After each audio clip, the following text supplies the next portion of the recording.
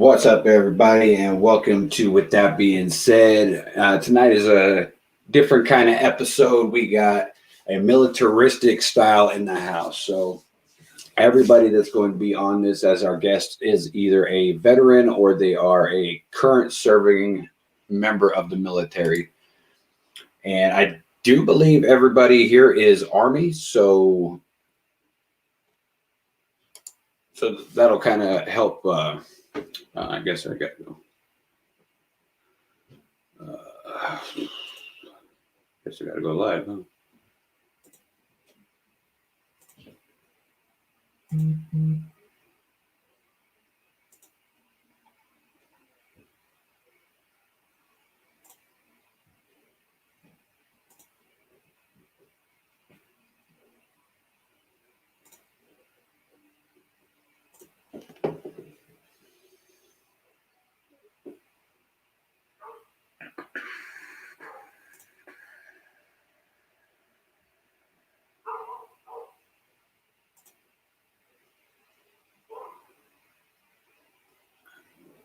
It was working just fine. What the fuck?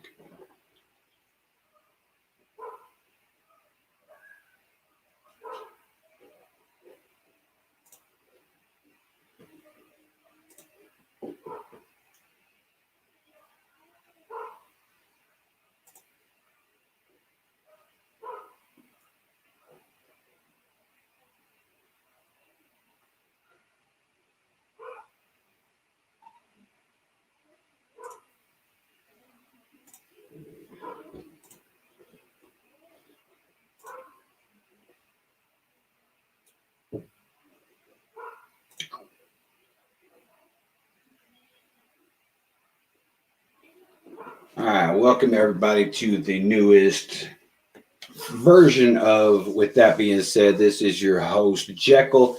We got our co-hosts, Jess and Jay, the Redneck, here in the house tonight, but we also got a different group of people. We got militarized personnel in the house, and we are going to be discussing a lot of different shit, basically. Without further ado, let's go ahead and get our guests up in this thing. We got a new setup. I'm using a different thing. It's a StreamYard thing instead of a regular thing that I have been using, but we're going to give it a shot and test this damn thing out. So let's get this party started.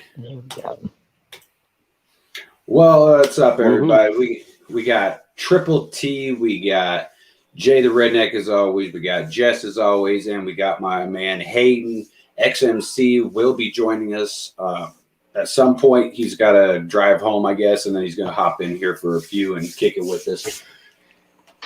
100% veteran guest crowd tonight. How you doing, Triple T? How's your night going, buddy? Man, it's doing pretty good. Thanks for having me on. I appreciate this. Not a problem. Hayden, how you doing, bud?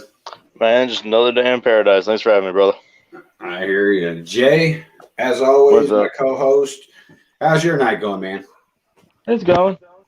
Good. Jess, how about you? I know you had a headache earlier. Yeah, it somewhat went away. Well, that's a damn good thing.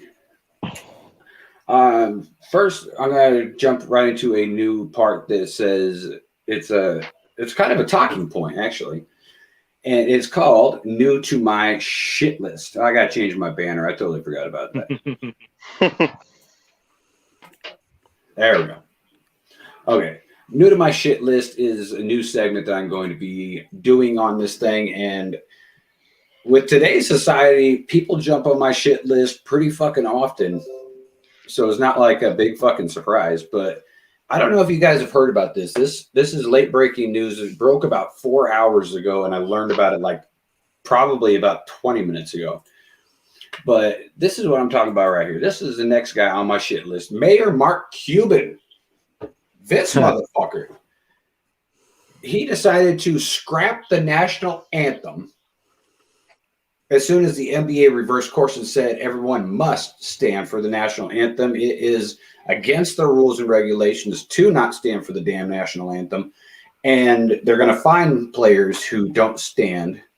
And Mark Cuban said, no, we're just going to cancel it. What the fuck? By the way, Hodge Twins did a bit on this just a minute ago saying that Government has said that I think your mic just shit out on you, buddy. Yeah, I was gonna say. I was thinking, I was like, shit, was that me? Triple T, how you feel about this whole thing, man? This whole cancel culture of our national anthem and not standing, the NFL being bitches. How do you feel about it? Well, here's my take on it. If people don't like this country, and it's obvious they don't, then leave. Too many men and women have fought and died for us to have the freedoms that we have. And for them to do that, to me, that's just plain disrespect. Get the hell out and go live in a third world country. If you think you have it that bad here, then go somewhere else. Because I guarantee you, if you've been to places that I've been to, or all of us been to, you wouldn't last a week because they'd have your ass in jail or you'd be dead. It's that simple. Amen. I could not agree more, because everyone's wanting to cancel everything and everybody because of their little feelings and pussies getting hurt. And if they would actually don't like the country, get the fuck out, like you're saying. Exactly. And two, what are you bitching about? We have the most freedoms out of any country in the world, and you want to bitch because something is named after Abe Lincoln, who is supposedly racist because he didn't do enough for the slaves, even though he freed them. And now we have to rename all of our schools, yet the entire fucking Senate and the House both keep on fucking quoting Abe Lincoln and holding him up on a pedestal, which he should be. You can't do both, hold a man up on a pedestal, but rename all the schools. But anyway, that's a different argument altogether. But Hayden, how are you feeling about this? Or Jay, is your mic back working yet? Did you? I don't know. Is it working better? Yeah, it's working now. You were in the middle of a sentence and you just stopped talking. Well, I had flipped over to YouTube to the comment section to see what people were saying, and welcome people. But no, the Hodge twins did a bit right before you started, and I believe they're talking about the government is saying now that that sports have to do the national anthem. Good, as they should. I am 100% in agreement with the government for once. Hayden, how are you feeling about this whole thing, man? So, and I know, sorry, a little disclaimer before you start talking. Hayden is currently serving, so a lot of the things he can and cannot say is dictated on that premise, because he can still get in trouble for shit he says. I can't. So with this, like, there's a few takes on it. Like, yes, 100%, I'm in agreement with you guys. I feel like people should stand for the national anthem, 100%. You know, take your hats off, stuff like that. And people who disagree with that, you know, I feel like there should be a program where we sign them up and send them over to places that we've been, even just for a couple days. Just be like, this is how good you guys really got it. You know what I mean? Mm-hmm. Well, yeah, like, but I think the second way I look at it, and this isn't for like the players because they're making, you know, millions of dollars to play basketball or throw a pigskin or whatever the case is. You know what I mean? To play a game. Yeah, like they should be stamped. Like at that point, like, you're literally millionaires for doing this.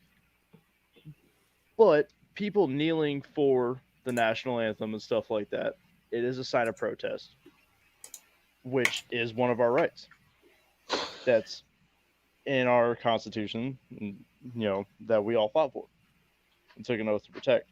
So it's one of those things where it's like, do I personally agree with it? No, I think everyone should stand for it, you know, without even hesitating. I feel like everyone should take the hats off, stand for it. But at the same time, it's their right to protest. You know what I mean? No, I could see both points of that. Yeah. But is that the best way for them to protest? Because that, to me, doesn't even coincide with the movement they're trying to do. Right. And that's the thing is, like, for the protest that they're trying to do and for the movement, doesn't make sense. No, not at all. You know what I mean? But like I said, I'm not saying I agree with it, because I don't at all.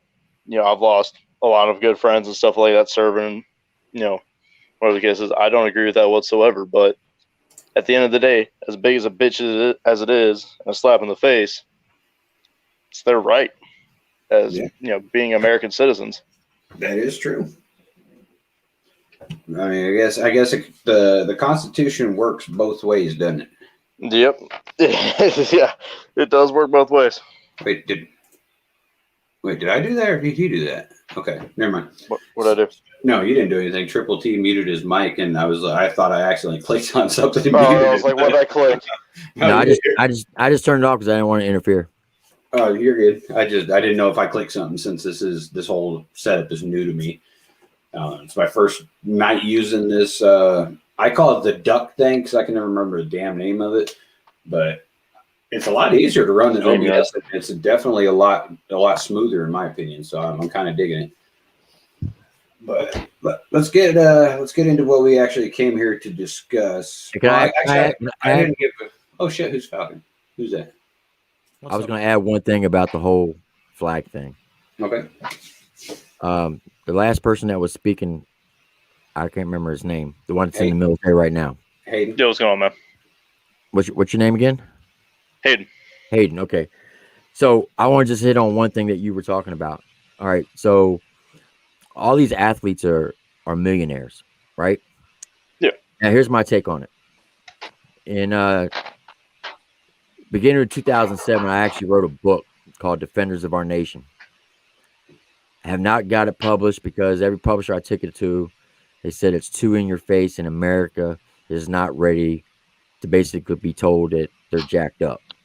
Mm-hmm. And in my book, I wrote, I bet everyone could tell me the stats of Michael Jordan. I list all their stats. And then I put, I bet you can tell me the stats of Cal Ripken, the greatest shortstop player of all time, or Tom Brady, the quarterback. I listed all the top name athletes at that time. I said, but can you tell me the name? Can you tell me anything about Sergeant David Amazon or Specialist Andrew Dahl? Well, let me tell you about them. And I list their stats because that's two of the soldiers that I lost in 2006. Mm-hmm. So you got people like LeBron James. God gave him a gift to play basketball. And I'm not hating him on for him. Hey, do your thing. But at 18, he came in the NBA making $18 million a year. When you got 18-year-olds joining the military, dying in a combat zone for $18,000 a year, there's something wrong with that picture. Oh, yeah, for sure. 100%. Now, why should I have to listen to an uppity athlete who has not struggled since they became athletes and have them tell me how to live my life? If you want to protest, by all means, protest, like Hayden said. However, the national anthem and the flag represents the country. If you think that there is some type of hidden agenda in this country where they're targeting certain people, then go protest that element. But don't take a knee during the flag. Because too many, like I said, too many people have died for that flag. Some people say, well, it's just a piece of cloth. Okay. Oh, no. You can look at it like that.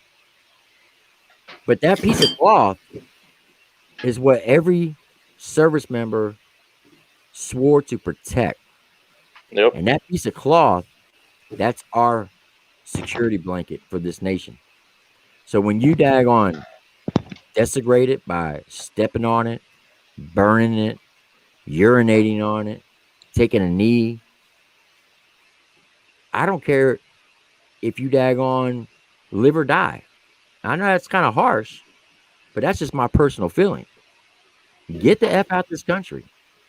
I agree with you. And we got XMC made it to the program. What's up, XMC? How you doing, bud? What's going on, guys? Hey. Just shooting the shit, man. Can y'all hear me? Am I too loud? Am I too low? No, you're good, man. Sound good, man? You're good. All right. I think this new program I'm messing with has auto fix on people's vocal levels. That's pretty dope. But real quick before we get into the actual show part, this is my new part that's new to my shit list segment, and Mark Cuban's on my shit list. How do you feel about what the hell is going on with Mark Cuban right now? As he has decided to cancel the national anthem, despite the NBA saying it's now against their rules to not stand or play the national anthem. To play what? Like, does he want to play the Black national anthem? No, he just wants to get rid of the national anthem entirely in all of his team's venues. I think that's fucking stupid. But as long as he's not replacing it with the Black national anthem, I don't give a shit. Really? See, I mean, he can do what he wants with his team.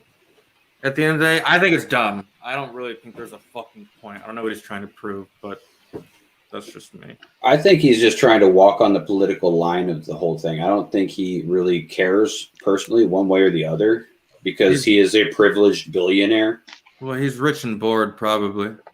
Probably not want to piss his black constituents off, is my opinion. But yeah. I could be wrong. But the whole thought of the term, and this is not a racial punch at anybody. If Black America wants to have their own theme song or whatever, fine, whatever. But it's not the national anthem. The national anthem was voted on and adopted by America, and that has jack shit to do with if we think it's our national anthem or not. We voted it. If the Black America wants to have their own little song, fine, go for it, have fun. You cannot call it a national anthem because it is divisive.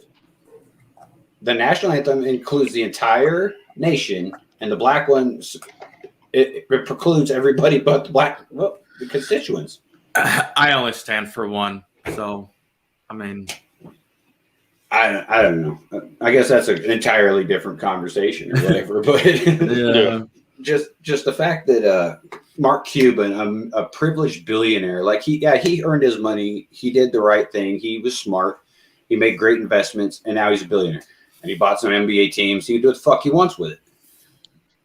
But it kind of goes against every American that actually even still watches basketball, which I know their ratings are down like a motherfucker since Michael Jordan retired. They haven't been good ever since. Yeah. But hey, do what you want, man. It is what it is. I think it's gonna hurt his team more than anything. I believe Cuban has dabbled in wanting to run for president and stuff like that. So this could be good Lord. Him trying to set up his run. I don't know where everyone stands on the political lines, and we're not going to get too political in this show tonight. We're going to try not to anyway. But even with the impeachment of Donald Trump going on right now, it is hilarious to me that he still has, of the GOP 2024 candidacy vote rating, he has 98.6% of it. The closest person to him has less than a percentage of the GOP backing, even with all this shit going on. That's fucking hilarious to me. But sorry. I'm just glad that most of sports is tanking at the moment. It makes me happy. Hey, I won some money on the Super Bowl, so I'm happy that it's still happening. Especially the NFL, they tanked hard. Yeah, I think I saw somewhere they've had this past Super Bowl. They had the lowest ratings since 1969, I think. Or was it? Or it's either 1969 or 2007. It's one of those. I know it's a broad. Holy shit! That's a big gap. Yeah, I was gonna say. I know for a fact though that it's either 2007 or 1960. That's that army math right there. Yeah, it is.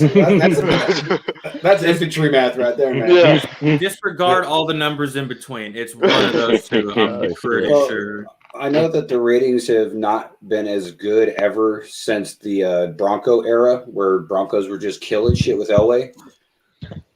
But ever since then, they have their ratings just been going downhill bad. And now this whole political stance and putting dumb shit in the end zone on political spectrums and play fucking football.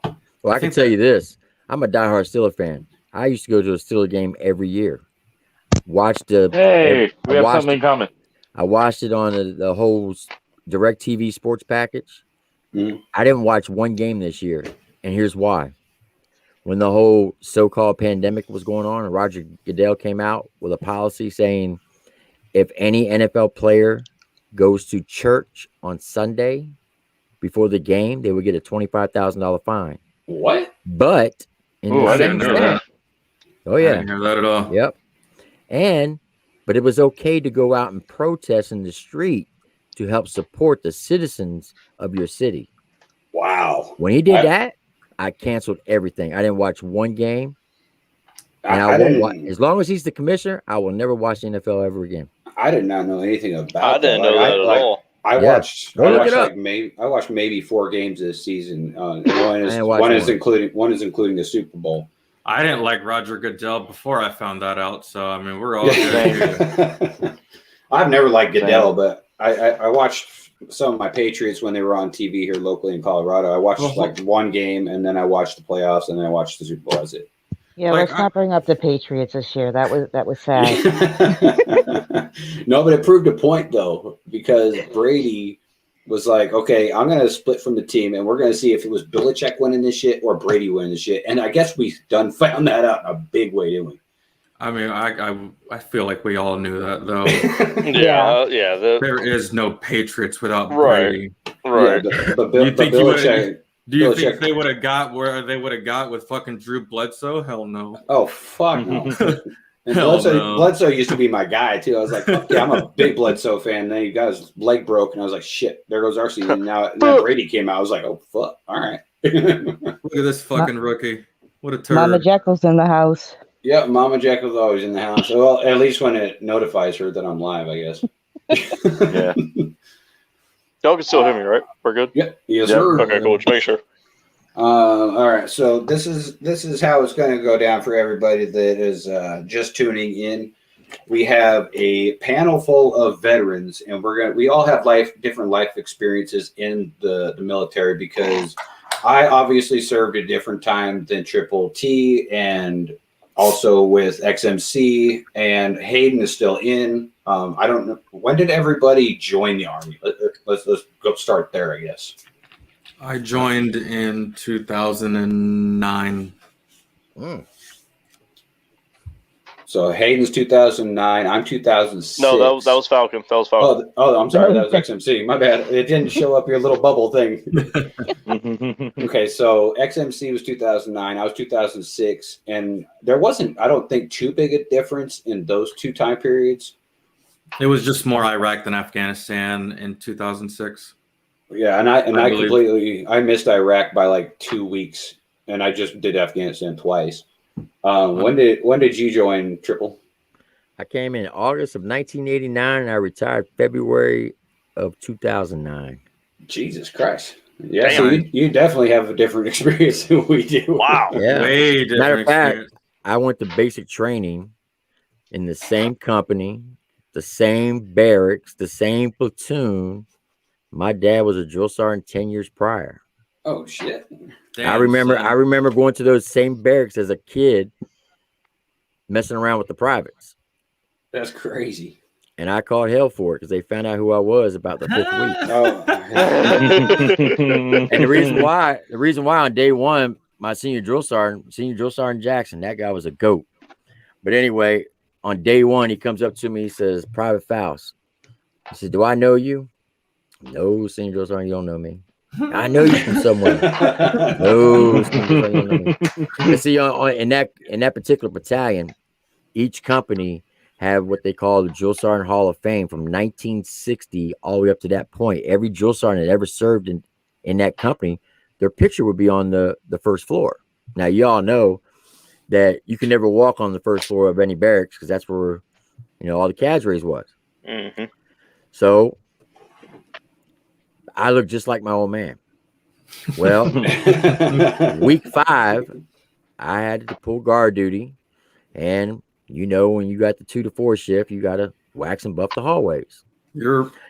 So I was waxing and buffing the main hallway on the first floor, and here come my senior drill sergeant coming down the hallway. I go to parade rest, and lo and behold, whose picture did I fall under? My old man. Damn. He looked at me, and he looked up, he looked back down at me, he looked back up.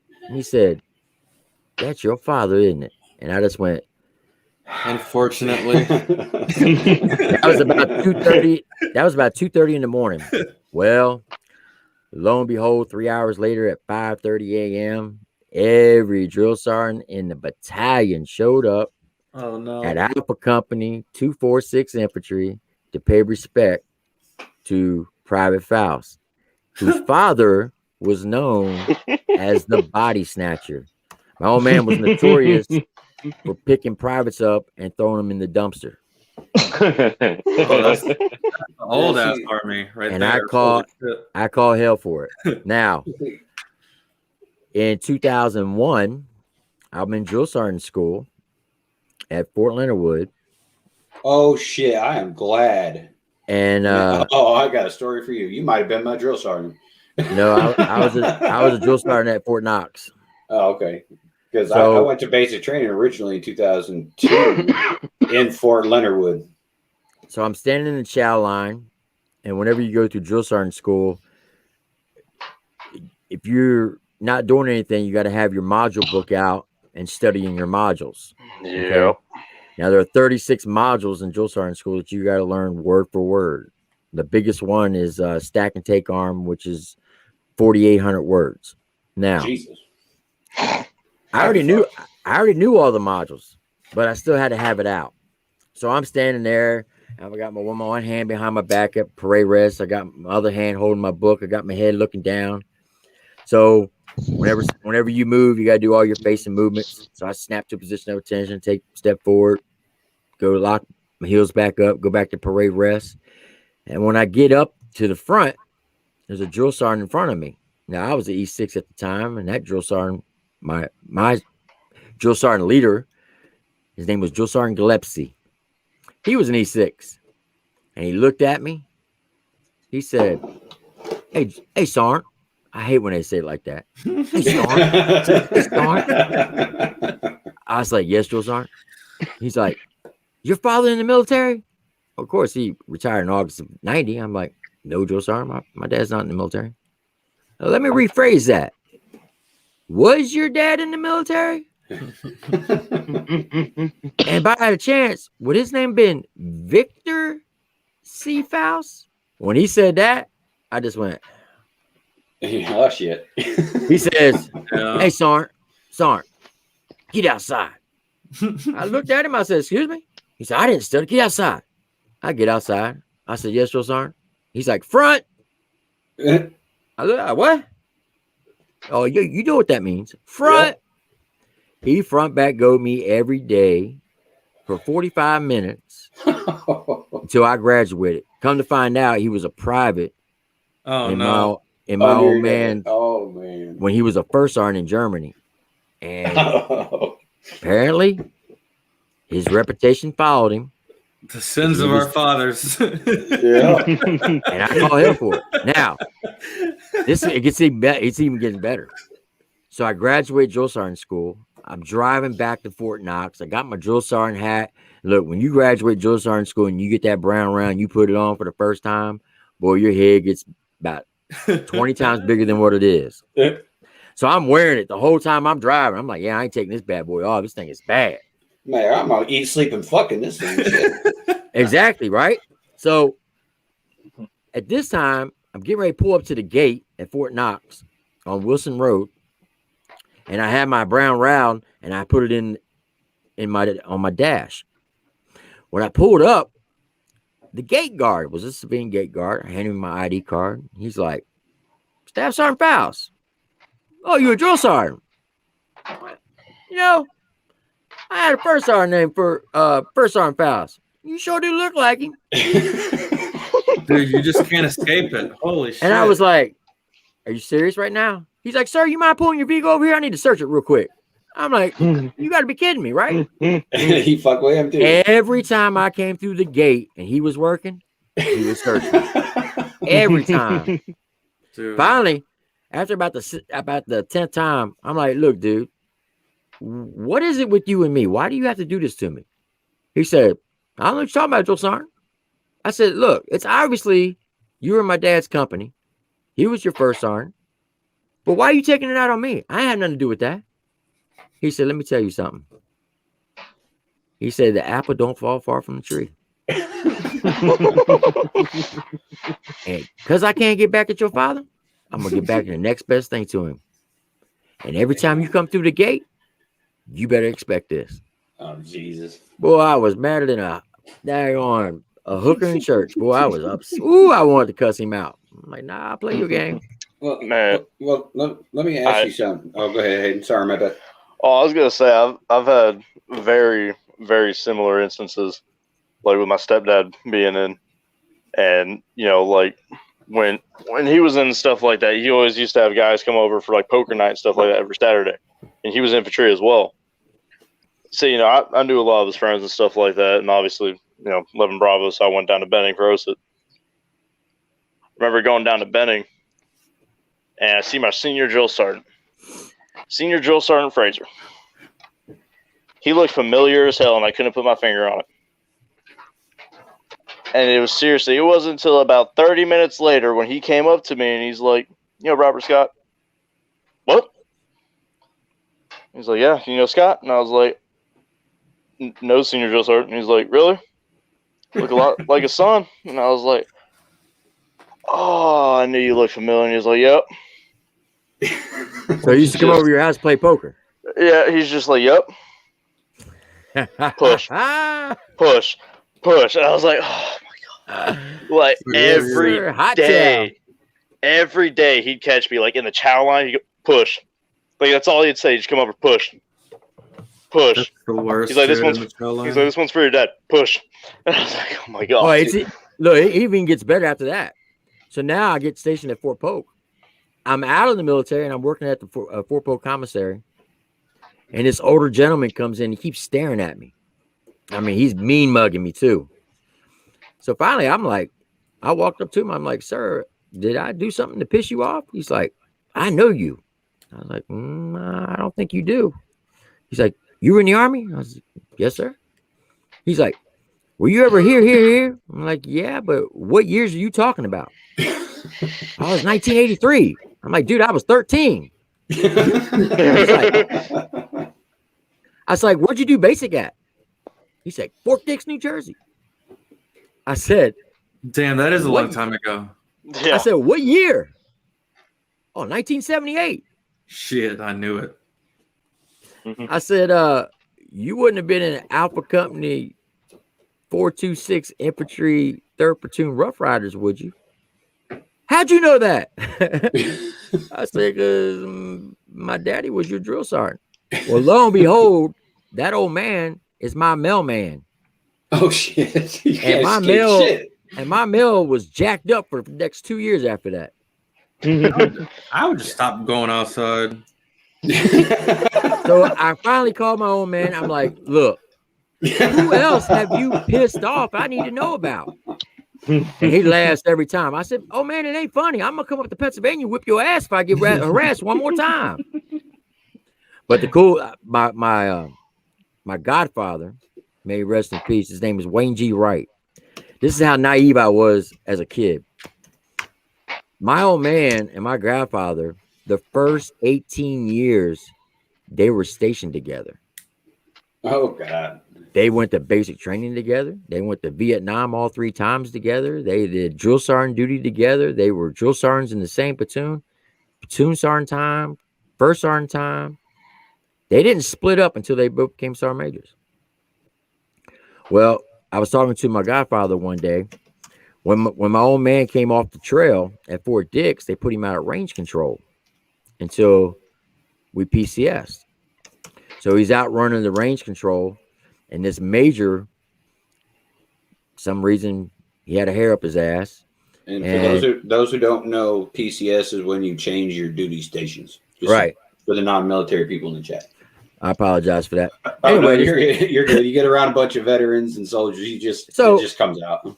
This major started messing with my old man, according to my godfather, and he's sitting there cussing my old man out. You piece of da da da da da da da da da. And my old man looked at him, according to my godfather, and says, "Are you done?" He's like, "Yeah, I'm done." So he walks up to the tower, gets on the phone, picks the phone up, He says, "Yeah, Chuck. Da da da da da. I got this major out here. Da da da da da da da da da." He said 30 minutes later. Now you got to remember, this is back in the 70s when general officers flew around installations.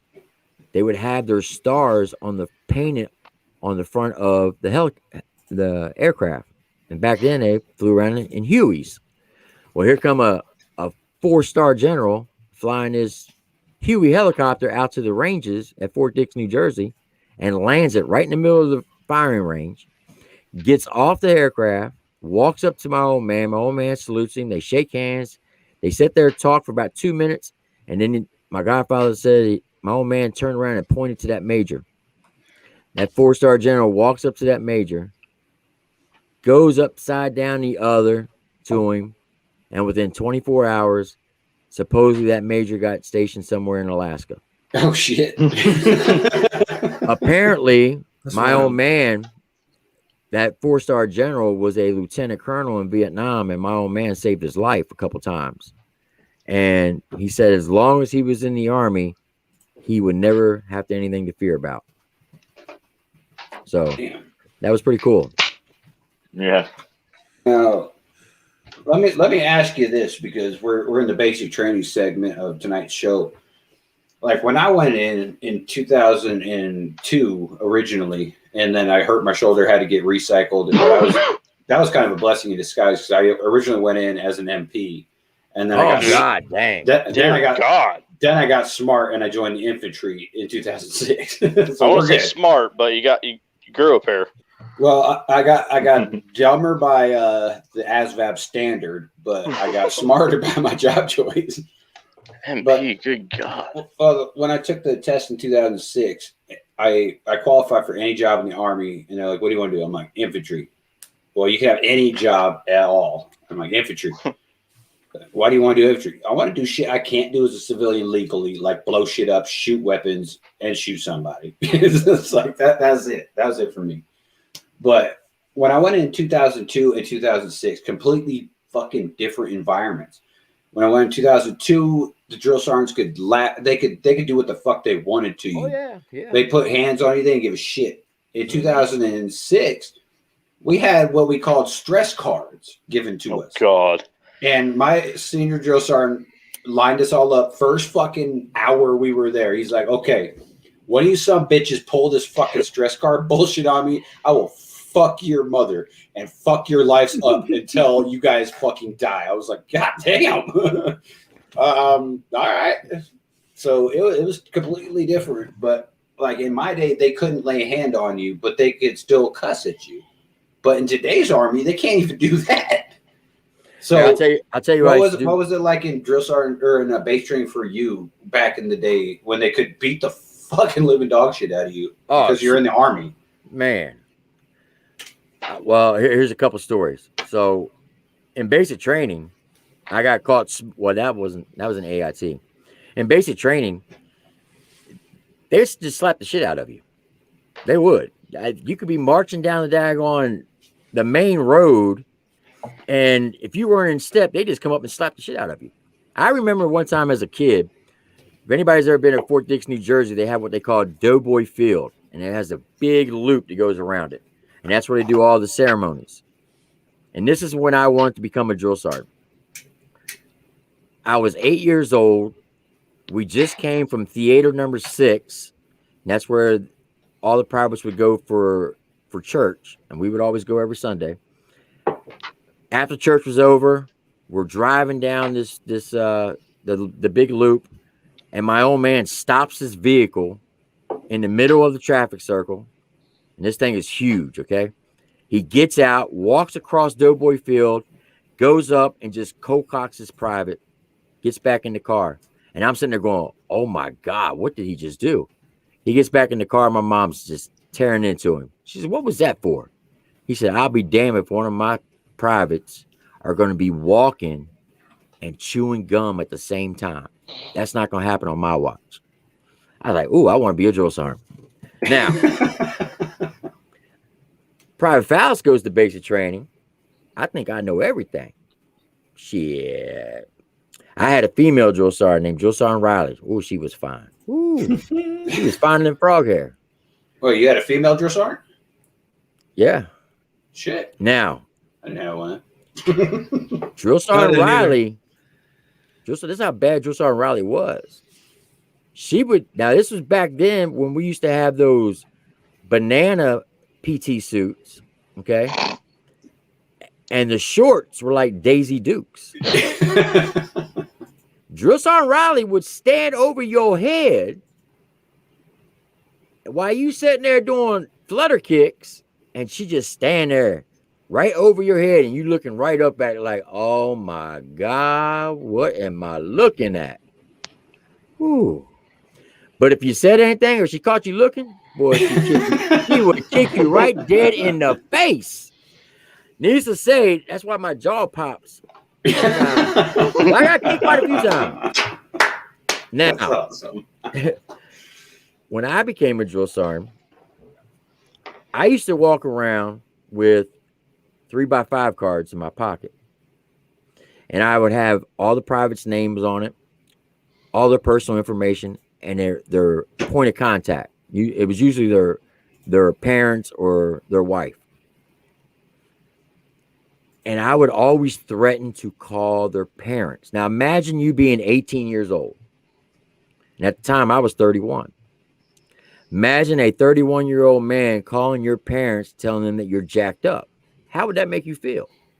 Well, in today's soft-ass society, they would be like, oh, well, don't hurt my baby. But Right. back, But I'm saying, back how in the would day- that make you? How would that make you feel though, as a soldier? Oh, I'd be like pissed. dog shit, like you're nothing. Right. I'd be So I pissed. would always threaten to call their parents. And 9 times out of 10, when I pull my phone out, I act like I'm dialing a number, and I usually call my wife. I'd be like, hey, Miss Smith, yeah, this is Drill Sergeant Faust, da da da da. And my wife's like, what are you doing? Come on, I ain't got time for this. Look, on your way home, can you pick up some milk? And she would play along with it. I had this one kid, I'll never forget. His name was Private Terranova from New York City. And the only reason why I remember his name so well, because in high school, we used to have to do a state testing. They call it the Terranova testing. And I threatened to call this kid's mom because he was just a POS, the biggest one you can imagine. So this one particular day, he wanted to just show his ass. I was like, you know what, Terranova? I'm going to call your mama. No, Jill, son, you better not call my mama. Okay, watch this. And I did. Oh, shit. I actually called her. And this is where I kind of messed up. Now, when you're a drill sergeant, they tell you you're going to get a 15-6 investigation against you. It's going to happen. And if you can survive a 15-6 investigation in TRADOC, you can survive anything, because they do the most thorough investigation you can imagine. They go through your finances. They call up your high school friends.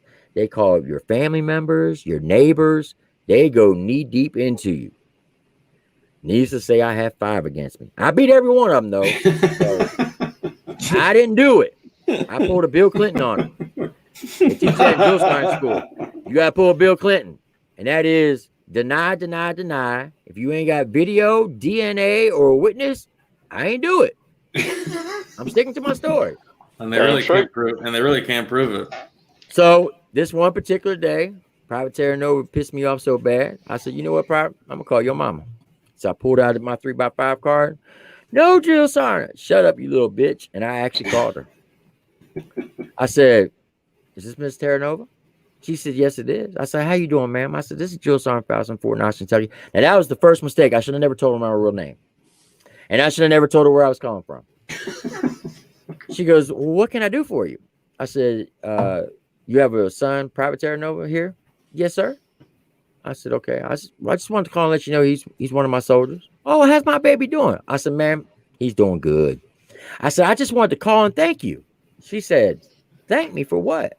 I said, thank you for sending me this piece of shit, because now I got to know what you did for the last 18 years. And I hung up the phone. When I did that, oh, he lost it. He started kicking and screaming like a little 2-year-old. I was like, you a little bitch. Well, I guess his mama got so upset and crying, she called the recruiter and told him what happened. Well, that recruiter gave her the number to Fort Knox. She called Fort Knox. And it ended up at my battalion commander's office. Colonel Wilson. Whoops. That lazy-eyed bastard. Colonel Wilson, if you're watching, fuck you. So, I get called up to his office again. I'm like, shit. So I go up there. I report. Now, Colonel Wilson had a lazy eye. His right eye, it would be looking way over here, right? So when he's looking at you, I couldn't help but stare at his eye. I'm always like, oh, what is this motherfucker looking at? He says to me, I got you now, Drill Sergeant. I told you before I leave this installation, I'm going to have your hat and badge. I said, okay, what I do now, sir? He said, did you call Private Terranova's mother? No, sir. Don't you lie to me. I said, sir, you got DNA? You got video? You got witnesses? You got a recording? You want to check my phone records? I ain't calling. Because I blocked my number. Nice. And that's the only thing I did to save myself. He's like, I know you called her. She called up here saying that you said that you had to unfuck what she did for the last 18 years. Da, da, da, da, da.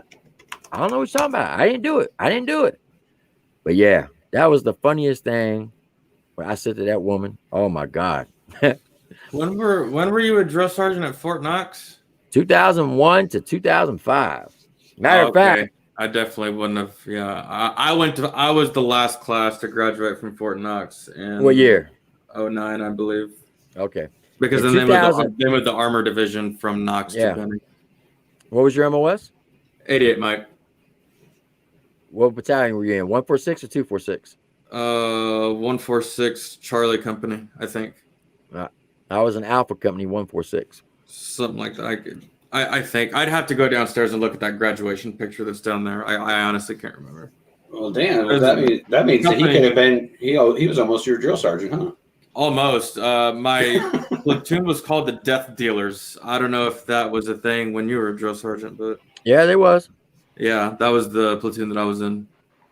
So I in these, My Go drill ahead. sergeants were Drill Sergeant Vratney, Drill Sergeant Meeks, and then Drill Sergeant Buggy was like this small little infantry guy that was just crazy, dude. And then that was it. That was the 3 drill sergeants I had. Why is it always the short sawed off motherfuckers? They're always the biggest fucking pit bull bullies. there's got It's a like, short man complex. Oh yeah, Damn. that Dude, guy was like- a psycho. Dude, so I picked up on the comment earlier, just like, cause I went through basic end of 2013, beginning of 2014, and you're damn talking near about when I like, got out. back when like I heard the comment was like back when they could hit you. I had a little Hispanic infantry drill sergeant. I mean, this guy was like 4'11", one of the meanest people I've ever met in my life. Wait a Like, minute. I'd be like, what was I his think name? Was it Sanchez? No, I can't remember the guy's name now. It was just like, dude, it was we nicknamed him 4'11" because that was seriously his height. We all called him 4'11", not in front of him obviously because he would have like killed us while fucking our moms. But it was just he had this thing he called woodline training, and where we were at is you had all of our barracks lined up, then you had our PT field, and then you had the forest. Well, just so happens that every time senior drill sergeant wasn't around and one of us fucked up, we had woodline training with 4'11". Wait, what? Do you remember what unit you were in basic training? Because that dude, that sounds let me familiar. find The that. Let me find woodline that picture. training and the Yeah. fucking the little sawed off fucking Hispanic bastard. I think That his sounds name- familiar as shit. I think his name was Sanchez, if I'm not mistaken. Oh my god, we had the same drill sergeant. He was a motherfucker Did we really? too. It sounds like it because he was always woodline. He was heavy into woodline training. Dude, Same. yes. Were you on Sand Hill? Yeah. Yep. Same guy. Well, see, in That's- 2003, I don't know if y'all know this or not, but in 2003, Donald Rumsfeld was the Secretary of Defense. Yep. Mhm. And he came to Fort Knox because apparently he made a dope deal with the new Iraqi government at the time. And they were getting ready to start up the new Iraqi army. Well, the Iraqi government wanted their soldiers to be trained by the same people that train American soldiers. So in 2003, myself and 19 other drill sergeants were handpicked by Rumsfeld to go to Iraq as the very first drill sergeants in American history to be deployed to a combat zone as drill sergeants. Now, we got drill sergeant pay. We took our brown rounds with us. When you have to go to a foreign country to train foreign soldiers who speak no English. How was that, by the way? Because I had a little bout myself when I had to train some ANA soldiers, and that was by far one of the most horrid things I ever had to do. All right, so this is how we did it. In 2004, they were called ICDC, the Iraqi Civilian Defense Corps. Okay. We would pick up about 600 soldiers and we would train them for 10 days. And we'd give them $110 and 2 sets of uniforms. Now, their total training was 15 days total. So you do 10 days of basic training. And then the last 5 days, you take them out on actual missions. And you do like soft targets. Now, an average Iraqi, their average income was $100 a year. Okay. Damn. So we're giving them $110. So they're making $10 more than they would in a year. But what would happen is after the 10th day, half of them wouldn't show up for the last part of their training. Why? Because the Taliban was paying them $50 to place IEDs. Now, I can't fault the Iraqis for doing it.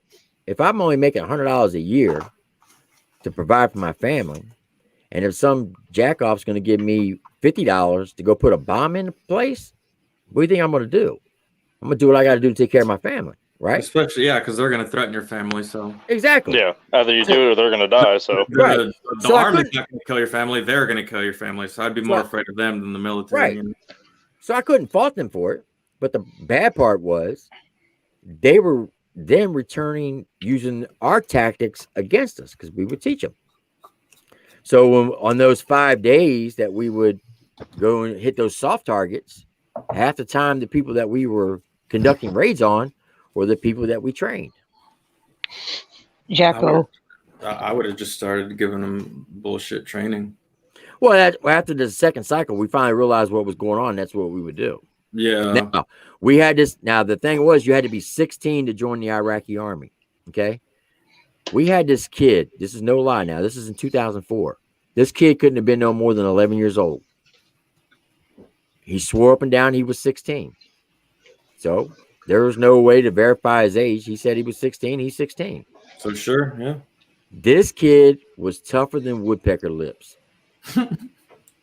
When I went back in 2006, 2 years later, that same kid was now a sergeant major, and he was dogging them soldiers out. I mean, that kid was tough, but he had aged so bad in 2 years, he looked like he was 46 because he was smoking like 4 packs a day.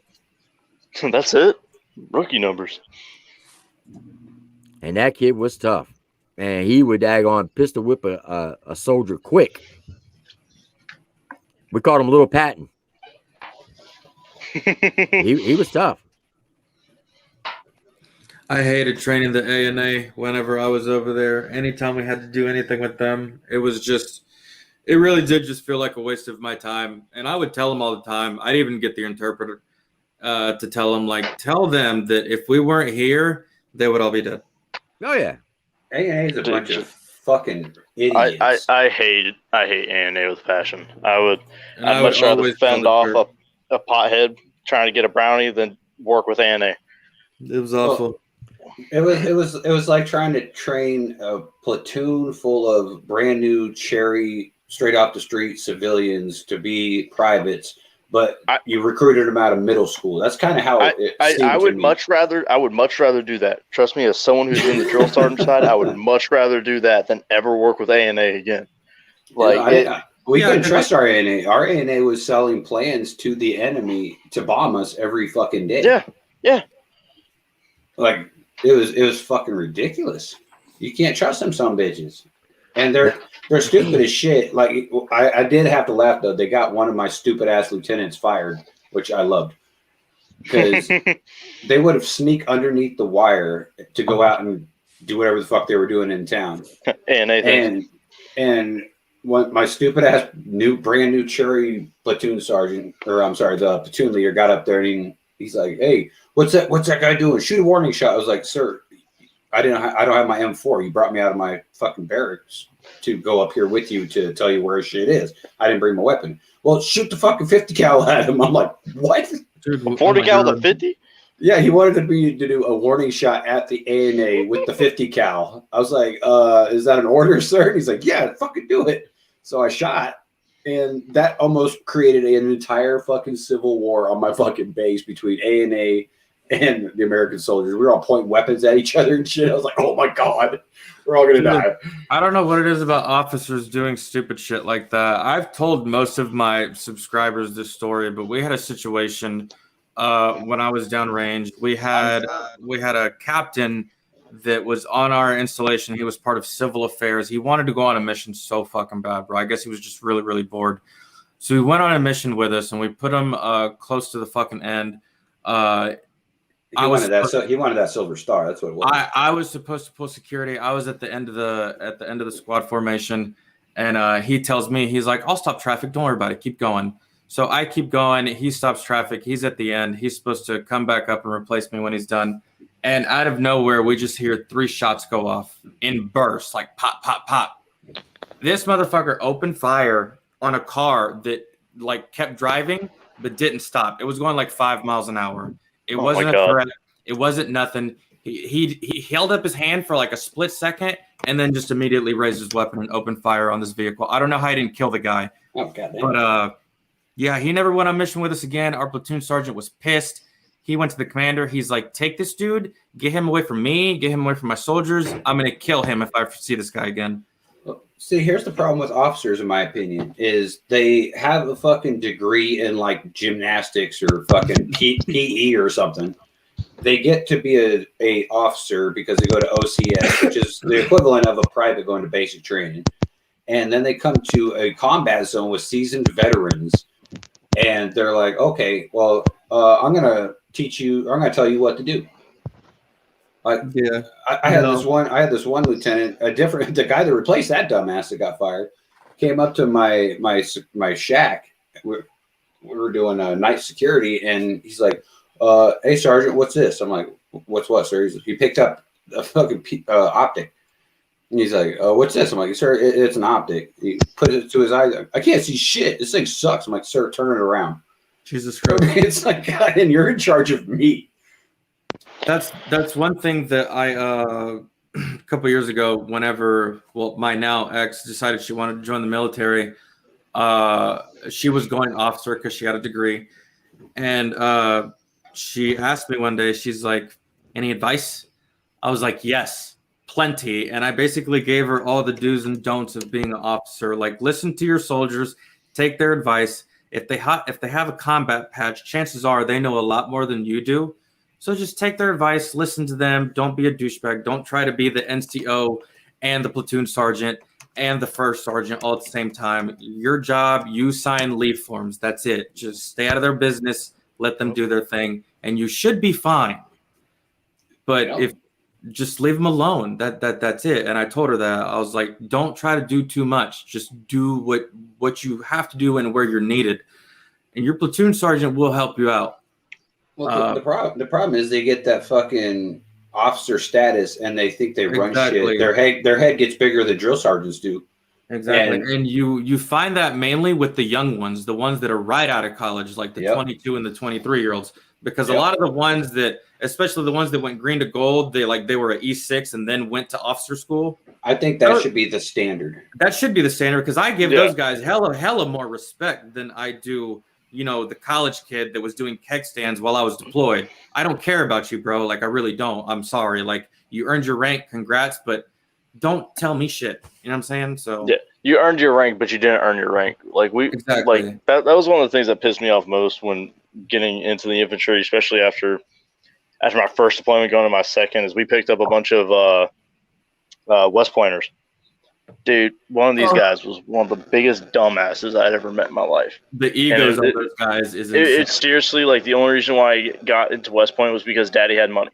He was one of those types, and it was like we get out and we like getting set up in our OP and stuff like that, and he's coming around like giving orders and stuff like that, and we're sitting there, we're checking our 240s and shit like that, and he's sitting there watching me, and he's like, Hayden, I'm like, yeah, LT, what's up? And he's like, how do you do that? I was like, what? He's like, how do you take apart a 240? And I was like, are you shitting me right now? I was like, really? I was like, oh my I don't think God. I want you walking in front of me, sir. Whenever we deploy. I seriously, I got up and I was just like, someone else deal with this. And he's like, hey, I'm talking to you. I'm always a firm believer. I will always take experience over rank. So if PFC has deployed to Iraq 3 times and Sergeant hasn't deployed ever, I'm listening to this PFC, bro. Facts. Like, that's just it. He knows more. He knows the area. He's been there. I'm more inclined to ask him for advice, ask him questions than you. And that's Right. no disrespect to your rank. You just don't know, bro. Exactly. Hey, when I was Dude, like, Sorry. Oh, I don't know who's talking. I think we all were. That's why I was a PFC, and I was in weapons squad my entire military career up to that point, and beyond that actually. And they're like, okay, all right, Private, you're going to be the new team leader. I'm like, there's specialists all around, man. He's like, yeah, but you're in weapons squad. You know this shit better than anybody. And then as soon as we got back to that deployment, I was a specialist. I wasn't even a corporal. And they put me as squad leader of weapons squad, which is usually senior E6. But nobody else had as much experience at that position as I did. I was like, so it should be. Yeah, I think green to gold should be the fucking standard because they've done shit, they've been through shit. You might have earned your rank, but you did not earn my respect yet, and you didn't earn the position that you have over me, in my opinion. Yeah, I've always seen them in that light. Like if you did enlisted before officer school, I'm just assuming that you're just a squared away dude. You know what's up. Yeah, we're good. Yep. So I definitely feel you on that. Yeah, it was just, but like, and I hate this guy from the jump. Like, seriously, because he arrived at our unit like 2 months before we deployed. Like, from day one, I hated this kid. Like, he was one of the rich preppy bitches. Like, never got a freaking, never got a paper cut type of deal in his life. And he would come in bitching and complaining how he got infantry every day. Every day he'd come in saying how much he hated your branch. Yeah, I forgot about that. He would just complain and complain and complain, and we get there, and because he was constantly complaining, he never did any of his training or anything like that. So we're having to teach a lieutenant who went to West Point how to field strip a 240. Yeah, because that makes sense. And like, this is the guy that's supposed to be leading me. And like I said, he's going around giving everyone orders and stuff like that.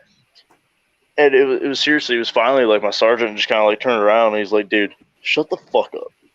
That's what it takes. It takes a strong platoon sergeant to deal with a platoon leader like that. Yeah, dude, like, it was seriously like completely caught this kid off guard. Cause like my sergeant, like, dude, he wasn't a tiny guy. Like, my sergeant, he was 6'3", he was 230 pounds and had like 4% body fat, man. Like, he was huge.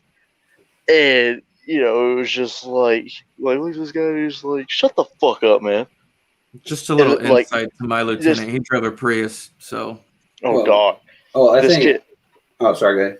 This kid was just like, who the fuck are you talking to, Sergeant? He's like, I'm talking to your bitch ass. When you finally see something, then you can fucking talk. He's like, you haven't seen shit yet. The pop shots you got when we were flying in, that's not fucking shit. He's like, when you are sitting there and you have to drag one of your best friends out of a Humvee that was just blowing up and is on fire, then you can talk to me and then you can lead my men.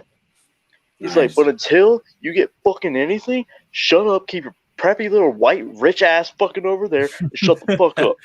And I was like, oh, I fucking love you, Sergeant. I love leadership like the guy that was depicted in the movie We Were Soldiers. It was Colonel Moore then, but he retired as Lieutenant General.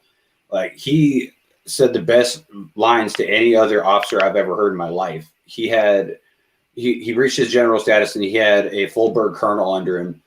And he looked at him. He's like, what's your background? What's your military background? What wars have you been in? What have you done? And he barely did anything. He didn't, like, he was a fucking stenographer or some shit. He was taking notes. And he's like, you're fired. And he looked at the lieutenant that he knew had went to combat. He's like, I know you've gone to combat. You're taking his position, and position supersedes rank.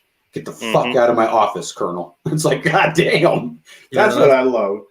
That's cutthroat as fuck. That's another thing that I told Bailey too. I was like, a lot of these new lieutenants, because she was going to be an officer. A lot of these new lieutenants, they find out very fast that they easily outrank just about everyone on the enlisted side. But that doesn't mean you can come at these people sideways. So yes, you do outrank a sergeant major. But if you come at him twisted, that sergeant major will not hesitate to stomp a hole in your ass regardless of your rank. I'm telling you that right now. So don't be stupid and talk to a sergeant major or a command sergeant major all twisted because you're a lieutenant. That will not work well for you. Yeah, my platoon leader, when I was at E7, I just came off the trail, and I'm in Freiburg, Germany. His name is Josh Fuller. I wasn't off the plane not even 10 hours, and I get a knock on my hotel door at 6:30 in the morning. I'll never forget it. I open it up, and there's this big corn-fed dude from Alabama. This dude's 6'3", 250 pounds. I mean, he looks like a 500-pound chewed-up bubble gum. I said, can I help you? He said, are you Sergeant Faust? I'm like, yeah. He's like, I'm your lieutenant. I said, okay. He said, can we talk? I said, yeah, give me a second. Now, we just got off the plane, like I said, 10 hours before that. So I had jet lag. I couldn't sleep. My family's, they're in the guest housing and sleep. And it's February. It's cold as shit outside. So I go get my winter jacket. We go outside. I grab my cigarettes. I said, what can I do for you? His very first words out of his mouth was, I got 90 days or I'm fired. I said, what? He's like, yeah. He says, I haven't been doing too good. The battalion commander told me that if I don't shape up in 90 days, I'm going to be fired as platoon leader. Now, prior to me coming off to the trail, I knew the brigade sergeant major, and he hit me up. He's like, hey, I hear you coming to Germany. I was like, yeah. He said, you want to come to my brigade? I'm like, hell yeah, I'll come to your brigade. He said, all right. He says, where do you want to go? I said, well, honestly, Sergeant Major, I want to go to the worst platoon you got in your brigade. He said, why would you want that? I said, because I can only go one way, and that's up. That's true. So they gave me the worst of the worst. I had the most degenerate bunch that you can imagine. I had cokeheads, bad check writers, drunks. The platoon PT average was 181. Oh, Damn. Bunch of fat bodies too, probably. wow. Oh, yeah. Now, Jesus. my very first day on the job, I go down into the platoon office. And I'm sorry to cut you off. You said 180. How many people were in the platoon? In a tank platoon, 16. Yeah, that's bad. Yeah, that's bad. Dude, I could piss while sitting down and get a 180. Because my platoons were always, 50 plus people. Now, my very first day on the job, they just came out of Hohenfeld, so they're in recovery. I go down to the platoon office, and they got a GP medium up in the office, just thrown in there. You couldn't move 2 inches. I mean, they just had so much shit in there. I'm like, what the sand blazing hockey stick is all this? Now, we're still wearing BDUs at this time. I mean, I still got that drill sergeant mentality. My boots you can shave and they were so shiny. So I leave the office. I'm not even going to attempt to do it. I go down to the motor pool. They're all just down there smoking and joking. I'm just walking around. They don't know who I am. The only person that knows who I am is the lieutenant. And I told him, I said, don't tell anybody who I am. You don't know me. I said the first day, I'm just going to be observing. Okay. Now, for the first 30 days, anytime I ever went to a new unit, I would always wear a sterile uniform. Mm-hmm. Smart. Last name, U.S. Army, rank, and unit patch. That's it. I wouldn't wear no special badges, no combat badges, no nothing. And the reason is, everybody knows in the combat world, combat armed community, everybody judges you by what's on your uniform. Oh, yeah. So I chose for the sterile uniform. And then on that very first payday activity, I bust all my stuff out. And they'd be like, jaw would drop. Damn, son. Now, I don't know if y'all have ever seen my military uniform pictures, but I posted on my channel quite a few times. I have not seen it. I was 22 stacks on ribbons. Damn. Okay. Believe it, this is no lie now. In January of 2008, I was, I think, the third or the second most highly decorated senior non-commissioned officer in the United States Army at that time. When you go for the amount of ribbons, right? So when I get down to the motor pool, they're down there just smoking and joking, grab ass, and they ain't doing nothing. Well, after about an hour, I couldn't take no more. And I walk in there and I pull a daggone Full Metal Jacket on them. I kick garbage can. I mean, I'm going knee deep up in them and I just lay into them. Wait, Hayden, I heard that they're not even allowing that anymore. Is that correct? Oh, no, they can't even do shark attacks. Yep. No shark attacks. Yeah, there's no shark attacks. We can't even throw garbage cans down the hallway anymore because one drill sergeant at frickin' Benning, you had some little bitch that was up walking around when he wasn't supposed to and domed this frickin' trainee in the face with the metal trash can. That's just hilarious, though. Yeah, it was the drill sergeant's fault, even though it's pitch black. Before, as he's going to lob this thing, and not trying to be racist, but I mean, this guy was African American. Even on purpose, though, that would have still been hilarious. Oh, dude, there's security tape footage of it, and I'll try and find it and send it to you guys later. But seriously, it just you can see it this guy's walking across, and just trash can just domed him. I need to see this. It was seriously. It was like you could hear you could he's looking over he had just heard the trash can thrown. It's as he looks, it's just face, just nailed him. How can you lay this kid out? Be mad? If that happened to me, I'd be like, did I just get hit with a garbage can, dude? Yeah. Maybe I shouldn't have been walking around. Especially if it's dark and I don't see who the fuck threw it. That'd be the first story I tell when I get to my unit. Guys, dude, yeah, drilled me in the face with a fucking trash can, bro. Dude, that's what I'm saying, man. It was just seriously. And I think what really hit it is the Army converted it to a race thing because it was like I said, the guy was African American, and the drill sergeant was like, I didn't see him. Bro, who cares? Army being Army, they're like, oh, you didn't see him because he's black. And it's like, no, I didn't see him because it's darker than night in the barracks. Because the fucking lights are off and it's nighttime. It's dark. I would have been like, he had his multicams on, okay? So he was out of uniform and he was up when he wasn't supposed to be. Dude, you get the trash can to the face. Me as a PFC going in my unit, if that would have happened to me, everyone would have heard that story, man. Straight up. All right, we have a question for our guest that came in from Twitter. I'm going to start with Hayden or XMC Hayden, and then go to Triple. When you watch movies that have military or whatever in it, and there's stuff that is fucked up, and you know it's fucked up, does it drive you batshit crazy to the point that nobody will watch those movies with you? It does, and I will give you a prime example of that, and it really does piss me off because it's not that hard. It really isn't. I've seen movies do it correct.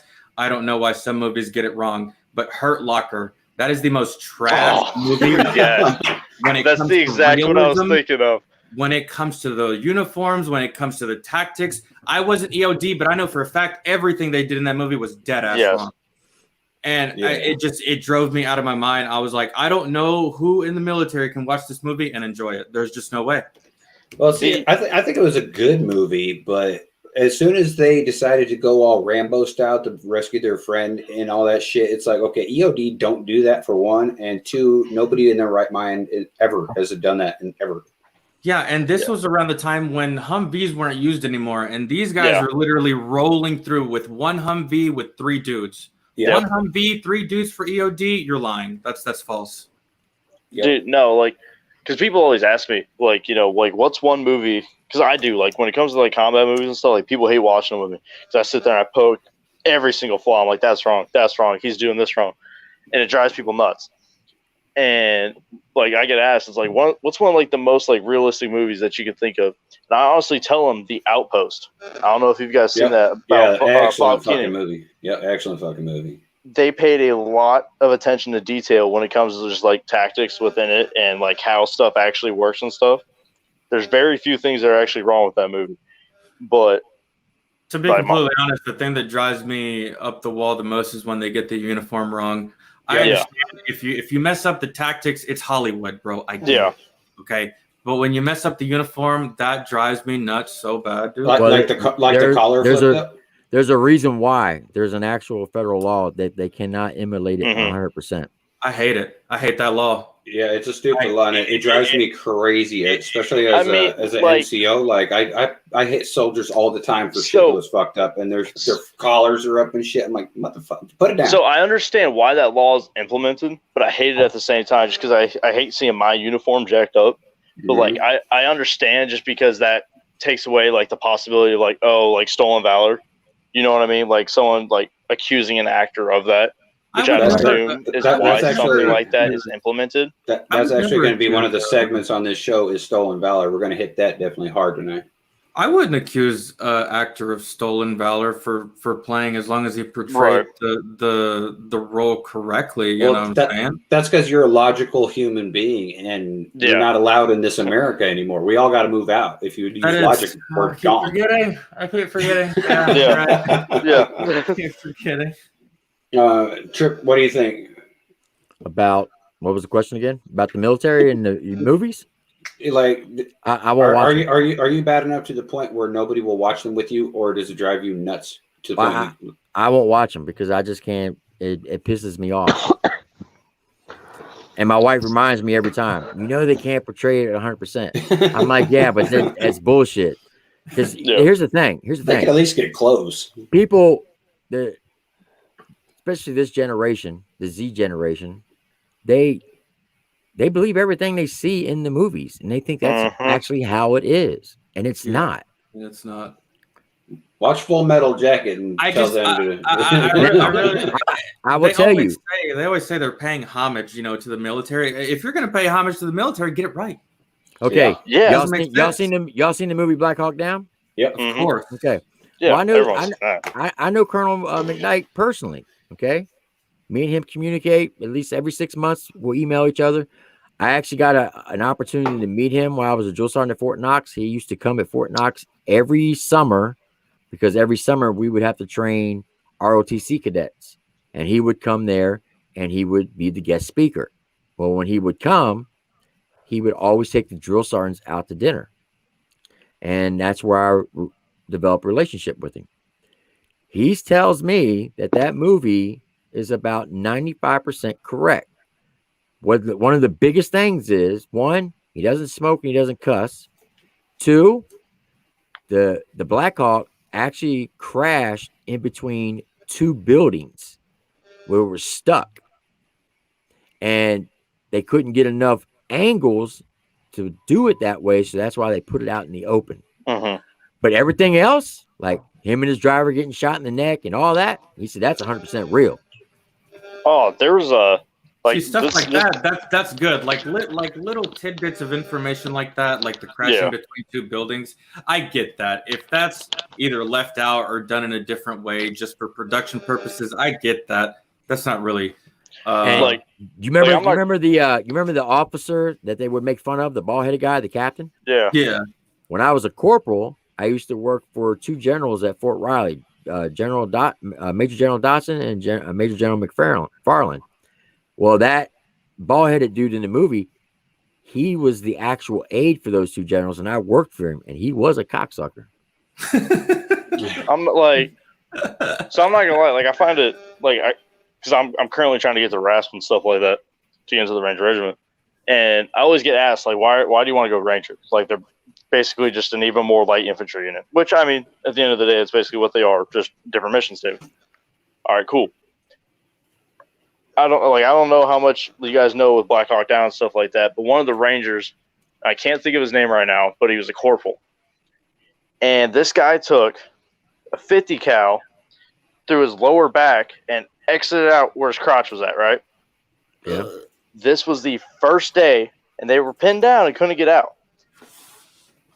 He sat there and stuck a bunch of freaking bandages through that hole and then hit himself with some morphine and then kept fighting all through the night and into the next day until they got out. Yeah. And people ask me, why do you want to be a Ranger? That guy's my freaking hero, dude. Like, I sit here and think about it. It's like the kind of drive and the mentality and just like the dedication you have to have for the other guys in your unit.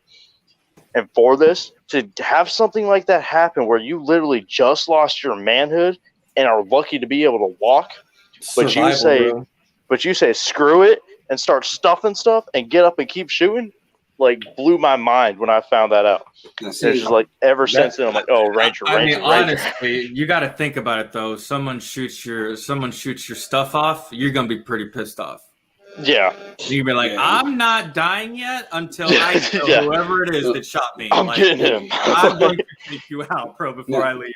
Now, see, I always thought I did pretty good because I got blown the fuck up and thrown down a mountain, and I was given the choice to get a Purple Heart and go home or stay with your men and say it never happened. And of course, I was the leader. I was like, yeah, I'm going to stay with my guys. I can still soldier on.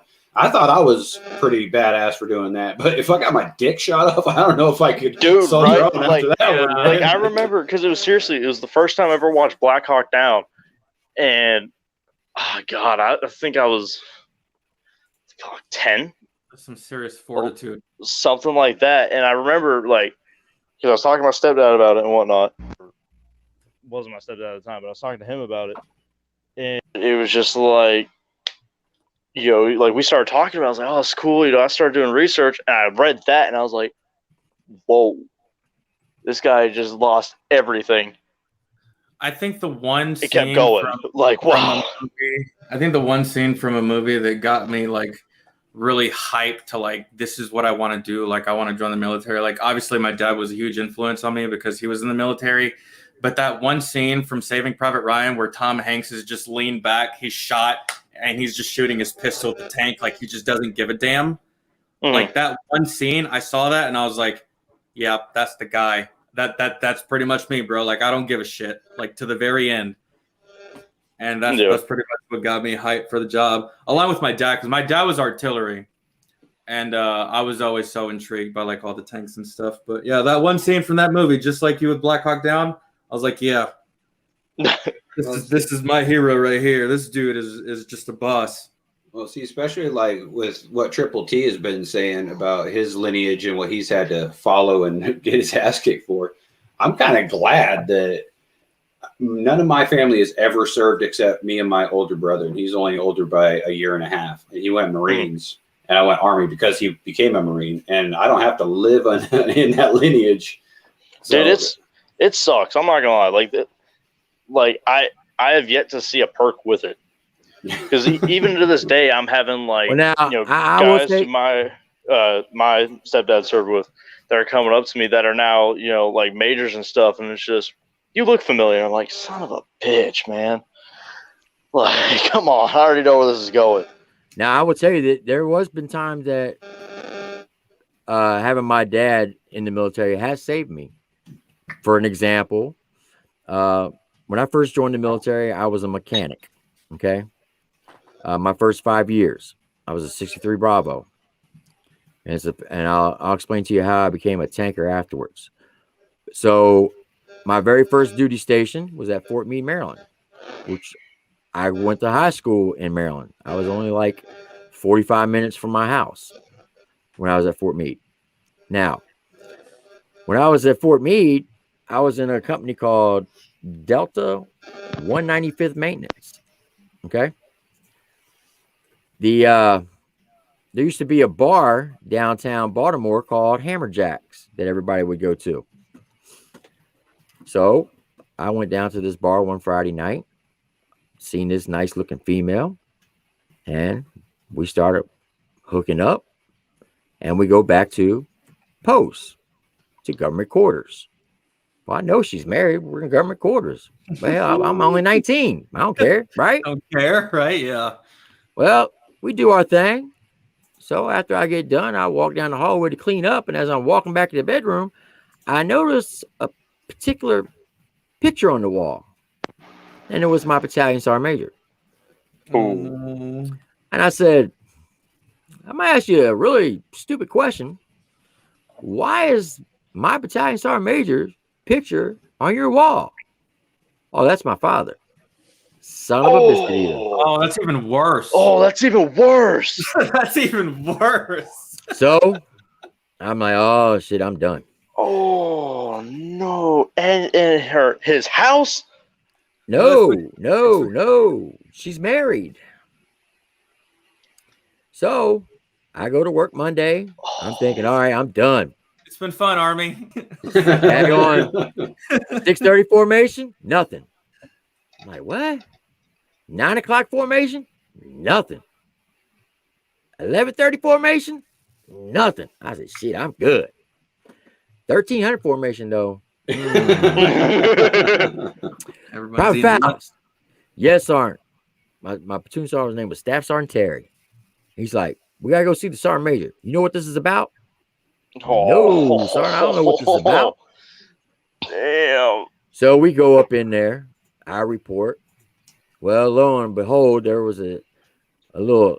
We had a Tashi 6'9" in the company who liked to snitch on people, and he was at the club that night, and he seen me leave the club with Sergeant Major's daughter. Her husband was in Charlie Company, 195th Maintenance. Well, it just so happens Charlie Company was out the field that weekend, so Yikes. they were doing range support. So he wanted to know how my weekend was. It was good, Sergeant Major. Yeah, what you do?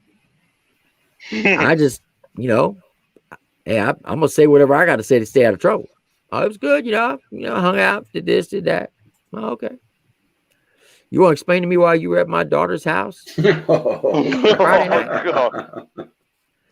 I'm like, and now I'm like, oh man, I'm screwed. Yeah, I got That's where he plays stupid. So he just starts lighting into me. Well, lo and behold, the speakerphone was on, Oh. and it was my father. Oh. Apparently, the sergeant major and my father, they served together back in the day in Vietnam. And they kept in contact over the years. And he chimed in. I'm like, but Dad, who the F you calling Dad? Da, da, da, da. You better address me by my rank, private. You understand me? I'm like, oh, son of a biscuit, I'm catching from both ends. Well, needless to say, PFC Faust became Private Faust. Damn. So I got put on extra duty, took my rank. But the good thing was they kept it out of my 201 file. That's good. That's really good. Yeah, but I say I got kind of revenge. I went and got me 3 hookers from downtown Baltimore Jesus Christ. and paid them $100 to slip a roofie in old girl's husband's drink Oh, damn. and take some pictures with him, some Polaroids. That's hilarious. And they brought them back to me. And I went up to the sergeant major. I said, Sergeant Major, let's make a deal. Probably, what the F you think you doing? Da, da, da, da. I said, I got something that you might want to see. It's about your daughter. Trust me. He's like, this better be good. And if it's not, oh, I'm really going to nail your knees to your ass. I said, okay, I'm going to give you these pictures, but I want my rank back. I threw the Polaroids down on his desk. Needless to say, 24 hours later, specialist, whatever his name was no longer on Fort Meade. And that Monday morning, I got my rank back. Oh, hell yeah. That works, man. No, There was some benefits to having him in the Army. That was the only time he saved my ass. I don't think I've ever been recognized because of my dad, but people have recognized my sister because of me. And she's stationed in Aviano. She's in the Air Force, stationed in Aviano, Italy. I was stationed in Caserma, Italy, which is 45 minutes away from her installation. And I think some guy and some girl walked up to her and they were like, "Do you have a brother?" She's like, "Yeah." And they were like, "Do you used to live like somewhere around here?" And she's like, "Yeah, I used to be in the military." And they were like, "Your brother's a psychopath." And I was like, "Wait, who approached you?" She's like, "I don't know, some Italian girl and some Italian guy." And I was like, "I didn't hang out with Italians." It was just odd, man. But apparently they hate me. They despise me. They're like, "Your brother's a psychopath, blah, blah, blah, all this stuff." I'm like, all right, well, I don't know what to tell you. Tell them to get fucked, I guess. I don't know them. No, I think because I get asked a good bit, being a drill sergeant, like after my trainees, Are you a drill? Yeah, sadly I am. Ain't wrong about that, man. Be proud of it. Man, I'm not gonna lie. Being a drill back then was a lot cooler than being a drill now. I'm just gonna put it that way. That is true. But my trainees will always ask me like when they graduate, like what's because I put a little bit of time into them afterwards, like just give them some advice. And they always ask me, what's the worst you've ever been smoked? I always tell them, I've been smoked a lot. When I mean a lot, I mean a lot. Like for everything that you can imagine, for doing stupid shit, for breathing air, to absolutely nothing, just because my NCO was bored that day. And they always ask me like, what's the worst you've ever been smoked? I always tell them, when I graduated OSIT, my dad showed up in uniform. I'm like, okay, not really putting it together yet. I was like, you guys got to realize, I graduated as a PFC. My dad was an E8. He had rank over me. He wasn't supposed to be there. I remember walking, just getting to the parade field. My mom came up, she gave me a hug and stuff like that. And here comes my dad barreling towards me out of nowhere. Dude, hell no. Oh, he smoked me for 5.5 hours on that parade field. God damn. Dude, no. I was sitting there getting smoked while they were cleaning everything up. I have never in my life have anything or have been smoked anywhere close to that. Ever. Like, it was bad. Like, it was one of those, like, you guys know it, like, when you're sitting there and it's like, you can't even push anymore. Like, you're sitting there and your arms are basically just like, you're having to, like, flop your arms up and, like, pray to God it pushes you up some. Like, that's how it was, man. Like, everything that I thought I was graduating basic just went down the hill. I went from, like, top of the mountain to freaking bottom of the barrel. Like, I was like, I'm like, oh my God, like. Hayden, I know you got to go here in a couple minutes. Jess just gave me that alert. Hillbilly wants to know, what is the oddest thing that has happened to you guys while serving? So I'm gonna have you go first, since I know you got a jet here in a couple seconds. Oh shit, oddest thing. Yeah, we got 7 questions lined up so far, I guess, coming in from the chat that I haven't even been watching. So, well, Yeah. well, we can go through all the questions. Oddest thing, I need to think about that one for a minute. all right, while you're thinking, Falcon, go for it, buddy. The oddest thing, like just straight up strange or weird? I guess. He just said oddest thing, so I don't know. Obviously, I saw a lot of people do odd things, but if we're just talking straight up like odd or weird, man, I swear to God, dude, when my first deployment, I was on. Wait, hold on, real quick. Sorry, Kathy. Smoked means when you have to do a lot of aerobic exercises until you literally drop from exhaustion. From exhaustion, your muscles don't work no more. You're just completely fucked up. It's called muscle failure. Yeah. All right. Sorry. Go ahead. I was on ECP1. This is my first deployment. I was deployed. I look up for some reason and I see this like glowing little triangle in the sky, dude. And it was there. No one can convince me it wasn't. It was there. I saw it. I'm like, what the fuck is that? I look up and then all of a sudden I see this thing. It turns on its side and then it flies away faster than I have ever seen anything move in my entire life. Like, I've never seen anything move that fast, and it was just gone, bro. Sonic boom and everything. On our little fob, we had a raid tower. I don't know if you know what a raid tower is. It's a big tower. It's infrared. It can see for miles.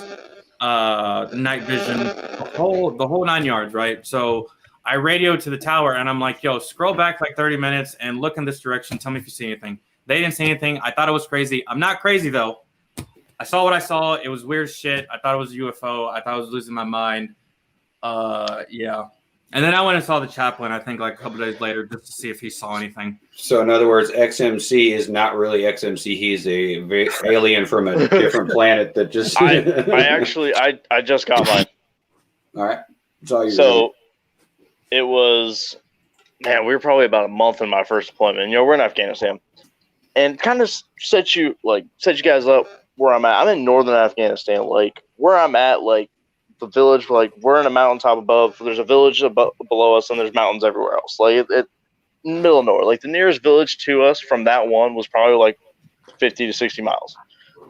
Like, there wasn't shit where we were. What province you were in? Or are you in East Paktika? We were close to East Paktika. We were by. Oh, man, I'm trying to think of it because it was like right there. Zerk. No, it wasn't Zerk. It was seriously. It was like if we like where our OP was at. If we would have walked like half a mile to the right, we would have been in Pakistan, and the rest was just Afghanistan. Bro, you were where I was. You were in the Kunar province. Yeah, Kunar. That's the name of it. Thank you, Kunar. Dude, okay, so you had my drill one. sergeant, and you were stationed the same place XMC. You're just all over, man. Yeah, I mean, so you weren't that far from Kandahar. You weren't that far from probably Fob Shank. All that stuff, yeah. No, we went to Shank a good bit. We went to Shank every now and again. But I remember going in, and it was seriously, we're stacking up, we're doing the raid. I thought I was hot shit because I was the first guy going in. Dude, I went in, I see this freaking goat herder, like, sitting there in the corner with his hands up. Dude, I'm like, I scroll to him, like, and, it's middle of the night, so I got my light on him, like, all right, cool. Start scanning the rest of the room. Dude, I look to my right. There is a poster of Taylor Swift and lingerie on the wall. What the fuck? And I was like, so random. Whoa. Is yours? Dude, like, I pointed at him. I was like, this yours? And, like, at this point, like, everyone, like, dude, we haven't seen a chick in months. We're like, whoa. Like. We're going to have to confiscate this poster, sir. Yeah, dude, I was like, is this yours? And, like, pointed to him and then pointed to the poster, and he nods his head, and I was like, shook my head, not anymore. Walked over, ripped it off the wall, dude. Rolled it up, put it in the back of my ruck, and walked out of the freaking house. That reminds me, if you're new to the military and you're getting ready to deploy, do yourself a favor, go to the store, go to Best Buy, wherever, get yourself a 100 gig external hard drive. You'll thank me later. Yep. Facts. All right, Triple T. What's your? Oh, actually, since Hayden's got to go, Jess, what's our next question? No, Triple T. Go ahead. I made some time. Go ahead. Okay, Triple T. It's all yours, buddy. You want to know the strangest thing I've seen while in the military? Yes, Hillbilly said, what's the oddest thing that happened to you while serving? Okay. So I got to lay the groundwork on this. This is going to be about a 2-minute story. Now, what I'm about to tell you, I can't believe I'm going to say this. I never told this to my wife. Now, I told this to my channel. Well, she got to know now. The Triple T channel knows this story. Okay. So I'm a drill sergeant. I guess it was 2002. Yeah, it was about 2000, summer 2002, August. We just came out of the FTX, 4-day exercise, and we got 7 days left before graduation, and we're going through recovery, and we're getting ready to do for the end of the cycle inspection with the battalion commander and sergeant major. Now, Hayden, you said you're a drill, correct? Yeah. You know how you got that one private you can always tell is a little light in the britches, got a little sugar in his tank? Yep. Okay. We had this one kid. I'm not going to say his name, but we'll just call him Private Alpha. He would always ask a question like this. Whenever you say, Private, you got any questions? Yes, sir. Yes, I got questions, yes, sir. No, dude. So the whole cycle, your object was not to get peeped out by Private Alpha. So we had this one drill sergeant named Drill Sergeant Washington from Georgia, and he was a big swole guy. And we were out doing grenade range, getting ready to do light night fire, high crawl, low crawl range, right? Mm. So it's like 1500 in the afternoon. It's August.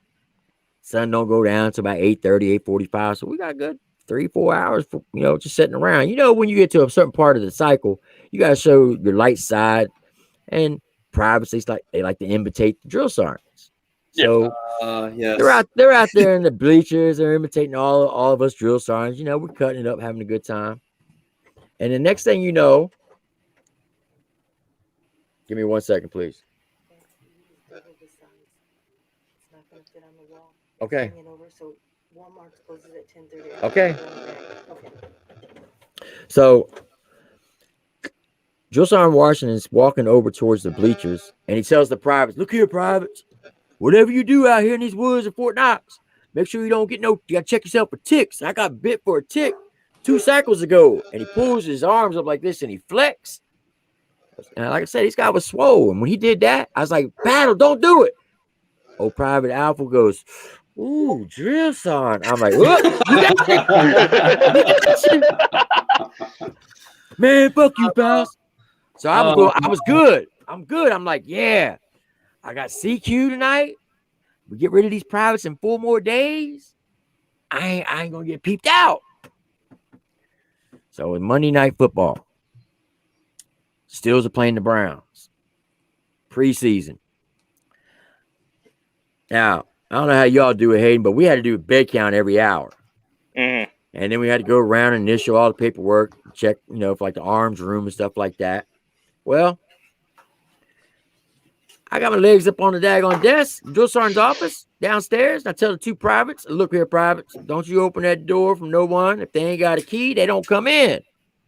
And I doze off. I would snap up. It's like 2:00 in the morning. I'm like, "Oh shit. Hey, I gotta do head count." So I go around.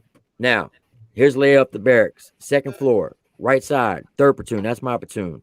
Above them is 2nd platoon, Dragons. Down the hallway from on the left side on 2nd floor is 4th platoon, Mad Dogs. Above them, 3rd floor is 1st platoon, Outlaws. My platoon's Rough Riders. So I go up, do my head count. 65 signs, 65 present. Go down to Mad Dogs. 65 signs, 65 present. Outlaws, 65 signs, 65 present. Go down to Dragon platoon, 2nd platoon. 65 assigned, 62 present. All right, we're good. Wait a minute. Oh no. Oh God. 62? What the hell? Now, we would never let the privates take showers after lights out. Nope. Oh god. Oh no. Now we got 48-man bays, right? And we got side rooms. The side rooms were all the squad leaders, platoon guide, house mouse, guidons, all that. And I hear the shower's going off. I'm like, oh hell no. About this time, it's like 2:45. So I kick the door open. Now, when you walk into the latrine, on your right hand side, you got a wall, nothing but sinks. Mm-hmm. Right behind it, you had 2 dryers. On the wall where the door's at, you had 2 washers. On the other side of the dryers, you got a wall of urinals, and then back wall, stalls. That's your shitters. You walk to the end of the sinks, make a column right. You walk into like a little seating area where you can sit once you get out of the shower. Then you step up, make another right. Then you got 8 shower heads. Well, when I kick that door open, privates, I know you ain't up here taking no showers. It's like 2:45 in the morning. I'm screaming at the top of my lungs. I don't think they were showering. No. I get to the end of that sink, and I make that hard right. I step up into the seating area. Privates, you better not. I swear to God, I'm about to skull drag you. I make that last right. And when I did, Lord Jesus, help me. Private Alpha, he looks back over his shoulder. Oh no. While he's got Private Delta bent over, and Private Bravo is getting it from the front. He looks over while in motion. Hey, Drill Sergeant. Oh, hell no. Oh, God. I'd sign out on leave that day. So, what does Drill Sergeant Faust do? Now, you remember back then is don't ask, don't tell. However, if we catch you in the act, that's your ass, Mr. Postman. You gone. So I call my battle up. Now it's like, well, before I did that, I went and got the 3 biggest privates I can find. I post them outside of the latrine. You don't let nobody come out this latrine whatsoever. Roger, Drill Sergeant. I run downstairs. I go outside. Now, where I'm standing, the 2 privates at the CQ desk, they got eyes on me because we got, double doors, all glass doors. Mm-hmm. First thing I do is light up a cigarette. You ain't supposed to smoke in front of privates. But at this point, I don't care. I got to get this out. I got to get this out of my system. So I call my battle up. Battle. Bro, you know what time it is? Yeah, but Battle, I got to tell you something. He said, if a private ain't dead, you better not call me, man. I said, look, Battle. I was up doing bed check, and I called Private Alpha in the latrine. He said, I don't want to hear no more. Call First Sergeant. Son of a biscuit eater. So I called First Sergeant. Now, my First Sergeant was a Puerto Rican guy named Pacheco. He could barely speak English. He starts cussing me out in Spanish. So finally, I had to tell him, shut the fuck up. And he got deathly quiet. I said, then his English got perfect then. What did you say? I said, First Sergeant, you're not listening to me. I was doing head count. I called Alpha, Bravo, and Charlie in the latrine doing the nasty. He said, call the chaplain. All right. I believe, dude. I called the chaplain. Now it's about 4:30. It's already at 4 a.m. It's an hour and 15 minutes after the fact. Chaplain comes, First Sergeant comes, call the MPs. MPs come. Now we're at 4:30. I tell my story, just like I just told you. We go upstairs to the 3rd floor. As we're going up to the 3rd floor and we get to that latrine, they are just getting out of the shower. Oh, wow. Now, Fort Knox. Going? Wait, they kept going? Well, they figured they were already got caught. They might as well go ahead and have fun. I guess, man. Shit. So on Fort Knox, they have what they call RCF, Regional Correctional Facility. Well, they locked them up, took them to RCF. Now, RCF, they'll keep you there up to 5 years. After that, you go to Leavenworth. Needs to say, Alpha, Bravo, and Charlie, they end up getting, I think, 3 years, and that's where they were. So my CQ shift ended at 7 a.m. It's now 5 a.m.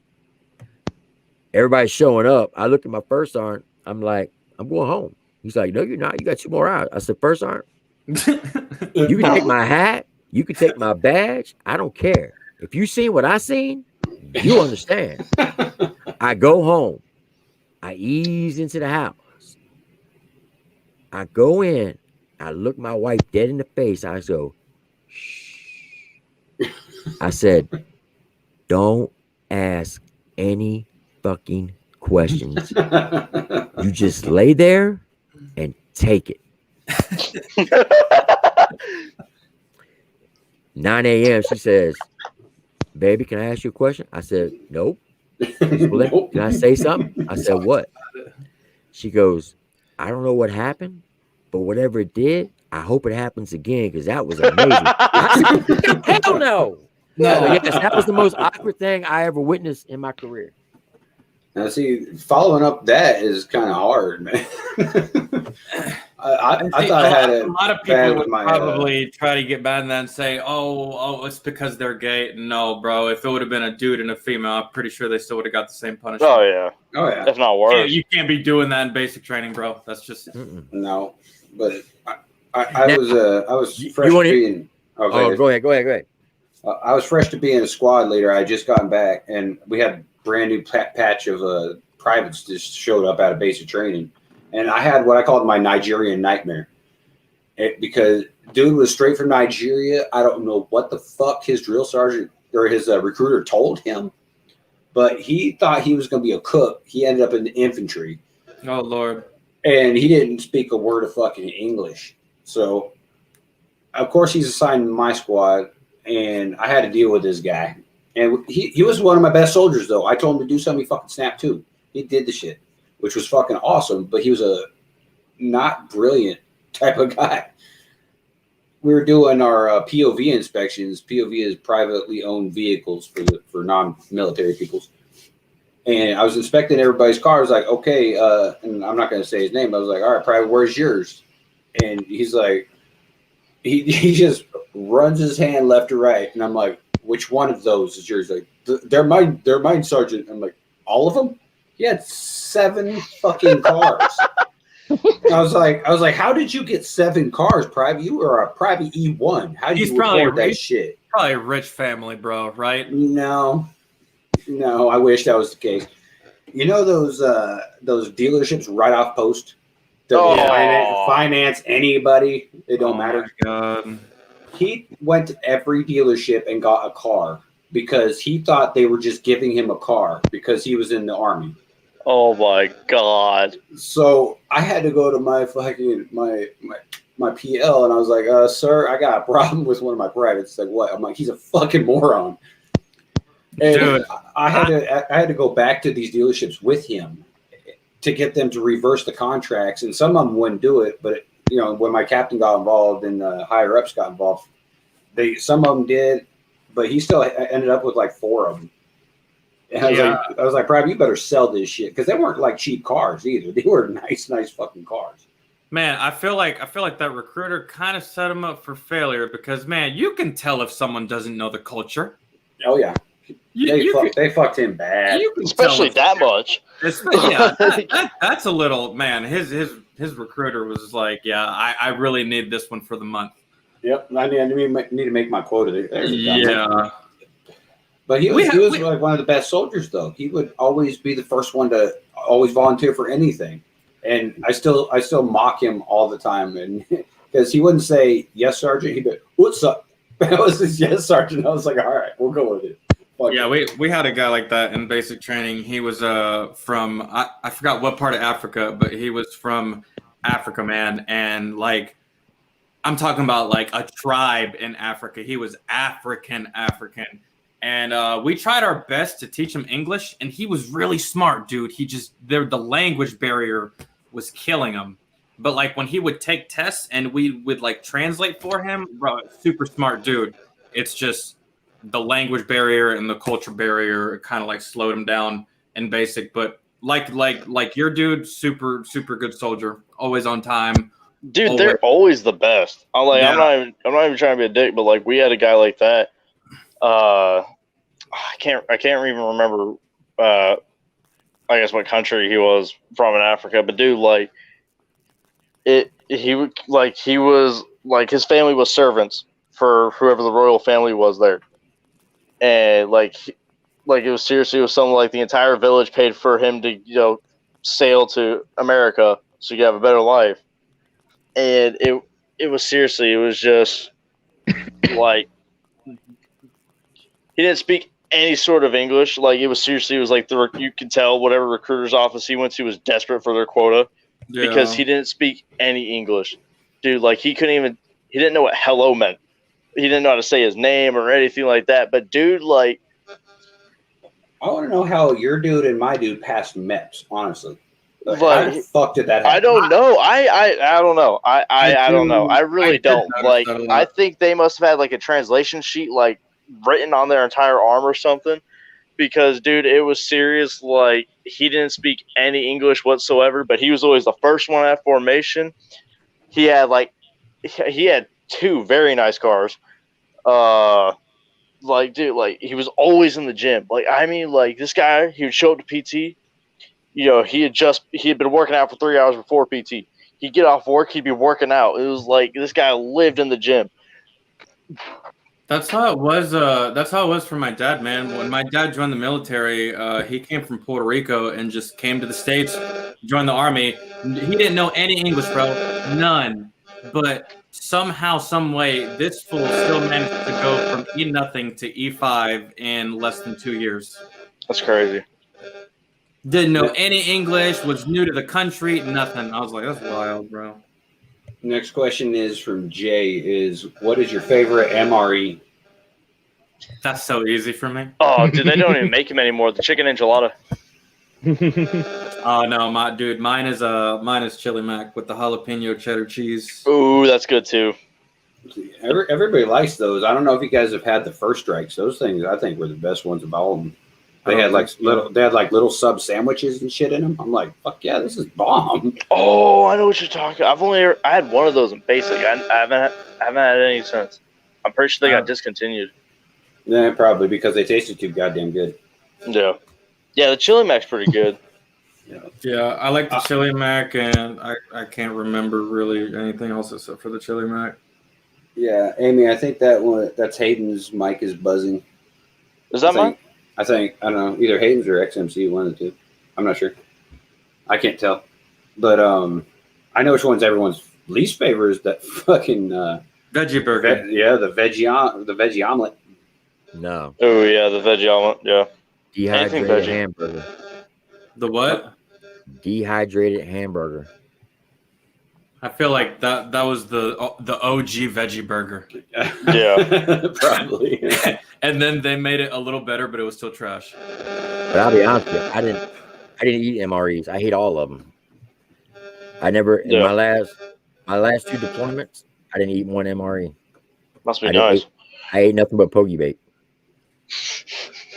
Yeah, that's XMC's mic that's buzzing away. Okay, yeah. Is it? Yeah. I'm gonna get out of here soon though, so don't worry about the buzzing because I got to do a patron stream. I just wanted to do this first because we had this planned since last week. Yeah. Well, before you go, can I tell you a funny story? Since you're Go ahead, bro. And before you go, no. there's I'm not a drill. Oh. I wasn't. And before you go, there's a track that I don't think you meant to do it, but because you've been busy and swamped as fuck with your reactions, bro.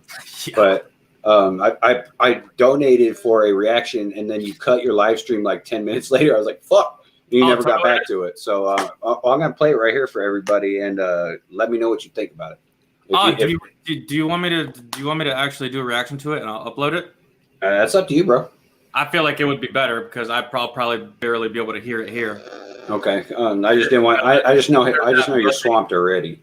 No, yeah, it's all good. If I'm in the Discord, just tell me what it is, and I'll put it either in the patron stream that I do tonight, or the one that I do tomorrow, or in a future one. Just as long as I have it down. Is it Monster? No, it's the one I have for tonight for the veteran or for the military thing. Hard to breathe. Okay, I will send you the link, Belkin. Okay, all right, I appreciate that. Do you want it on Discord or Instagram? Just send it to me on Discord. It's fine. So who's all taking off? I know XMC's got to go. He's got prior things going on, and Hayden said he might have had to go, but he freed up some time. I don't know how much time. Yeah, I got a bit long, probably like 10 more minutes.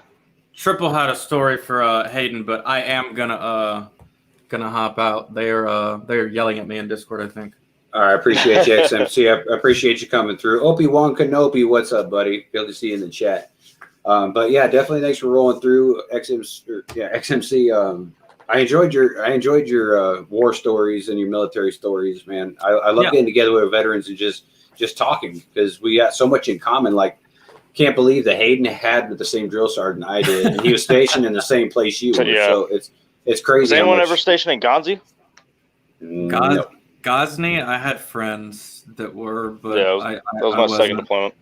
Yeah, that place was kind of a shithole too. Yeah. Where wasn't a shithole? Yeah. Bagram? Yeah. Really? Yeah, okay. I'll give you Bagram. although I was stationed at Bagram and that was one of my worst deployments, but still, as far as like the area and just the overall safety, you're less likely to die at Bagram than literally anywhere else. But Yeah, Bagram wasn't bad. The shit ponds were not good. I didn't like running by those motherfuckers every day though. Yeah. no, but as far as like the combat goes, they get IDF maybe once a month, and they only aim for the airstrip. Yep. Yeah. So if you don't work on the airfield, you're relatively That kind of safe on the installation. I think Kandahar was pretty safe too. For the most part, yeah. depends on what part you're at though. Actual like on the installation probably. Yeah. Oh yeah. But like surrounding area, I know my homie from Fort Stewart, before he deployed with me to Afghanistan, he had deployed 3 other times to Afghanistan before he deployed with me. So he went 4 times. Every single deployment was to Kandahar, and every single deployment he got hit with an IED when he was there. Yeah. Hey, can I show a Kandahar. picture before you leave? Do what? Can I show a picture before you leave? Go ahead, let me see it. Can you put it on here? Yeah. Yeah. Let's see. I can do it. It's private alpha. I already know it. Don't look. No, it's not. It's not. see, Triple T uses this new the streaming system, the service that I'm using right now. This is my first day. He's been doing this shit for a while now, so he knows way more about this than I do. All right, can y'all see that? Yes, sir. Let me put it up on thing here. There we go. Can y'all see it? Yes, sir. Yeah. All right. Damn. So the son. one in the middle, the one on the left, that's me as a private. I was 18. The one in the middle is when I was a drill sergeant, and the one on the right Decorated. is when I was getting ready to retire. Damn. Jesus, yeah. I see you out and about in my uniform. I'm not approaching you. I'm gonna walk the other direction. Be like, my ribbons don't match. Shit. Yeah. Now, Thought here, I was. have y'all seen the movie? Y'all ever seen the movie Forrest Gump? I don't think anybody hasn't seen it. I don't think anyone has. Yeah. Okay, well, check it out. You know the little kid that played Baby Forrest? Yep. Check this out. Was that you? Nope. Okay. He was It my was his soldier. dad. Oh, he was no my soldier. shit. He was your soldier? Whoa. His name is Michael Humphreys. And dude, I think I remember this story. Like, he ended up joining the military. Like, the kid that actually played the role of Yeah, that's young him. Forrest. Yeah. Yeah. That's All right. So actually awesome. now here's the deal. I was attached to the infantry as a tanker. Okay. And he's an actual 11 Bravo. So he talks just like he does in the movie. That's how Tom Hanks came up with the voice of Forrest Gump, is from Michael Humphreys. That's his real name. Oh shit. Oh, I didn't know that at all. I didn't know that. Yep. He was on he made millions off of that movie. So when I first met the kid, I was we were in Holmesfeld. And they were like, Forrest Gump's here. Forrest Gump's here. I'm like, what? What are y'all talking about? Because everybody knew that was like my favorite movie. I watched that. I can recite it word for word. I bet you were expecting Tom Hanks. Yeah, I was. So when I was getting close up to the CP, man, my first sergeant's out there like a little kid, like a schoolgirl. They all got their cameras out. And I'm like, well, where's the Forrest Gump at? And I looked at this kid. I was like, man, that ain't Forrest. And as soon as he opens his mouth, you're like, oh, snap. Sounds just like him. Oh. So I sat there and I talked with him one day. I was like, dude, did you not make any money off that movie? He's like, no, I made millions. I was like, really? I said, what the hell are you doing in the Army? He said, something I always wanted to do. That's badass. So before we went to Iraq in 2006, the Stars and Stripes newspaper in Germany, headlines read, Forrest Gump goes to Vietnam and now Iraq. Had E! News came over and did a whole big story on him. Everybody loved going out to the clubs with this kid on the German economy because the Germans love Forrest Gump. Because when he was a kid, he had to go on a world tour to promote the movie. So they remember. That's crazy. I said, well, how much money did you make? So they wanted to give him $500,000 to do it. That was it. Sally Fields said, no, don't sign the contract. Told his parents, don't sign the contract. Tell him you want to get $200,000 plus 15% royalties off of it. Yeah, because those royalties and You for get Forrest thinking- Gump, And the parents are like, well, yeah, but that's 300,000 less. She goes, trust me, in the long run, yeah, your son's gonna make way more money. yeah. So I said, how much money do you get? He said, oh, I get a check every month. I said, how much are they? And he said, well, it can be anywhere from 4,000 to 44,000. I said, a month? He's like, yeah. Every time it's shown on TV, he gets a royalty for it. Every time somebody buys a CD, the DVD, he gets a royalty for it. Man, he's making a killing right now. It's just been This- on fucking He's still streaming making for money, like, bro. This dude is life. like he's like the younger unathletic version of Pat Tillman. Now, Yep. the kid is the nicest kid in the world, but dumber than a box of rocks. I mean, essentially, that's the Forrest Gump character. So Yeah. So we're getting ready to go out on mission. Now, you know, when you go out on missions, you're about to give your safety briefings to your soldiers. I had a very big pet peeve. I didn't want anything on my front slope of my tanks or the hood of my Humvee. When I get out there to give the safety briefing, I noticed there's a Kevlar with an IBA sitting on my hood of my Humvee. Well, I'm thinking, okay, this thing's gonna be heavy. I gotta put some oomph in it because I'm gonna sling this thing across the daggone compound. Man, I threw my shoulder out. That damn thing was so light. This kid took all the Kevlar mesh out of it and stuffed it with newspaper. Oh my god. I was like- Wow. yo, he's rich, but he can still sham it up. I'll give him that. I Yeah. said, baby, and I always called him Baby Force. I said, Baby Force, what the flipping frick are you doing? Baby Forrest. That's And this is awesome. what his response was. Look here, Sarn. That thing's just too heavy for me, Sarn. I'm like, are you freaking kidding me? Do you know that shit? This is what's going to save your life. Now, he kept the plates in there, but he took all the Kevlar mesh out. Oh my god. So I That told doesn't even make up that big of a weight difference. What? So Yeah, like I told the sergeant major what happened. He's like, you know what? We're going to let him be the colonel's driver. I said, that's a good job for him. It is. But yeah, super nice guy, but dumber than a box of rocks. That's crazy. So Did you Michael, guys, if you ever see this, and then when I used to piss me off, remember the scene where he supposedly taught Elvis how to dance? Yep. Mhm. I would say, Baby Forrest, go over there and dance. You're No, son, please, son. Baby Forrest, go dance. steady fucking with this Go guy. dance. Man, I had that kid dancing every fucking day. I wonder if that ever got old for him. Probably. Oh yeah.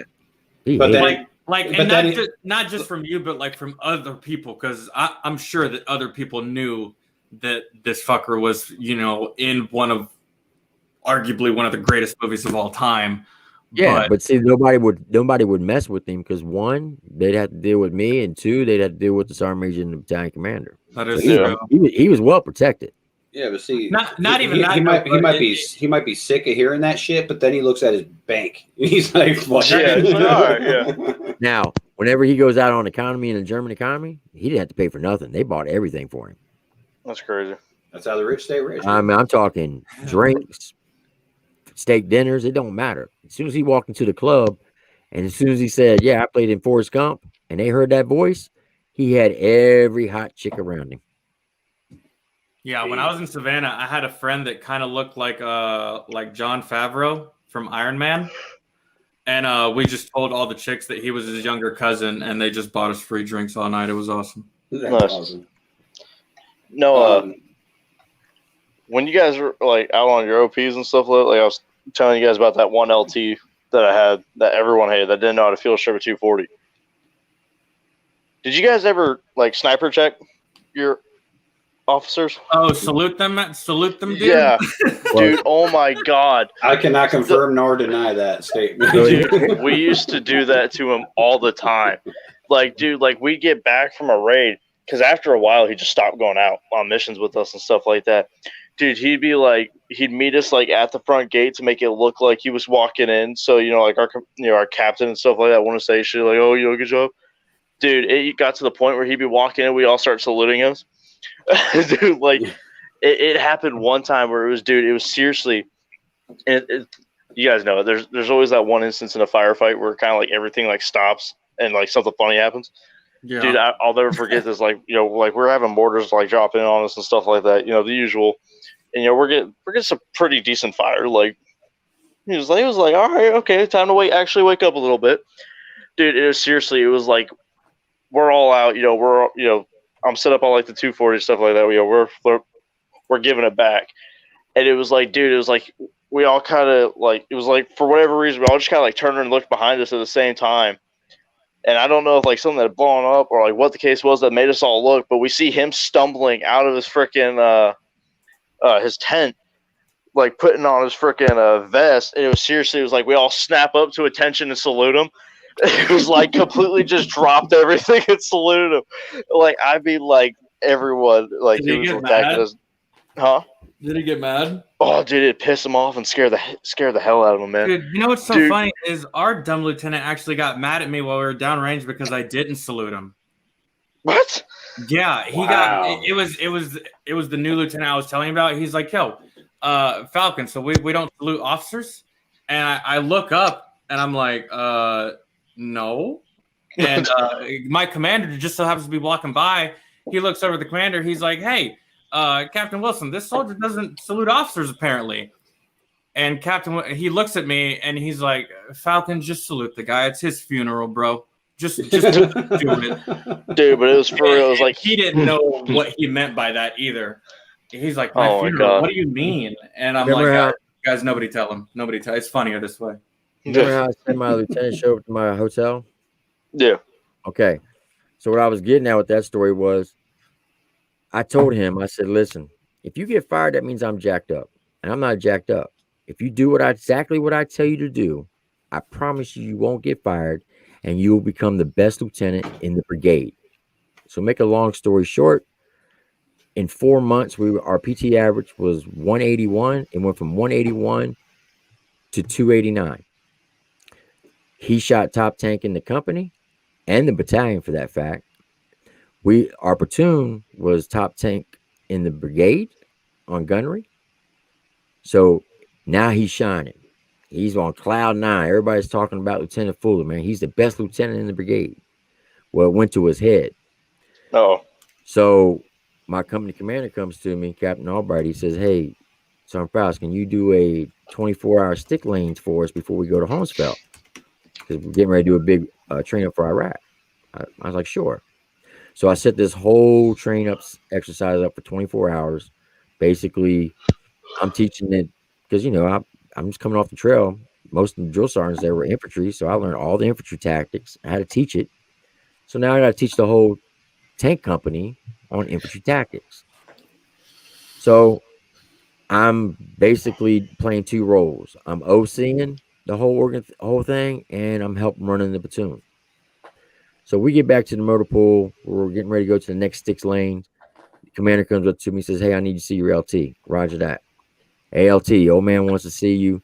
Go ahead and go catch your op order. I'm going to go ahead and brief the soldiers for you. Well, apparently he didn't like that. So he grabs me by my left shoulder like this. And he says, hey, you need to stop stepping on my fucking toes. This is my platoon. Oh, now, Jesus. The platoon was literally 10 feet behind me. Out of reaction, I grabbed him by the throat. And I started squeezing the shit out of him. Don't you ever touch me. I'm just going off. I'll fucking kill you. Da, da, da, da, da, da, da. I said, you know what?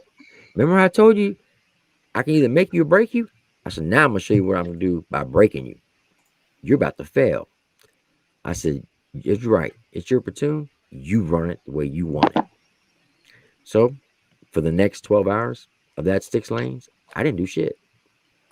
He went from hero to zero real quick. Funny how that happens. Then I went and told the soldiers, move all his shit out of the office and put it in the hallway. I don't even want him in the same office with me. This dude was so shook. And I told him, I said, if I ever see you again, I will kill you. I promise you. Don't come talk to me, because if you do, I'm going to choke the shit out of you. He would come downstairs. As soon as he seen his stuff out in the hallway, oh, he got white as a ghost. It got so bad, he got so scared, he actually went to my quarters and talked to my wife and said, Miss Lori, can you please tell your husband to let me move my stuff back into the office? She said, Josh, have you ever thanked my husband for making you successful? No.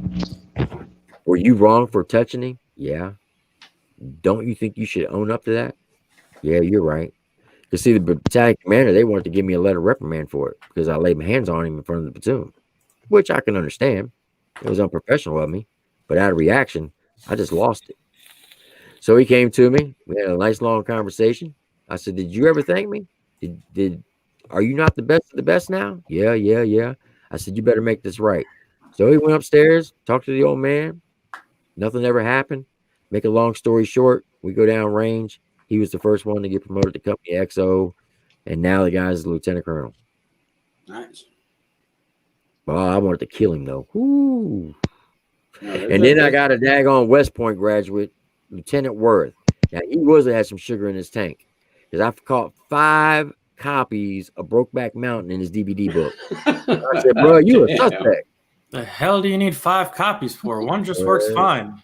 And then he says to me, I said, "Sir, you got 5 copies of Brokeback Mountain in your DVD book?" He's like, "Yeah." "You ever watch it?" "Hell no." He's got a real good story behind it. It's like funny ass. Hey, when it comes to Brokeback Mountain, dude, this is probably. Before you go ahead, and guys, I'm gonna hop out. I got to do this patron stream with my All right, people. brother. All right, X, I appreciate you. But it was fun, man. Thank you. Shout out to all you guys. Shout out to y'all's chat. I'll try to make this a thing. I'm just always hella busy with the streaming. Hey, not a problem, man. I totally understand. I know your backlog like a motherfucker. I think you were like what 2 months back or something like that. No. Now I'm at just 3 weeks. Oh, that's good. That's yeah. an improvement. I caught up. I did a whole bunch of catch up. So Nice. Well, I think did just get you that link. Yes, it's been sent. yeah, okay, yeah. I'll check it. I'll check it here in a few. All right, man. Tag me whenever it drops. Okay, all right, guys, take it easy. It was fun. Appreciate it, Night. brother. Let's see. Tornado, triple, Hayden, guys, take it easy. Yep. You too, man. Peace, dudes. All right, what were you saying, Hayden? All right, I gotta kind of make this one quick. I gotta get going myself. But anyway, one of the guys on my team, right? Yeah. He was from Oklahoma, man. He was he grew up on a cattle ranch, like big cowboy, man. And I'll never forget this. He got the call sign Brokeback. Ooh. That's never a good thing to get. Dude, so we're sitting here, and he whenever we'd go in, to like the fobs and stuff like that. Like I think this instance was actually Bagram. We went in, and we only went in for a day. I can't remember. We were just resupplying something or picking. I can't remember what the fuck we were actually there for. But he went into the PX, and was looking for cowboy movies and stuff like that. His usual stuff. He had like a little DVD player that he watched him in. He picks up Brokeback Mountain. No idea what it was. He comes in. We get back to our OP and stuff like that, and we're set up. Just kind of hanging out, doing our thing. I just got off a guard, and so did he. And he's like, "Hey, Hayden, I got a question for you." I'm like, "What's going on, man?" He's like, "I just got this new, movie. This new Western movie. I think it's called Brokeback Mountain. You want to watch it with me?" And I'm like, what? And, there's a couple of other guys on our team just sitting there, and like their eyes got huge. And I kind of I'm looking over at them, and I'm like, "What was the name of the movie?" And he's like, Brokeback Mountain. He's like, "Hold on, let me go get the CD." And I was like, "Yeah, you do that." Dude, I looked at him, I was like, "Are we gonna tell him or fuck with him?" Dude, they're like, "Oh, fuck with him." I was like, "All right, cool." Dude, so we all start, huddling around this DVD player because he comes back with it. You got it all set up. I was like, "You ready to watch this movie, man?" And he's like, "Yeah, have you guys seen it?" I was like, "Nah, man. It's a new one for us." Dude, we didn't watch a single bit of that movie. I watched for that entire movie, watched his entire world fall apart because it was a gay cowboy movie. Bro, he was like, he was sitting there watching it, and he's like, it gets to the part where they start doing the nasty. He's just like, "Oh my god, oh my god!" Cowboys don't do that. Oh my, Hayden, like, dude, he just like started to break it down, and he was just like I seriously, like, his entire world just fell apart, man. It was just like I start, like, the second that scene started, I just started seeing all the dots connect, and it was just like, oh my, it's a gay cowboy movie. Hayden, what? Cowboys don't do. Like, I mean, he was losing his damn mind, and we're all crying, we're laughing so hard, man. And it was seriously like, I'm like, that's probably one of the hardest I ever laughed on my deployments. Like, I'm sitting, like, I'm crying, like, tears just everywhere, man. Like, I can't breathe. I got the hiccups. I'm laughing so hard, man. Yeah, I would have definitely fucked with them myself too. I was always known as the Joker. I mean, obviously because I've been the Jekyl my entire life because that's just who I am. But I was always the joking one of the party, and I would have definitely fucked with him. Dude, like, it was seriously like, and it when we started calling him Brokeback, you didn't even realize it. It was seriously, it was like, started getting some income and stuff like that. You know the whole deal. Started laying back, suppressing fire and stuff like that, trying to get that fire control. Yeah. And it was seriously, I called over. I'm like, hey, Brokeback. Brokeback. And, like, we all started calling. It's like, I didn't know, because he was running ammo. Or he had a nut. You guys know how it is with the 240. How you got the nuts of the 250 round. Yeah, I was in weapons squad my entire career. Yeah. So you definitely know. Yep. And he's like, he seriously, it was just, comes over the radio. He's like, "Are you calling me Brokeback?" Dude, I must started dying, and I was like, "Yeah, bring me the nut." And he's like, "Oh my god. That's my call sign now?" And I was like, "Just bring me the fucking nut." And dude, someone comes over, is like, "Brokeback's bringing the nut." Dude, I started dying, bro. I love being in weapons squad, but at the same time, that's the only time I've ever laid my hands on somebody to outrank me. Was my platoon sergeant, Sergeant Baker. Mm-hmm. Like, we were on it was called Operation Easy, but it was the hardest fucking mission I've ever been on in my life. Because we were Easy Company 2506, so it was like, let's name it Operation Easy. Let's name it Operation Easy. And I'm echoing. I think it's just Rebel.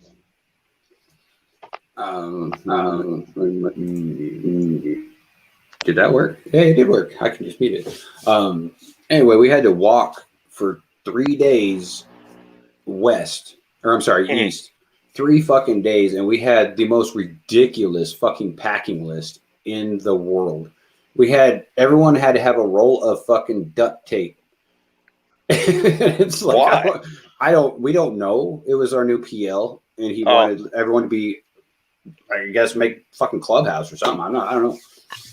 But we were walking, and 3 days there, and then when we got to where we were supposed to be, we had to scale a fucking mountain, like literally the face of a mountain. And I'm in the weapons squad. I'm sitting here trying to get my guys the weapon up to them, all the ammo. We had to carry the fucking mortars for some reason, even though we had the heaviest load. And we get about a quarter away from the top, and then we get a radio call to cancel the mission, come home. So we start climbing down this fucking mountain, and then we have to walk 3 days back. And our platoon sergeant at the time, Sergeant Baker, he was like, "Hey, weapons squad, you guys are falling behind. What's up?" I was like, "Yeah, one of my guys sprained his ankle, so we need to stop, pull security." He's like, "No, fuck it. We're about a good 20 miles from the base, so I'll see you when we get home." It's like, what? So he left my fucking 4-man element by ourselves for 20 fucking miles. And one of my dudes had a fucked up ankle because he twisted it. By the time I got back, I was so fucking pissed. Sergeant Baker was right there at the gate, and I just fucking decked him right in front of the first sergeant. First sergeant said, "Hey, specialist, what the hell are you doing?" I was like, "First sergeant, this is what happened." And I told him, and he's like, "All right, Sergeant Baker, you are relieved of duty." I was like, "Yeah." That's what, get him. But I couldn't believe that he fucking left his own people out there for a fucking 20-mile hike. And that, needless to say, that took a while to get there. Yeah. Just a little bit. I mean, that's the only time I've ever laid my hands on somebody who outranked me. But it was worth it. I was ready to lose my fucking specialist tab. It's not like I had my stripes at that point. I was like, fuck, I have nothing to lose right now. We could have got ambushed easy and fucking died, but Dude, yeah, 4 with 1 already injured. Like, yeah, that especially with that, especially with a big load. Oh, dude, that you guys would have been ambushed. Done. Yeah, we'd have been fighting. And the bad part is we were walking. Most of it was through a fucking just little carved out part where this little river ran through it. So they had the high ground and everything. We were fucked. But before you head out, do you want to answer the question that Mike Duggan asked here? Top three bases you served on. Mine's easy because I've only been in one place my entire career, which is Fort Campbell, Kentucky. So that's my answer for all 3 of them. Man, I've only been to 3 and I've hated all 3. Hood sucked, Stewart sucked, and Jackson sucks. Are you a drill at Jackson? What was that? Are you a drill sergeant at Jackson? Yeah, sadly. Oh, hell no. Yeah. At least you weren't stationed in fucking Fort Polk. That place sucks. No, hey, hold on now. Hold on. Whoa. I did not like Polk. I hated Polk. Everything about Let me tell you something. Fort Polk is the best place to be stationed if you're going to get out of the military. Yeah. Well, I'm talking about while I was in it, not when I got out. When were you at Fort Polk? We did 2 of our FTXs there, and I had to go play Op 4 for 1. So I was there 3 times a month at a time, or a month and a half, or a month at a time. When? 2007, 2010, and I think 2009 when I played Op 4. Okay, because I was OC from 2007, 2009. You might. You weren't my. Well, I don't know. Yeah, you might have been my OC. I was Task Force 4. Maybe I'm talking shit about you then. I don't know. No, the OCs weren't the problem. It's just I didn't like Polk in its own. Like without the fact that the FTX, for those who don't know, like. Well, yeah, I mean, if you're not stationed here, yeah, I can see that. If you're here for just training, yeah, it sucks. Yeah, because they put you through hell to make sure you're ready for the worst case scenario. So you go through hell for a month at a time. But playing Op 4 wasn't as bad because I was just playing an A&A guy, and I could act like an asshole. Holy shit. Yeah, that happens with Jess opens her window. It sounds like a damn helicopter window. It sounds like a damn helicopter. Fuck, sorry, I thought I had it muted. No, you're good. Let's see what happened. Oh, now all hell's breaking loose. Can't unmute your guest because they chose to mute themselves. Oh, okay. Well, I guess Jess muted her himself. But I don't know what any of my other follow-up questions are because Jess muted herself. The next one it's a 2-parter. It's from Amy. It says, where is the worst and best places you've been? And what would be a surprising thing that people overseas would not know? She said, if that makes sense. I'm guessing she meant something that is. Hold on. Now I'm echoing again. Okay. I'm guessing she meant something that happened overseas that was good that people in America wouldn't realize. I don't know. Let me know if that was accurate on your question, Amy. But go ahead, Hayden, since you got to check out. Oh, man. All right, hold on. Run that question by me again. I forgot it. Okay. Where is the worst and best places you've been? And what would be a surprising thing that people overseas would not know? Okay, so I get the second part of that question. So it's like, what's something that's overseas that's surprising that people want to know here? I think is what she means by that.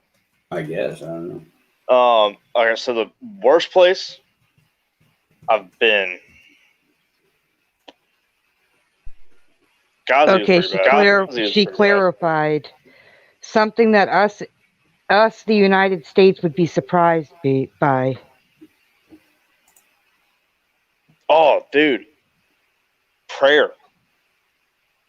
Oh, the the mosque call, and the stuff call like to that. prayer. Oh god, I Yeah. fucking hate that goddamn sound. Dude, oh my god. Like, so going over, I knew there was going to be a cultural change, big time. That call to prayer, wasn't expecting that. That shit's I mean, annoying.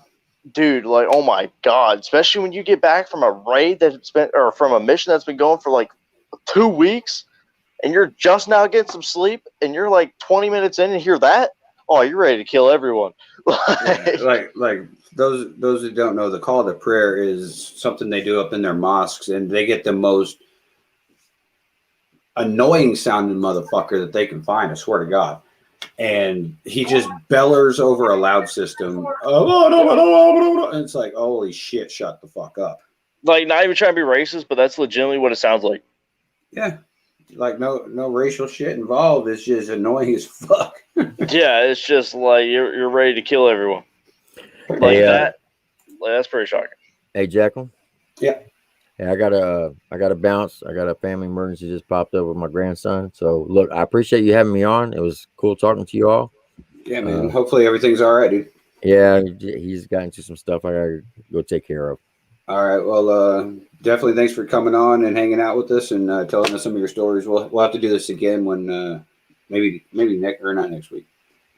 We'll have to do it again when we can all get together and have a little bit more time to spend on it.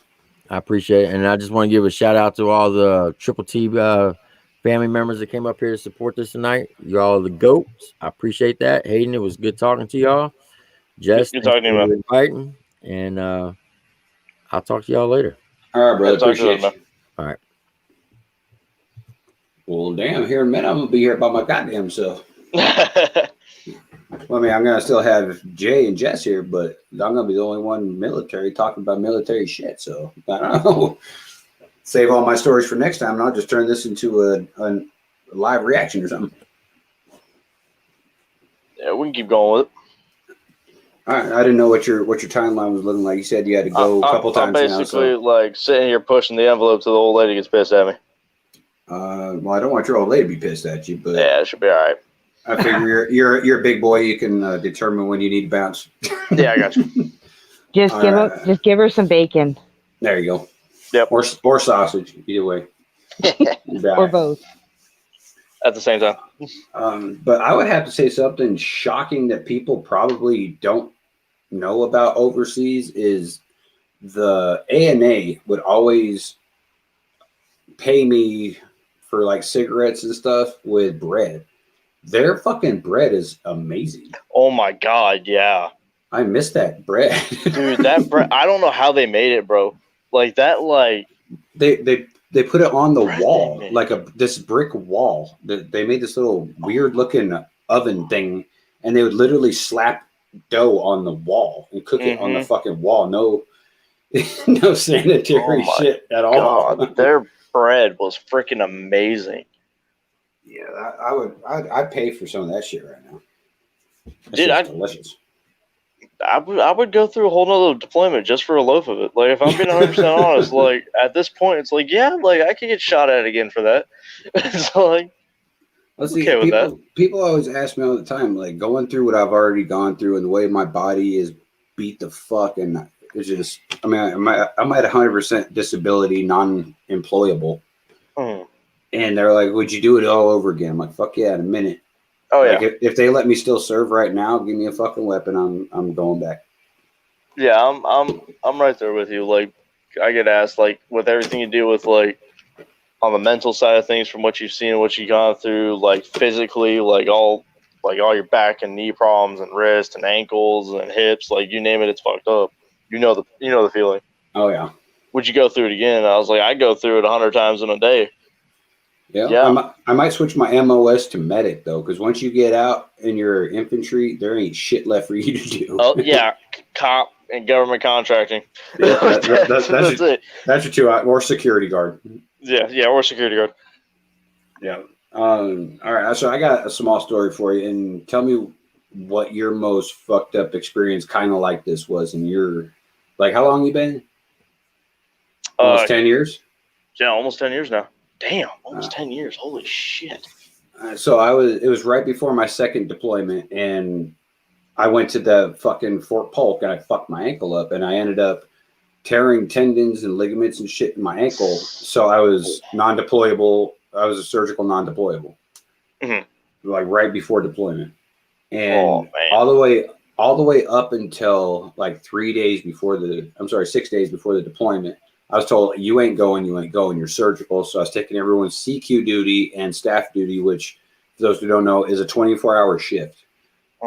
And I let people go home, be with their families, stuff like that, go out on the town, whatever they needed to do. So that way they could, go out and be with their families and whatever, because I was staying behind. They weren't.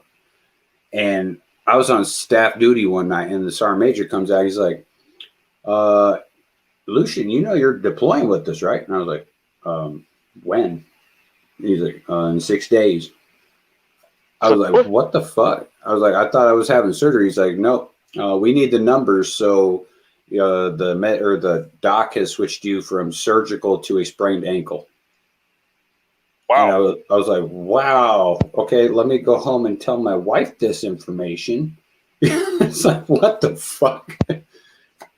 And yeah, I deployed 6 days later, and 3 of that was doing the processing that you have to go through to go on deployment, which is known as SRP. I had to do SRP for 3 days, so I went home with my family. I had 3 days, and like my mom was so pissed off on my behalf that she went and launched a national or a congressional inquiry into the event.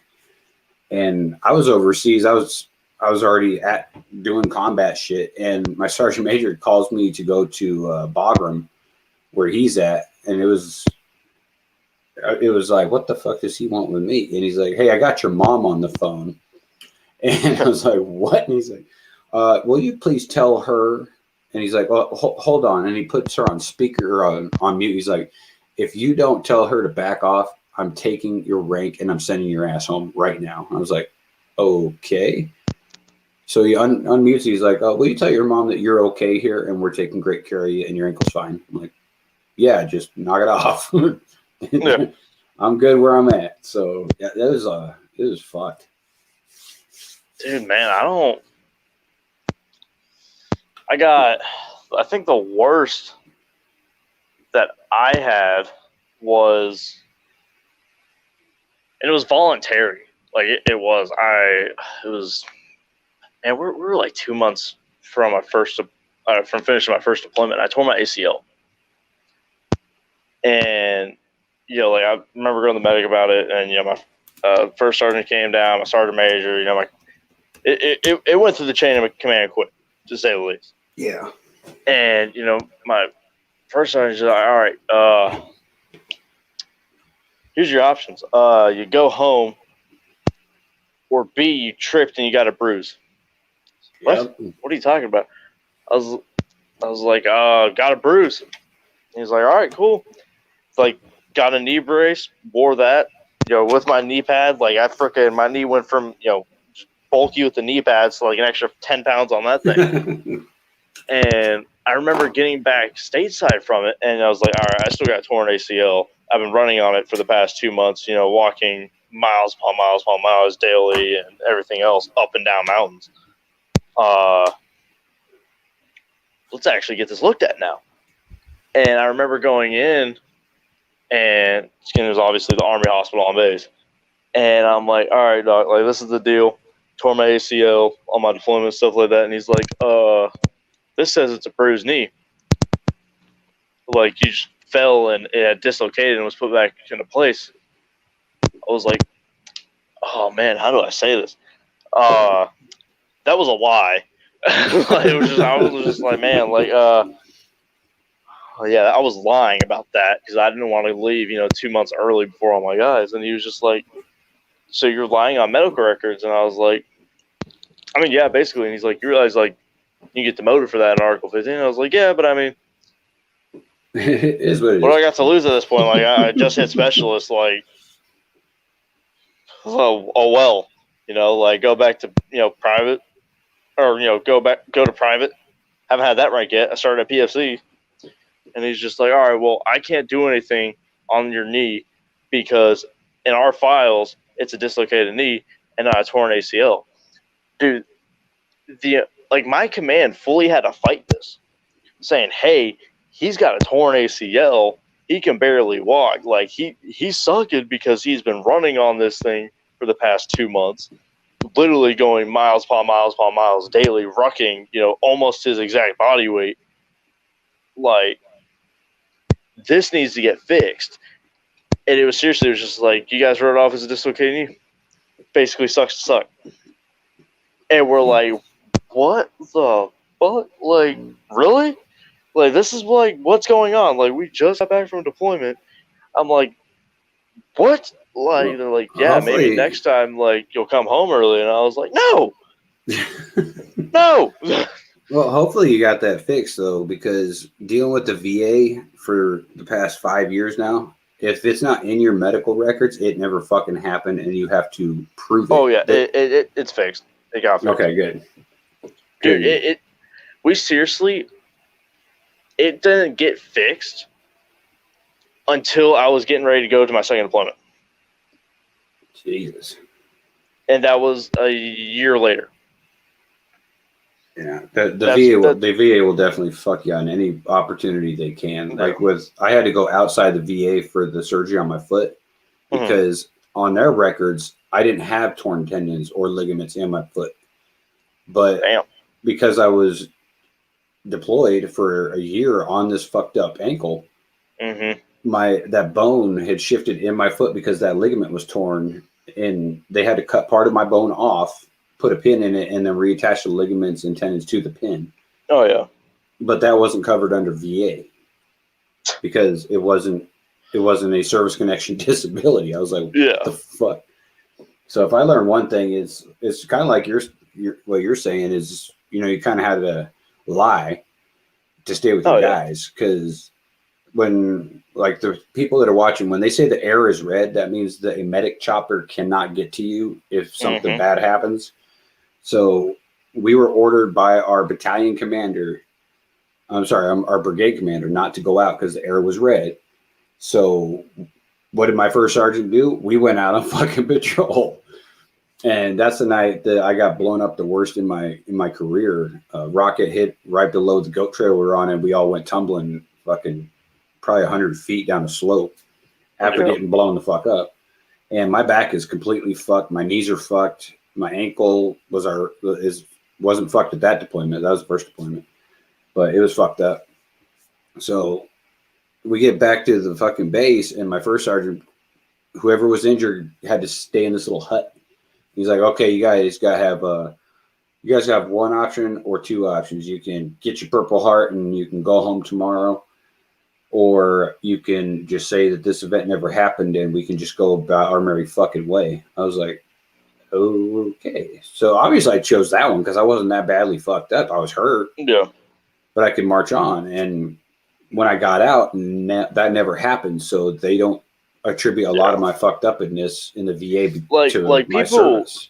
People really don't realize the amount of, like, oh, that didn't happen moments when you're over there. Like, it even happens when getting shot. Like, straight up, it's like, oh, here's this Purple Heart, but it doesn't happen until, like, the day before we leave. Yeah, I got shot in the leg, and I still don't have a Purple Heart because my medic saw it. It wasn't that bad of a shot. I think it was a ricochet, and he just looked at my leg. He's like, "Dude, you got blood all over you." I'm like, "What?" I looked down. I didn't even know I got shot. And then I was like, "Holy shit!" It didn't start hurting until I looked at it.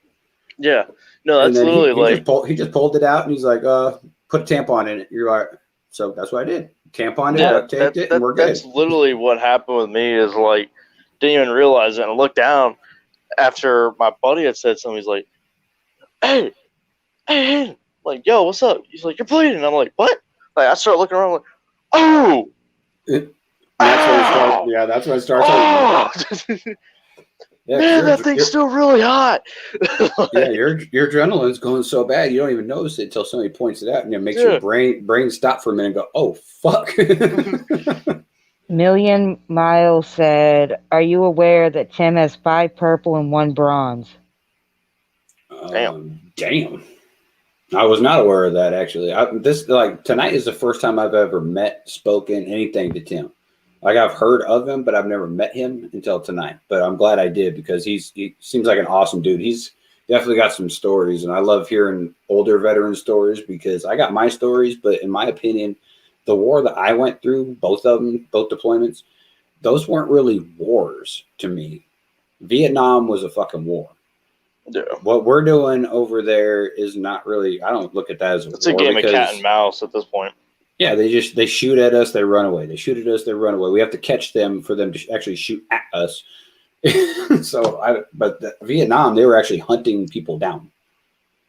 So I look at that as a war. So if anyone's gone through Vietnam or even Desert Storm was a war. But OEF and OIF, which is Iraqi freedom and enduring freedom, which is stupider than shit. In other words, we handhold the ANA and teach them how to be soldiers, but they don't fucking listen to you. Fuck the ANA. I want to make that t-shirt. Fuck the ANA. And we just have one question left. What's All that? right. And pretty much only Jekyl can answer it. Oh, How this is from Million Mile. How hard was it for you to readjust to civilian life, and what military habits do you still have? Well, All right. actually, Real I think Hayden can answer this because once you get back from deployment, life is so fucking different.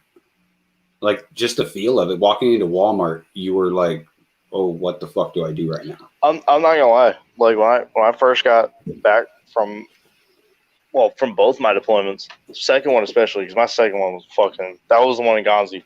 Well, part of it was in Ghazi. That one was a lot worse than my first. Like that one was fucking horrible. Like my first was way worse. We got shot at more. I got shot. I got blown up. My best friend died in my arms in my first one. The second one was kind of cake. Nothing really happened.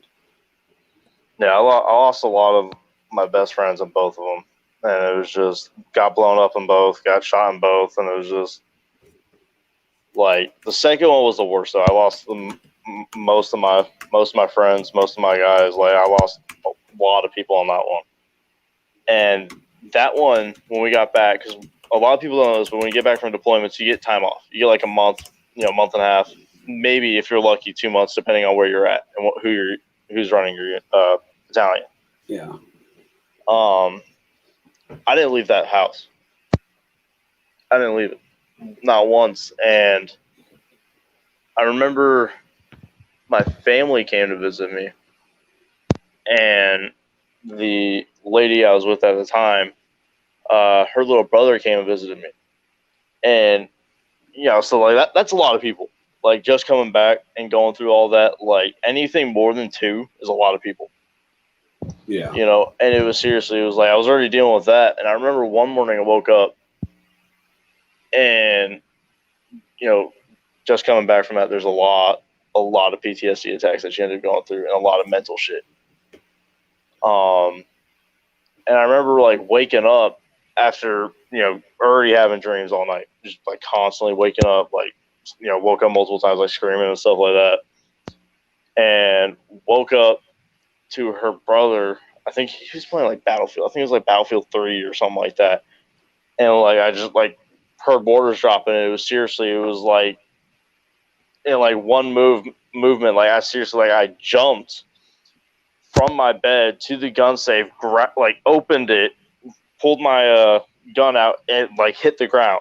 Like I had my gun like in my hands ready to go before I even hit the ground. And it was one of those things where it was like it wasn't even like obviously we didn't have gun safes over there, but it's just instinct to grab the gun. Go. Yeah. Like that's the first thing you get before anything else. And it was serious. It was like my dad was walking through the hall and we had the door open and like he caught that. And it was like he did like the thing that you're never supposed to do when an instance like this happened, but at the same time, I'm kind of glad he did it, just because it was one of those things where it was like when that happens, like usually like you leave him alone and stuff like that. Mm-hmm. My dad did the opposite of me, and he came charging and basically like grabbed me, like slammed me in the wall, and pulled the my gun from my hands and stuff like that because my dad, he's a Delta operator, like he's still a Delta operator, like. I'm not gonna lie. Like I think I'm a badass 24/7. Like I'm not gonna lie, I've been through some shit. Like everyone calls me a beast and stuff like that. All right, whatever. My stepdad would whoop my ass like it's fucking nothing.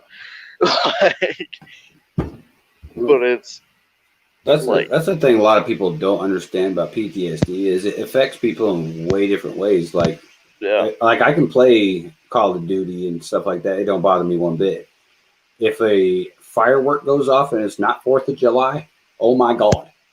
oh yeah. Like fireworks really mess with me. And the only time games mess with me, the only time games and movies mess with me is if I can't see them. Like if I'm sitting here playing Call of Duty or Battlefield and there's mortars going off or whatever the case, doesn't bother me. But if I go to the kitchen and let's say I'm watching like a war movie or something, or like one of my like my little brother's over playing, or like my little sister's over playing like Call of Duty or something on my Xbox, I'll like snap into it because I can't see it. You know what I mean? It's the sound. Like it just takes me over there immediately, and that's one of the biggest issues I was having coming back, because a lot of people don't realize you're gone for a year. There's so much that changes in a year. Mm-hmm. You know what I mean? Like I didn't know we had sound system in our house, or like surround sound. That's surround sound, dude. Oh my God, I lost my damn mind when I found like we're watching a movie and I'm in the kitchen. And all of a sudden, like, mortars are going off in the movies, and all of a sudden, there's boiling hot water with mac and cheese in it, and I'm on the freaking ground, like, laying in, like, boiling water that's just everywhere. And it's just... See, like, that, like, even if the game is or movie's going on in the other room, that doesn't even bother me. It's really the biggest thing that bothers me, besides, like, I relive my experiences in my dreams, like 100% the dreams detail. are the worst. It's like Sergeant D dying in my arms, some of the fucked up shit that happened over there that I don't even talk about. Yeah. But like that's what haunts me the most is my lack of sleep. I'm actually afraid of sleep to the point that my doctor had to prescribe me sleeping pills to make me go to sleep. But other than that, like just being out in public, I am so hyper vigilant that I almost tackled a fucking preacher. Because I didn't know, or a pastor, because I didn't know he was the old pastor. Mm-hmm. I went to a different church I wasn't used to, and I was just hyper vigilant, watching every fucking body, any movement at all. I was freaking out. And this guy, he just seemed out of place. He was standing there, not sitting down. He had his hand in his pockets. I was like, oh, make a move, motherfucker, make a move. And then I was told he was the old pastor. I was like, oh my bad. But that's the only thing that fucks with me.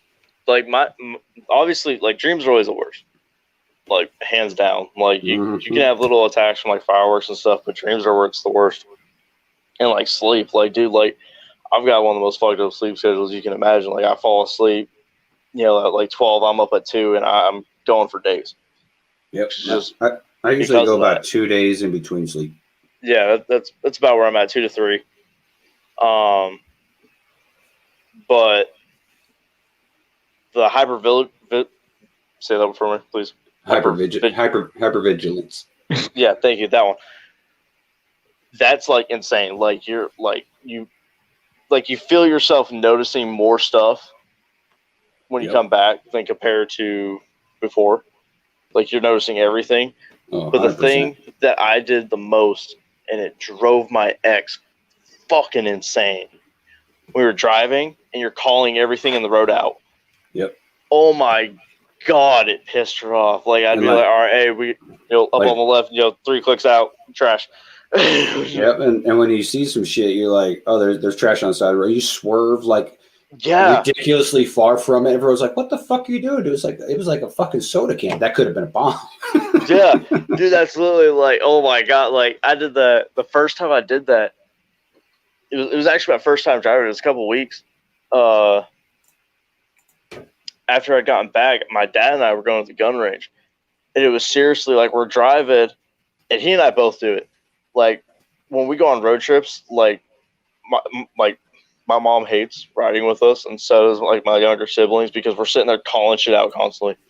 Oh yeah. Soda can, box, shoe, like everything, and like we do it like unintentionally, but then the swerves. Like, if one of us doesn't catch something and we see it the last second, we'll, like, swerve, like, 4 lanes over and cut in and stuff like that. Well, see that it was that like that part subsided. The driving things have subsided, but when I first got back from deployment, like my driving style was so bad. I'm surprised I didn't get like tickets and shit because I would. When you're over there, you don't give a fuck who's in your way. You get right on their ass. You honk your horn. You tell them to get the fuck out of your way. And so I was doing that with my car. That's not something you're supposed to do in America. Yeah. But I mean, to answer your question, Amy, like depends on what you're going through. Like my dreams and shit, those started immediately after Sergeant D died.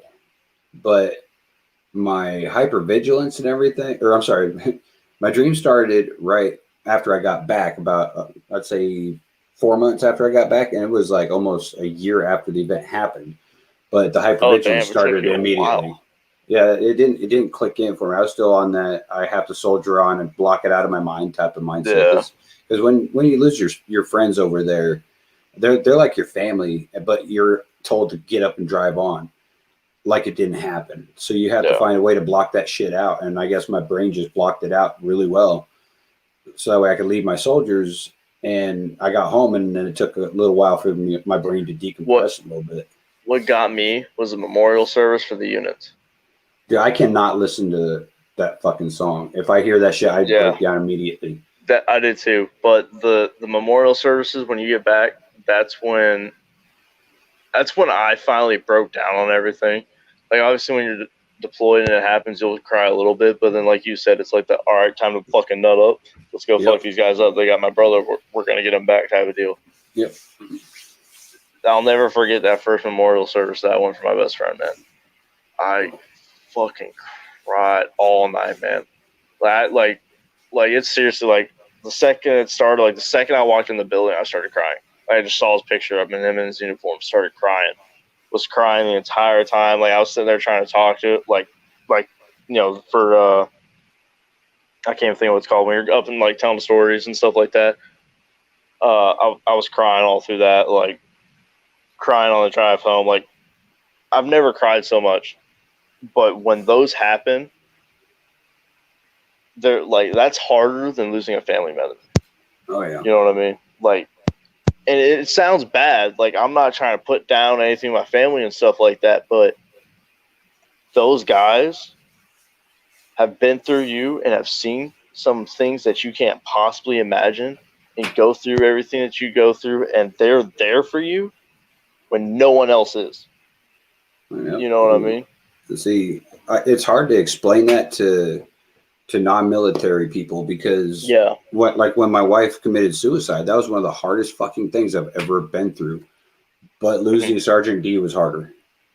Yeah. Like I loved her to death. She was my world, but Sergeant D was my brother in arms. And that's deeper than anything you could ever get in the civilian world. And like you said, that sounds horrible. Yeah, it does sound horrible. But that's how it is. No matter what way you look at that is, like you said, that's my brother in arms. Like, I know I can look at him and he give his life to save mine without even thinking about it, and I'd give my life to save him without even thinking about it. Yep. And there's nothing that can beat that. And the tears that you guys shed, the nightmares, the stories, like all of it.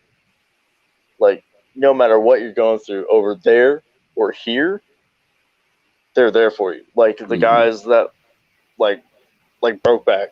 Like I talk to him every fucking day. You know what I mean? Like all of my guys that were, with my team and stuff like that, like on my first deployment when I was like of a lot of the guys on my weapon squad, I was with them. Like I still keep in touch with all of them on a daily basis. My second deployment when I was with my sniper team, which was when I met Brokeback and all that, like forever. We'll talk to like that's my family. And the weird thing is like the guy that requested a song the other day on my live show, I call him Momo, his name's Morris, but I haven't talked to him in like 10 years. Like we just kind of lost connection with each other. But as soon as he asked me for help, he didn't even have to really beg or explain shit. He's just like, hey, I really need to borrow $50. I sent him right away, no questions asked. I think it's just like he was there for those 10 years and he didn't disappear, but that's weird. There's the it's a 5 Finger Death Punch music video. It's Wrong Side of Heaven. Yeah, Wrong Side of Heaven. Where Awesome he song. finds him on the street years after and picks him up and helps him out. Yep. You know what I mean? That's how it is. Like, it's happened a few times where it's like I'm as a drill sergeant, I've met a couple of my guys who their sons have come through or their daughters have come through. You know, like my old sergeants and stuff like that. And I see them and I'm like, oh shit, let's go get a beer. Let's talk. Yeah. You know, how's things going? You know, you need help with anything. And that's how it is. I think that's why Stolen Valor pisses me off to the point that it does, is because anybody who claims to be a veteran and talks all this big shit and all that, and they want either attention or sympathy or whatever the fuck ever, or they're just scamming you out of your money, that pisses me off because like I'm echoing. Because like Hayden here, like I've never served with Hayden ever that I know of anyway. And if he ever asked for help, I would be there in a heartbeat. If he needed money, I would send it to him because everybody in the military is connected in some weird way, which I can't explain to civilian people. Yeah, you're robotic, brother. Okay. Am I still robotic? Say something? Am I still robotic? Yeah. I don't know. Yep. God damn it. I don't know if I can. Am I allowed to leave?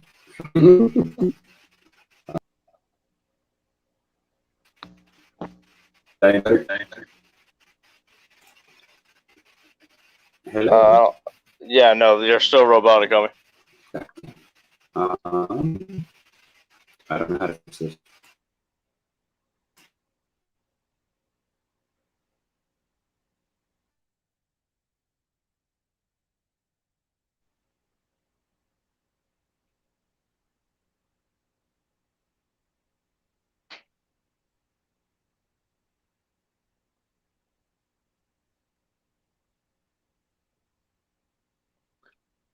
So, Am I robotic?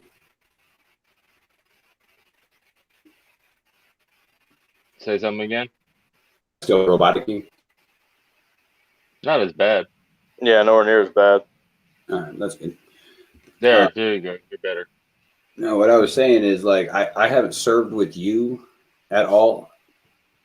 And if you were to come to me and ask me for help, whether it's, you know, help doing something or, you know, going just hanging out with you on chat, just to chat with you because you're going through some shit or you needed some money or something, I would help you out.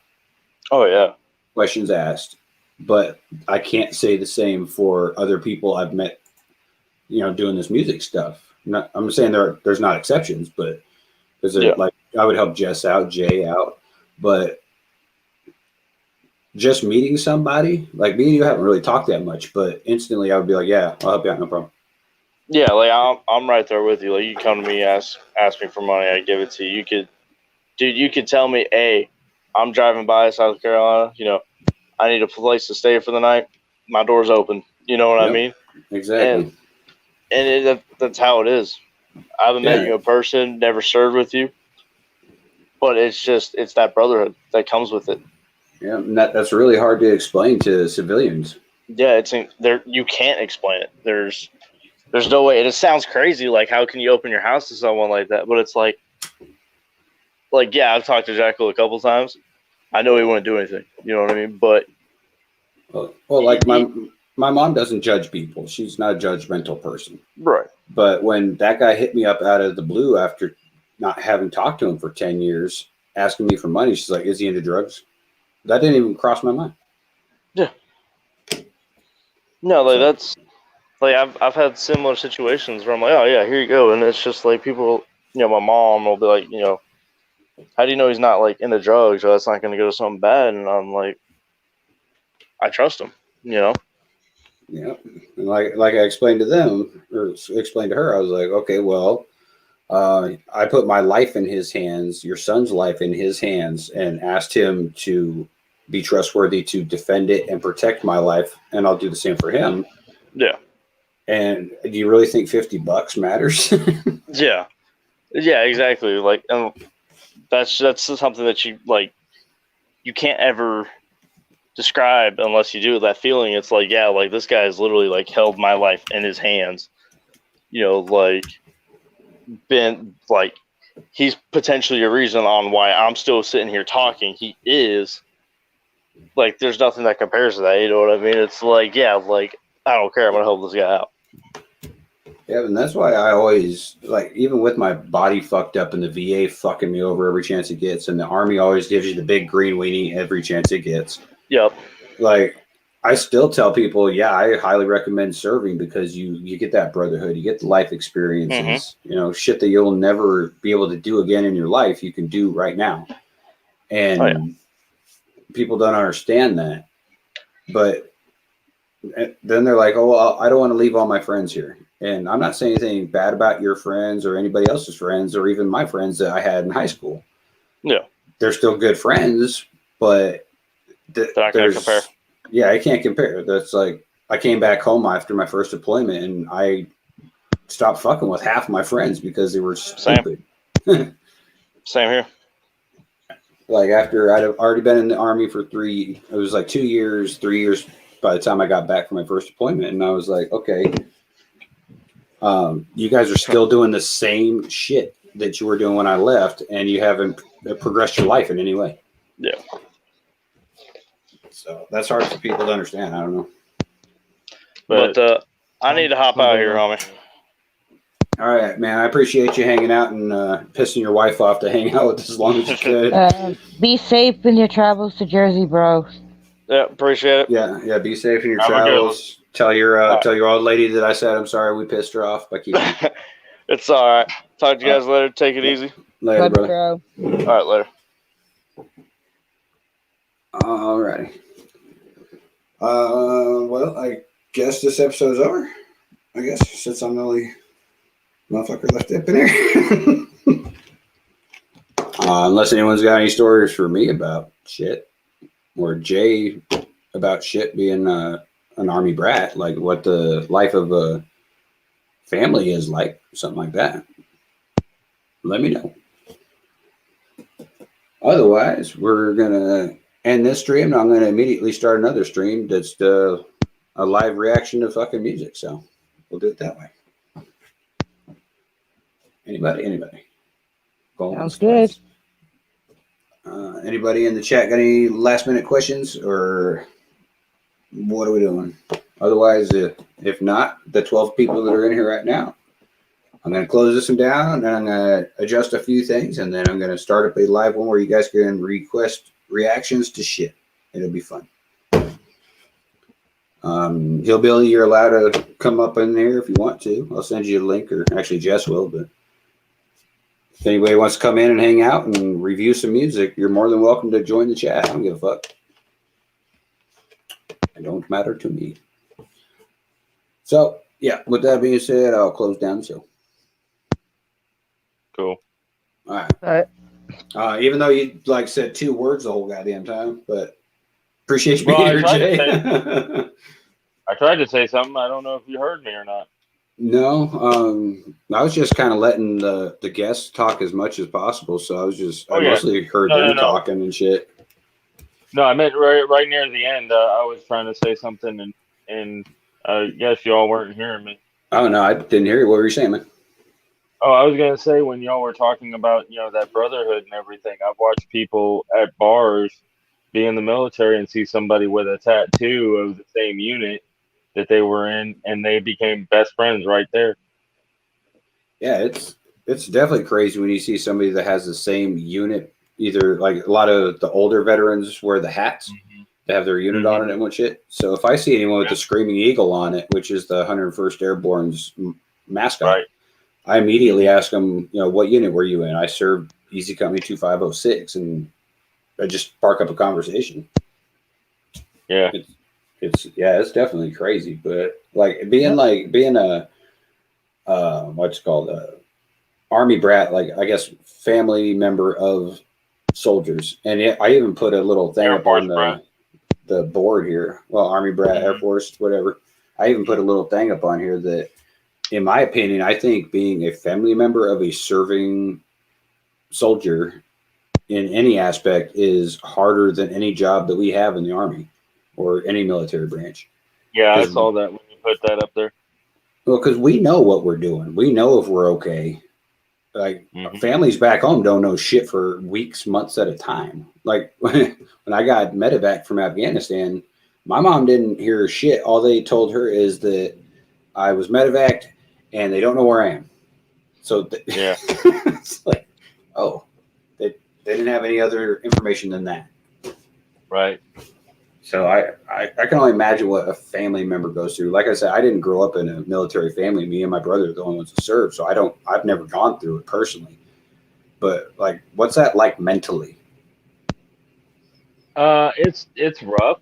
I mean, for one, we're brought up with the same kind of military regulations without it actually being, regulations that your parent telling you do this.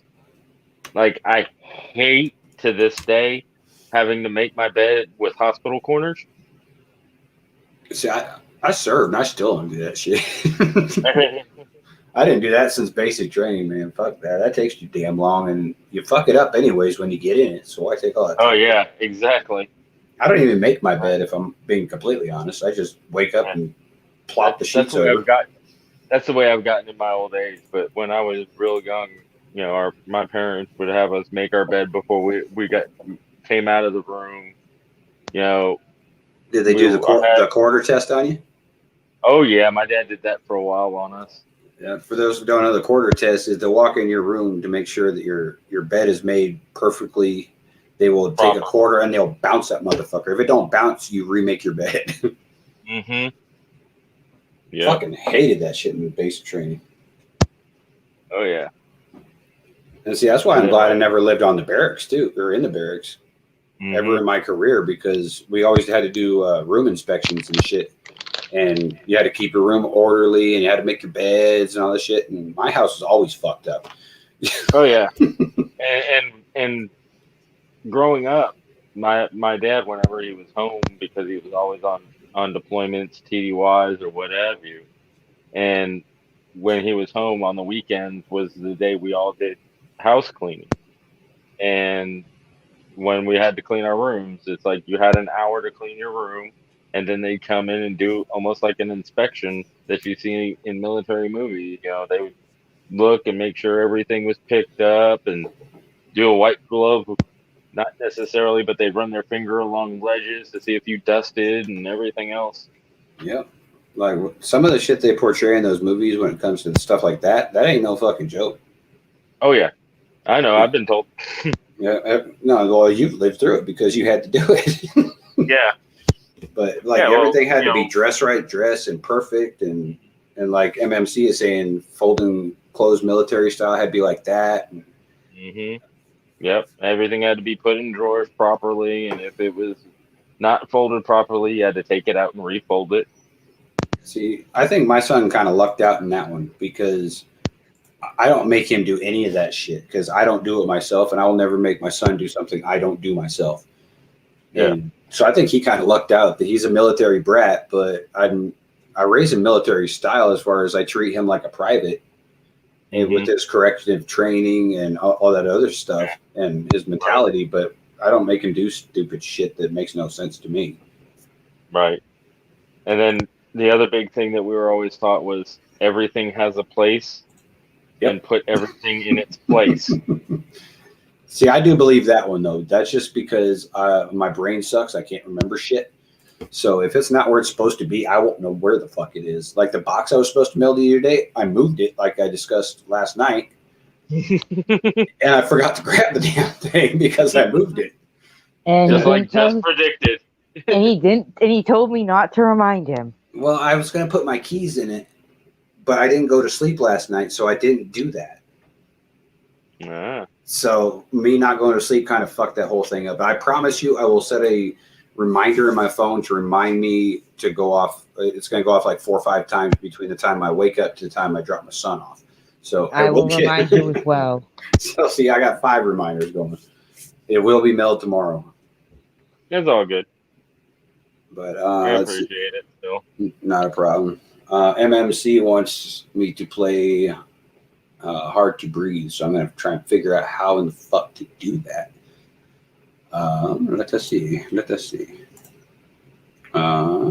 Screen share. Boom. There we go. And then that one, I think. No. That one. Ha! Dude, I'm totally fucking nailing this fucking shit. This is awesome. Look at me go. I think. Did that work? I don't think it worked. It did work. Holy shit. First try. I love this fucking thing. Hillbilly, you're a fucking god. You gave Jekyl something he can't fuck up. This is awesome. Oh, and he said to what you asked earlier, there is a way. I forgot what I even asked. So you don't have to be the one letting people in. Cool. He has to teach me his Yoda ways because that would be very fucking helpful. Yes. Because Jay kept getting dropped, you kept getting dropped, and I had to monitor who was in the damn room. So yeah. But okay, this is a song with me and Rain is back, but not back. So I don't know what the fuck's happening with him. But it's whatever. But this is a song that me and Rain put together. It's supposed to be off of our EP War Stories. Exactly labeled like this stream is actually, and all it is veterans getting on there, not necessarily just me or Rain. It's any veteran that can rap or sing or what the fuck ever, and he wants to tell a story of any type. So, and if you can't rap, what we're going to do is we're going to either I'm still going to push forward with this EP regardless. I'm going to get stories from veterans and I'm going to put it into a song and I'm going to verbalize it and sing it for the veteran that can't sing or rap. So just to let y'all know, Merry Christmas. Cool. Do I have to click a special button or can y'all hear this? Let me know if you can hear the intro. Did you hear that? Fuck. Nope. Okay. Let's see. I got to figure something out here. Now I'm hearing it. Oh, now you're okay. So I guess there's just a delay. So okay, now I can go back to doing what I was doing because this shit's working. It's fucking awesome. All right, here we go. This is Hard to Breathe with Rain and featuring Emily Elkins, who absolutely killed this fucking chorus. Did a great fucking job.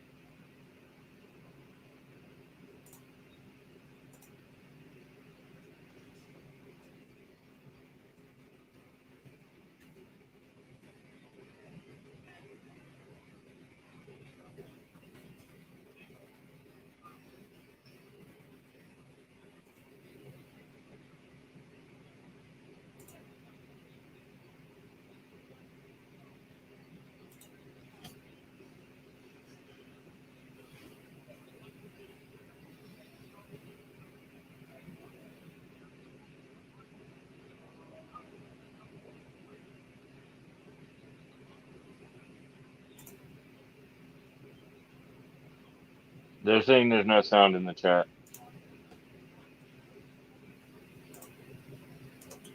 There's no sound all of a sudden. God damn it. All right, let's try this again. Wait, where's Hillbilly? Hillbilly, help me. Jump in my stream and tell me how I'm doing shit. There's gotta be a way here. Cam mic. Maybe it's in that. Audio mic, maybe. No, that ain't. Speakers.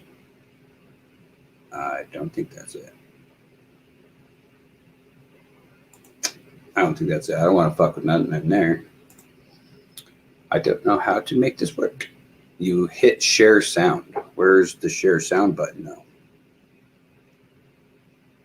Am I missing something? Oh, I'm a moron. That's what I'm missing, apparently. No, that's not it. There's remove. There's that. Where's the share sound button at, MMC?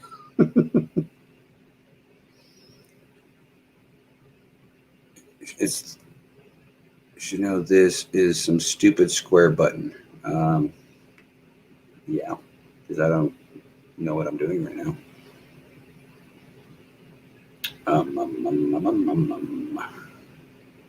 There is somebody smarter than me. Doo-da, doo-da.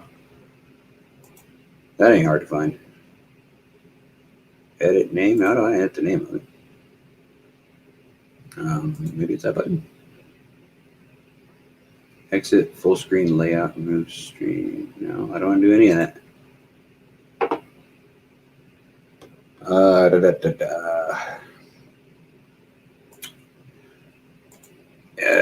I don't know how in the fuck I'm doing this. Hillbilly, are you here? Yeah, Hillbilly, where are you at? God damn it. Hillbilly, for those that don't know, is my guru, my tech guru. See, I think it's in settings. All right, I'm going to put stop screen. I'm going to share my screen so you can see what I'm clicking on here. I got settings here.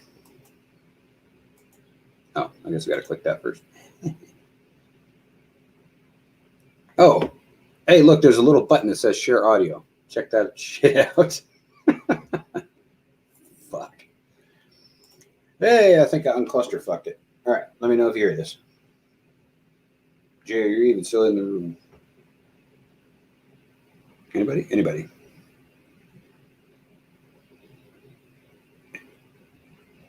Am I still in the room? Yeah, I'm still in the room, I think. All right, Jess, you're in the... oh, I got to add you back in here. Hey, hello. Okay, all three of us are here. Okay. Yes, you're in the... oh, I'm echoing. Let me know if you hear the sound.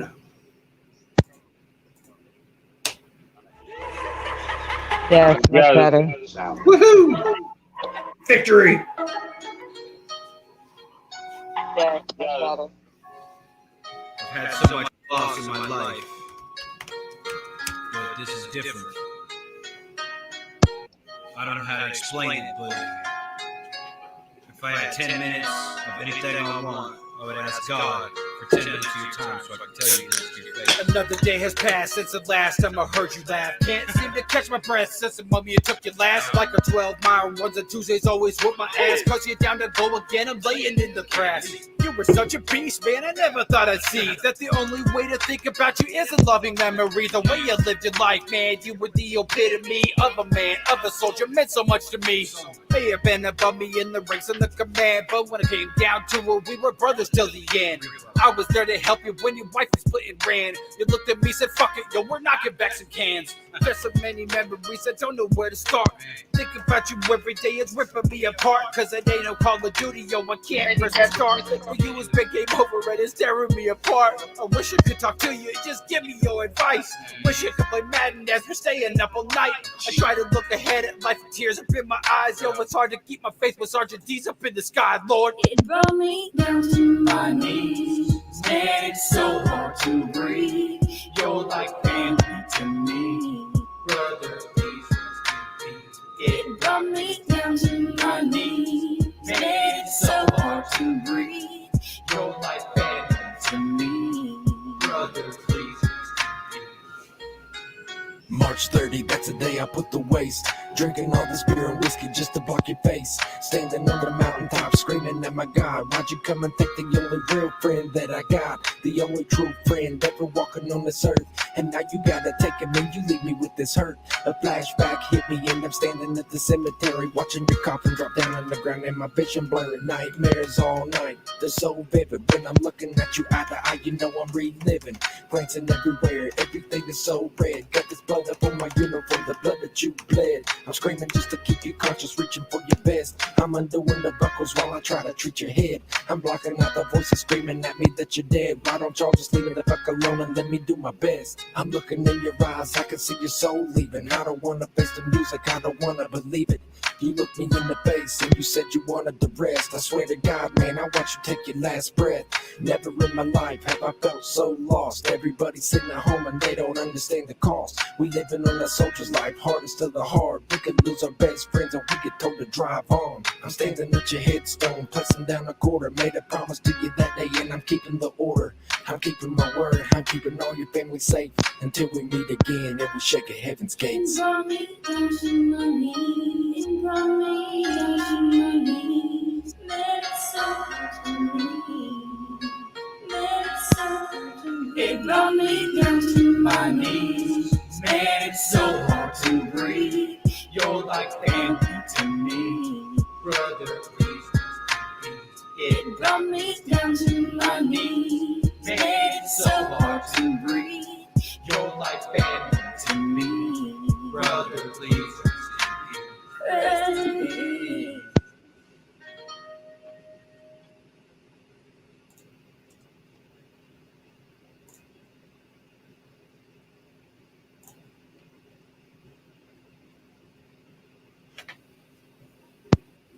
Speaking of that song, March 30th is coming up, and like I told Rain, I was gonna make sure he was solid on every year. So I'm still gonna reach out to him even if he doesn't answer me back. Hopefully one of us can get a hold of him. That'd be nice. Where's my dishwasher? Trying to fit shit. I know they need to make dishwashers like more. I don't know if more better is a correct word to use, but better. I Not a don't think I've problem, ever used MMC. a dishwasher. MMC, have you checked out my track, Fuck the VA? Have you heard that one? It's a great one too. It is a very nice song, and I got a lot of anger out when I made that one.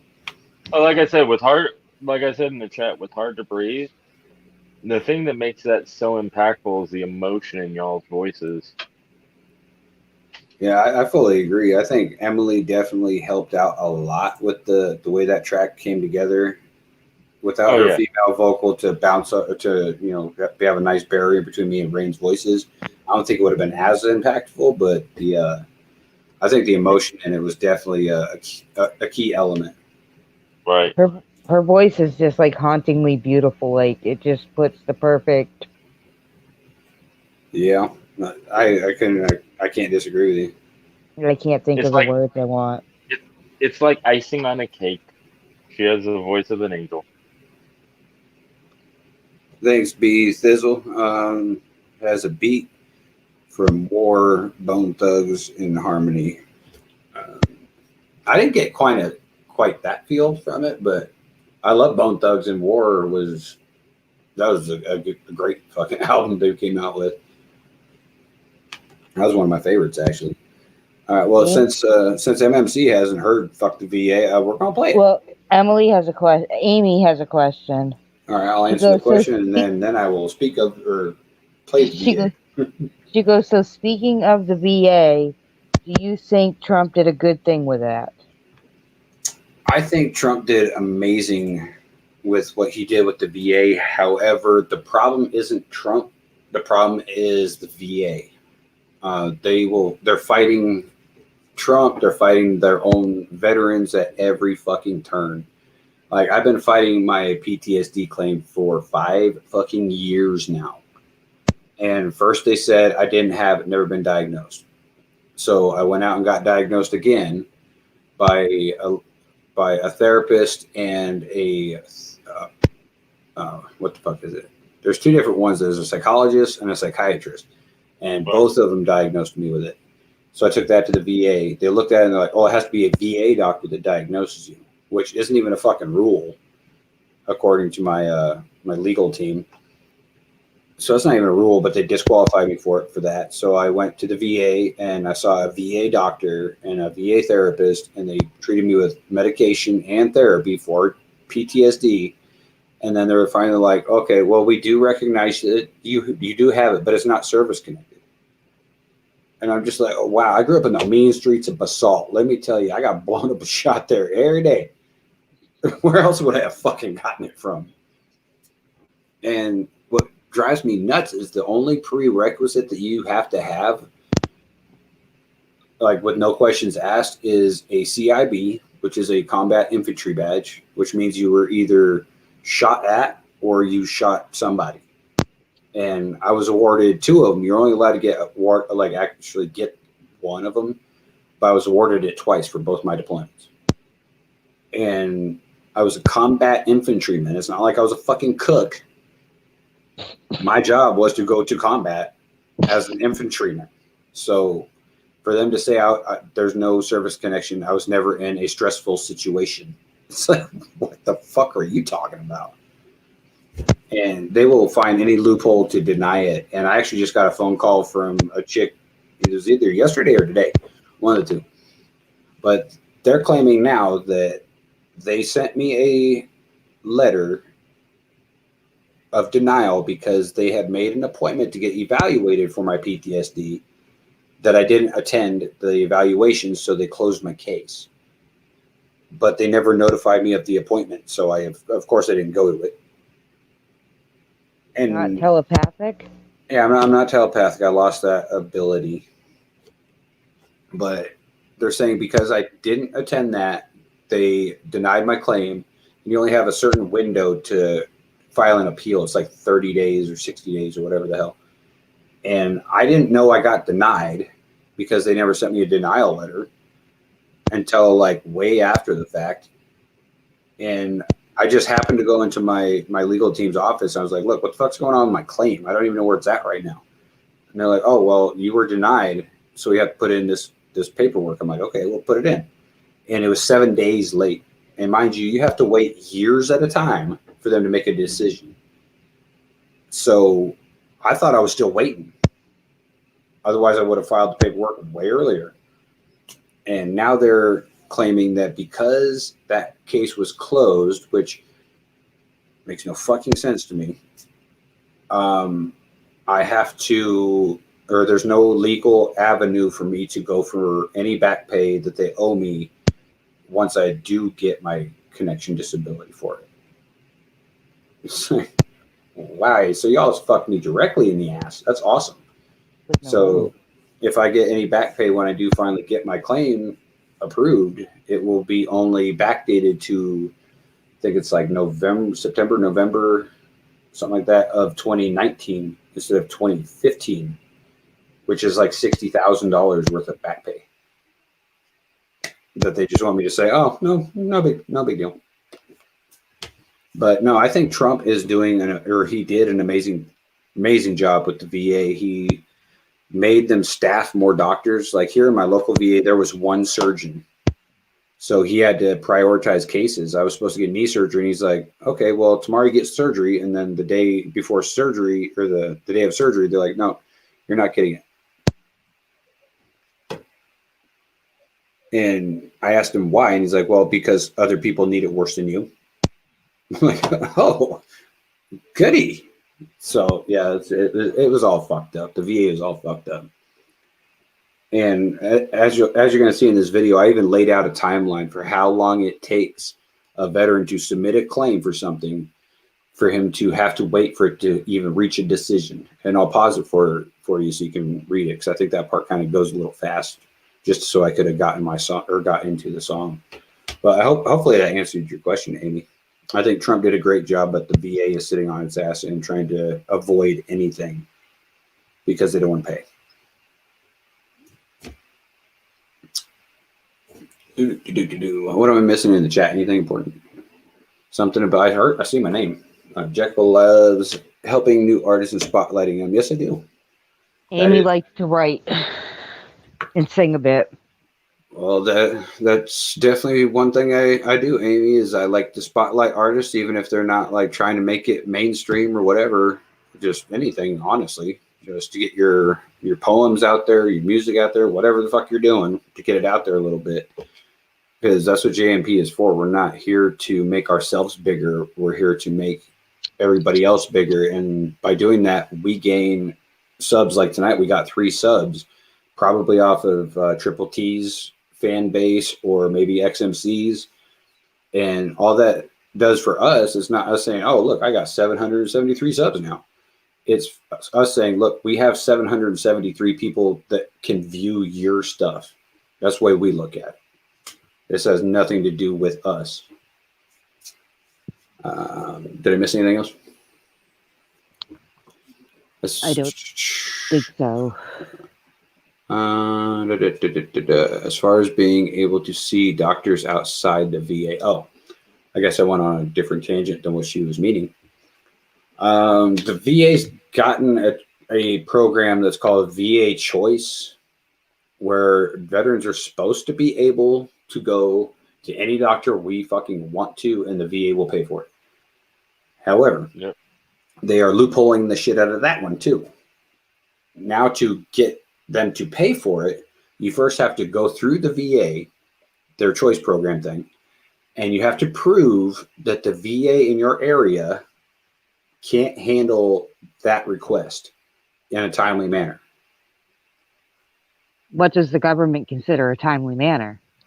I think it's if they can't book you in a, well, depending on what you're going in for. Like if you're going in for just like run-of-the-mill flu shit, you can go to the ER and the VA and they can see you. But if you can't like get an appointment with a main doctor or a neurologist or whatever for like, I'd say 2 weeks, 3 weeks or a month, I think now is the new norm because of COVID, then you can go see an outside doctor. But you have to prove that you've taken the steps to go see a VA doctor before they'll approve your request to go to whatever doctor you want. So it's still red tape, hoops, and bullshit. So I don't think that's gotten made much better because they're just finding ways to scapegoat every fucking thing. Can you hear me? I can, sir.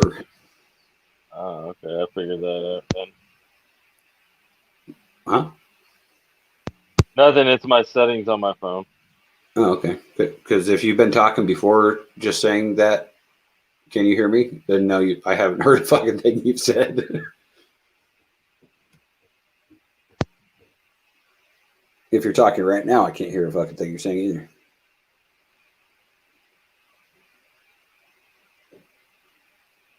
Can I hear Jess?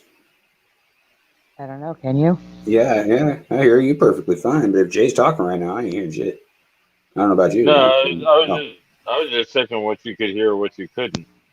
Oh no, I couldn't hear you before you said, "Can you hear me?" Yeah, apparently I had my headset muted without actually hitting the mute button. It was my volume. Hey, what's up, Dan? Yeah, I can understand like what Amy was just saying about her grandpa having to pay for his own doctor, because my grant most likely he served in Korea, so he was exposed to mustard gas. So his cancer that ended up eventually killing him was most likely caused back to that. But like he ended up having to, after serving his country, he had to sell off land to pay for his treatments because the VA said it's not service related. Well, get this one. Like the Agent Orange that I'm sure is attributing to what you're talking about. Our new Agent Orange is our burn pits, because apparently it's very bad for you and has long-term effects if you were near a burn pit or worked near a burn pit or were in a burn pit. And we had a burn pit literally 100 feet from where we slept for over a year at a time. And we had to burn our own shit in diesel. So yeah, we've had some exposure to that, but we have to prove that. Wow, we have to prove every goddamn thing. But I think the worst thing I've ever heard from any veteran when they're talking about the VA is this one gentleman I was talking to. he said that they had found out that he had cancer in part of his lower intestine, and he was rated at 100% for his cancer, right?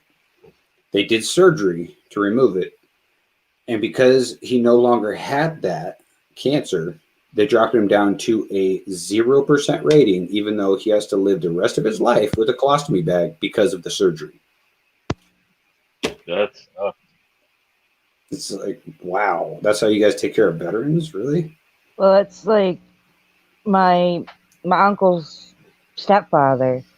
I don't remember. I'm not sure which war he served in, but he's currently in a nursing home. And when COVID hit, this is a man whose routine, my uncle's mom would go spend all day with him. Yeah. Because she just can't take care of him at home by herself. Well, when COVID hit, of course, all the nursing homes got shut down where you can't have guests, they can't leave. And so they went through the steps. They have to go through the VA because that's who pays for his nursing home. They went through all the steps to have him brought home. So, because who knows how long this is going to last and everything else. And the VA denied her claim to take him home. And they said if she took him out of the nursing home, the VA would never pay for any more benefits of his. That's ridiculous.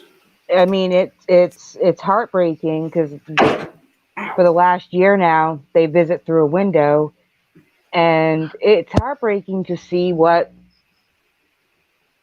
this country, I don't know, the people that are in nursing homes, they're not dying because of COVID. It's just sad to see what's going on, and their hands are tied because it's like, do you bring him home and then not be able to pay for any medical or anything like that because they've taken away all of his benefits? Or do you not be able to see him in order to keep him, with his medications and everything else? Mm-hmm. Yeah, they make the veterans' families walk that tightrope, which is bullshit. Yep. But let's see. I was gonna say I have something. a quick question. What's that? Are you taking reactions or are the reaction request closed? Because that's what's scrolling across the bottom. Reaction requests are closed right now, and then I'm going to shut this down, and then I'm going to open a new stream Million wants to know, that takes requests. do you know how to go about getting a OTH overturned because of PTSD and TBI?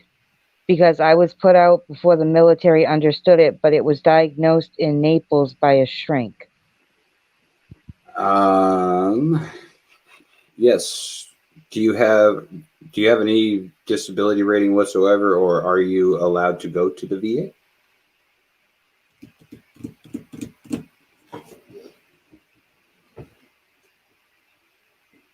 And all right, real quick before I start this video, I'm going to talk for a second about what Amy just said up there a little bit about the cancer thing with the person she knows. The reason I made fuck the VA is because for years I didn't know what was going on with my back. Nobody could tell me, and they did MRIs at the VA, X-rays, CAT scans, bone density scans, you name it, I fucking did it. And they kept coming back with all findings are normal when I talked to my doctor. They didn't say shit. And I requested my medical records from the VA so I could take it outside and get an outsider's opinion. I was reading through it, and it says my medical records from the VA. Says flat out right there in my records that they found a bunch of shit wrong. They're like, there was arthritis, bone fusions, bone spurs, and other bone abnormalities is how they described it. They didn't say shit to me. I didn't know shit. And when I had somebody from outside the VA look at this, they found out that it was cancer. So I had to get that taken care of outside of the VA because the VA didn't give a fuck. But they also want zero accountability for that.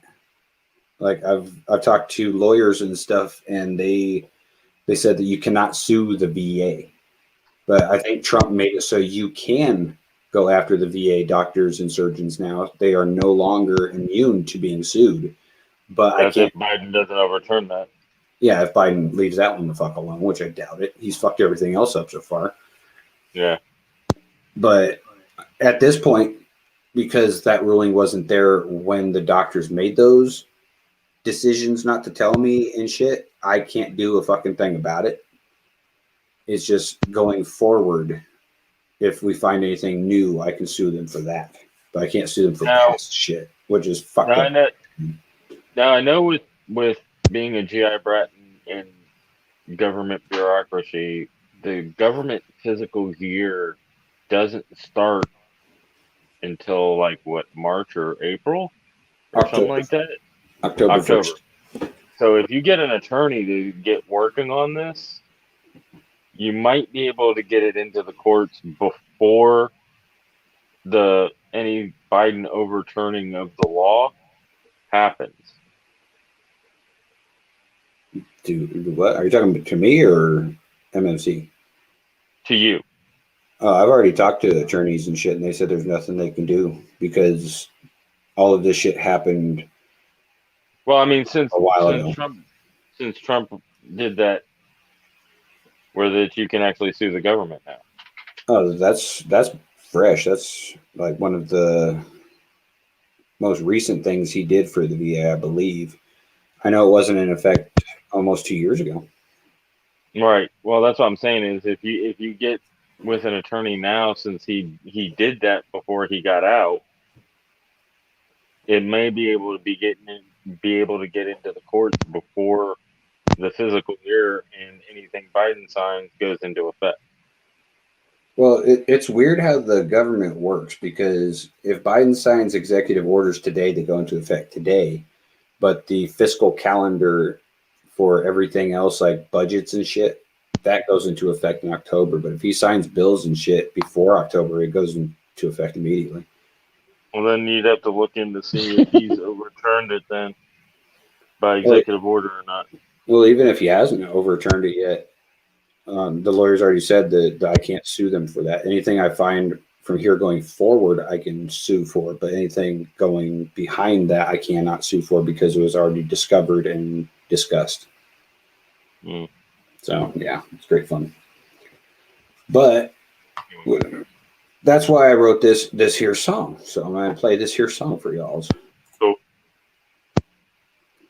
Maybe. Once again, if there's no audio, let me know. There should be because I haven't fucked with any settings. So, yeah. There's audio. Woohoo!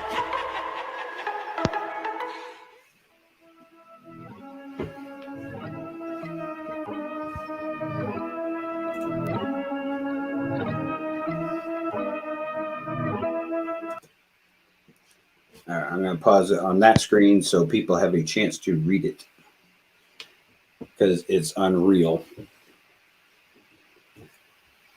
9 fucking years.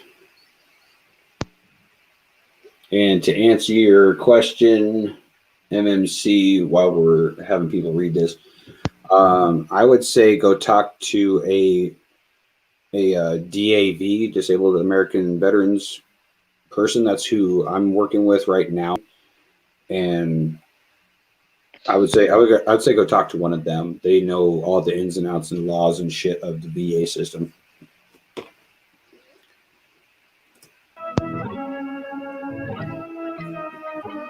You know, they say that the VA was set up to help the veteran, yet they're fucking the veteran.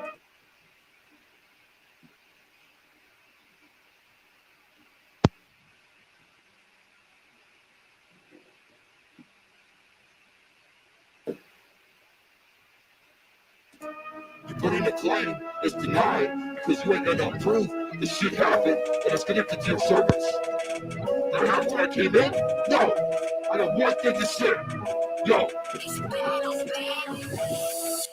Prepping for the war that I'm declaring on the VA. No matter what they do, no, it don't matter what they say. Casualty of wars, better stay out my fucking way. But the bullshit ass rules will no longer fucking play. Let's drop a little truth, yo, let's speak a little knowledge. I'm down that the doctors have even gone to college. Do so much shady shit they're never gonna acknowledge. It's like they do cast, no, they're never paying homage to the ones that sacrifice their body. Talk about the veterans. Some repress themselves, so you think the treat is better than your broken 10 bones. Well, here's a seed of benefit, amortizing CTs. What the fuck's the point of them? Study any, analyze, ignoring what you find. Got abnormalities growing on your spine, but we ain't gotta treat it, cause man, you gonna be fine. Any type of surgery will hurt them out of line. To them, I'm not a veteran, I'm just fucking number. Yo, I never sacrifice shit, I'm not 6 feet under. That kind of thinking is lightning with no thunder. Makes no fucking sense, way to kill a boy wonder. I mean, way to kill him now, take a kick back. You save a lot of money, and we're never gonna forget that. You might take some flack, and you're probably gonna get yelled at by his friends and his family. Surely you can handle that. All I gotta say, man, is fuck the VA. They some crooked motherfuckers, man, fuck the VA. All I gotta say, man, is fuck the VA. They some crooked motherfuckers, man, fuck the VA. All I gotta say, man, is fuck the VA. Fuck the VA, yeah, fuck the VA. Fuck the VA, yeah, fuck the VA. They some crooked motherfuckers, man, fuck the VA. Crooked like a politician, open pocket, hands are offended. Life is ended by your decision, roll the dice and see if he's living. Then they ask to do nothing, and in the end, you kill him, my friends. We ain't numbers for veterans, the same ones he asked to defend. Petition for devastation, and religious congregation, and the fucking Constitution, and the flag that should be waving. When you're not out there burning it, or steady turning it upside down, cause you're mad at a president. Let's get back to the VA, let's talk some shit that's relevant. Deny someone's claim when it really is quite evident. You hide shit for patients, it is to their detriment. We're not in a crowded room, let's talk about the elephant. Rather kill a soldier than to give him all his benefits. Not even up to doubt, and it really is quite evident. We're looking nowhere past it. You say we fabricated it and fabricated my CT. Man, it must be good at shit. I'm a made of elements, you saw up in my imagery. It ain't no hocus pocus, man, my name is Houdini. And I'm not the main character in the movie, now you see me. But I'm Jack Wild, I got you thinking that you beat me. Enemy of death sentence, telling me to ride a will. Thanks for the advice, doc, but I don't think that I will. Cheated death 11 times, I'm still standing here, and I'm looking you in the face, and I'm handing you the bill. Still refuse to pay for it, not connected to my service. Wasn't there, but I came in, and we're living by the burn. Pretend we use the JPA just to burn our own shit. So you tell me who the motherfucking culprit is. All I gotta say, man, is fuck the VA. They some crooked motherfuckers, man, fuck the VA. All I gotta say, man, is fuck the VA. They some crooked motherfuckers, man, fuck the VA. All I gotta say, man, is fuck the VA. Fuck the VA, yeah, fuck the VA. Fuck the VA, yeah, fuck the VA. They some crooked motherfuckers, man, fuck the VA. Decide upon the dotted line, yes, and bitch, you whine about the great medical. I was lied to at the time, cause I don't want the benefits. All I gotta say is this, if it's broke, to fix the shit. And if I die, the bury kids. Support this shit by taking a loot and it, no matter what we can do. You know, synopsis a lot like you, so it's been live too. When we did it to them, we'll do it to you. We know I'm ready to aim and shoot at every single motherfucking falcon that is blue. For those that don't know, Blue Falcon is a buddy fucker lying there and snitching down and shooting their brother just to get a little gain. Put themselves above the other. The other one's laying in bed with an employed soldier's lover. You're too old for this shit. But I'm not Danny Glover. I'm sending lyrical missiles, so you better duck and cover. You can try to take me out by setting your undercovers, but I'm not alone in this, cause I know so many others. Getting fucked in the ass with a sandpaper condom. Should have recruited all the soldiers if you never really wanted them. Out here committing suicide, the likes are at the bottom. Call me 007, cause I go with James Bond on them. All I gotta say, man, is fuck the VA. They some crooked motherfuckers, man, fuck the VA. All I gotta say, man, is fuck the VA. They some crooked motherfuckers, man, fuck the VA. All I gotta say, man, is fuck the VA. Fuck the VA, yeah, fuck the VA. All I gotta say, man, is fuck the VA. Fuck the VA, yeah, fuck the VA. Fuck the VA, yeah, fuck the VA. They some crooked motherfuckers, man, fuck the VA. All I gotta say, man, is fuck the VA. Fuck the VA, yeah, fuck the VA. Fuck the VA, yeah, fuck the VA. They some crooked motherfuckers, man, fuck the VA.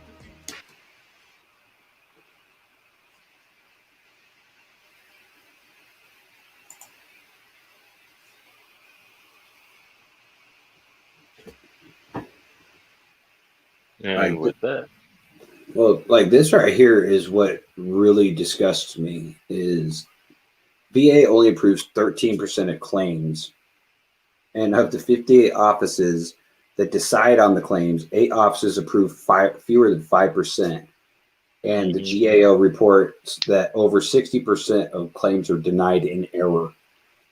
It's like they don't give a fuck, because if the veteran commits suicide, guess what? You don't got to pay him for the rest of his life. Uh-huh. That's why Or they if they die from their medical condition. Yeah. They don't give a shit. They're not the one going through this, the pain or the suffering or anything like that. They don't give a shit. Not to mention everybody that's out there screaming for socialized medicine. That's what you have to look forward to. Yep. If anyone wants a government-run controlled healthcare system, look at the VA and how it's ran, and that's your future. Welcome to it. Yep. Amy liked your sandpaper condom. That's basically what it is. Getting fucked with the sandpaper condom. It's not gonna feel good.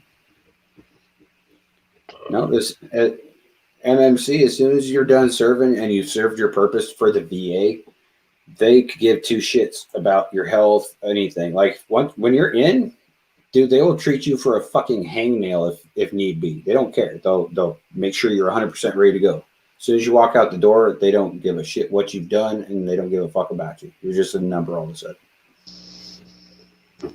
Which I think is fucked up. I mean, they say that those who serve in the military are 1% of America. That's it. Only 1 fucking percent of Americans will serve willingly. Well, I guess I should say there's probably a little bit higher percentage because there's some out there that want to serve, but medically they're not qualified because whatever pre-existing condition they got. Right. But and they don't know to lie about it. Yeah, and they don't know just to keep your fucking mouth shut. But of those that can serve, only 1% of America will actually serve, and we're treating the 1% like shit. That's disgusting to me. I think It also. Go ahead. I think they said at one time, I can't remember. This was early 2000s or late 90s, but at one point, it could have been even as soon as the mid 2000s. But like 80% of homeless people in this country are U.S. vets, military veterans. Yep, and which if I ever win the whole big almost $1 billion fucking jackpot lottery thing, which I was only one number away from, which pisses me off still. Mm-hmm. I'm going to set aside a good chunk of it to help homeless veterans get off the damn streets. I don't care if I got to buy houses for all these people or fund housing or what the fuck ever I got to do. I don't know the logistics of shit. I know houses cost a lot, but see, something that really aggravates me is around military bases, there's always sections of military housing that goes up on the free market for the private sector to buy the land and do whatever they want with it. Yeah. Why don't they just convert that into veteran housing? Yeah, there's a lot of things they could do like that. There's no profit in that for them. Yeah, and unfortunately, like, I'm not going to say all veterans are completely guilt-free by any means. I know a lot of horrible veterans that don't deserve shit, in my opinion, but there's a lot of homeless vets are out there. They're homeless because they got addicted to heroin or drugs or whatever. But like Amy is saying in the chat, that's the VA's answer for all of our shit is throw pain meds at it or some kind of medication at it. Mm-hmm. And if you do that for long enough, you're going to get addicted to shit. And then if they take that away for whatever reason, or this just stopped working because they've been on pain medication and opiates so long that it doesn't fucking help the pain anymore. So they have to keep taking more and more and more to the point where they turn to heroin. That's kind of it's not a self-inflicted wound in everybody's case. So people say, "Oh, you're homeless because you're a fucking junkie." Well, who made me this way? I wasn't like this when I got out of the fucking army, the military. Yeah, and we went into a lot of in depth about the mental health side on a previous episode we did with the military. On that being said, I don't remember. You're gonna have to remind me what I said or what we talked about. Well, Well, you and I and Hayden, we were all talking about, and there were some others. We were all talking about how, um, when it comes to the mental health of vets, and I had said that I think that they should start recruiting psychologists to the VA to help with you know the PTSD and things like that, so that they don't have to go on drugs. Yeah, I fully agree. Fucking A. Like they kept trying to throw drugs and shit at me for the PTSD they say I have, but it's not service connected. So why they treated me with drugs and therapy for a service connection or a non-service connection thing, I don't know. Because they're not supposed to do that, but look, none of it worked. MMC said something, and it's like, or gender fucking surgery. I have to agree. You need a knee replacement or back or whatever. Fuck you. You go to the end of the line, but you want new tits and your dick cut off, you get to the front of the line. It's bullshit. Yep, Well, government that's politics. PC culture for you. Yeah, And with the VA, something that I've seen myself is it also depends on what branch of the military you served in. Like here, where we are, being around a big military base, and then there's the CB base one city over. The VAs aren't real bad. It's mainly bad to people that were non-vets and prior. The people that were in during the 80s, 90s, and 2000s, they get seen at the military base instead of the VA. Huh. And they get their prescriptions and things like that. Because my parents, anytime my dad has any kind of medical issue, he goes right to the military base hospital. He doesn't go to the VA. Yeah, I guess people could do that because they got the military IDs and shit, or the veteran IDs, so they can get on post still and be seen at the doctor. Yeah, and they do have to wait and let active duty go first, but they usually can make appointments and get in rather easily to be seen for any issues they have. And like I said, my dad's been hospitalized a couple of times, and he was there at the base. I had to get my mom to get me on base to go visit. Yeah, you try and get the VA to do anything in my local VA, and what's stupid is there's one VA in my entire half of my state. So that means people from like Denver and shit would have to go to a military base, or they would have to travel all the way to my VA, which is on the other side of the fucking state, and they expect veterans who are fucked up or in pain to get into a car and drive for 6 fucking hours, and that's okay.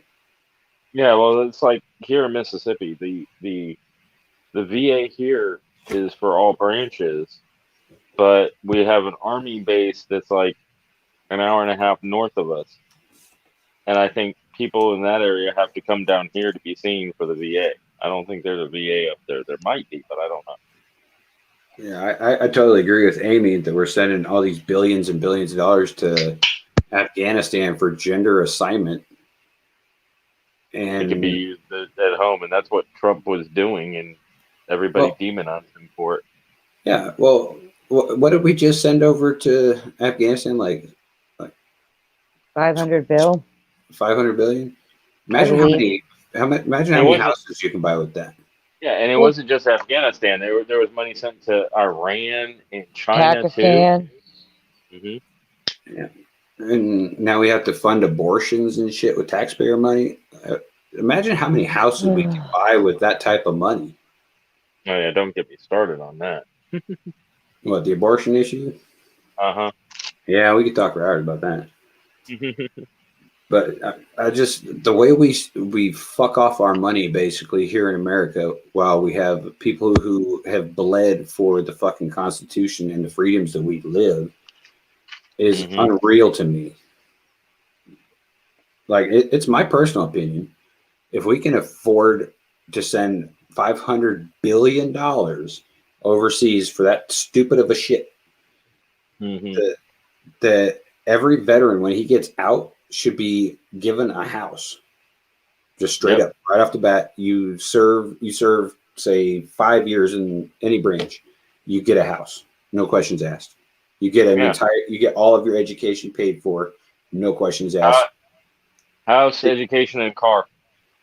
Yep, house, education, car. I like that because the Montgomery GI Bill is great, but that shit runs out quick. Mm-hmm.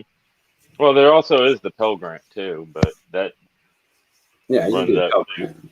Yeah, you can get the Pell Grant and the Montgomery GI, which I had both when I was taking college classes. But what's really fucked up about that system is me having PTSD. I can't be in big crowds, so me going to in-person learning in a college is not going to fucking happen if you expect me to pay attention to the teacher.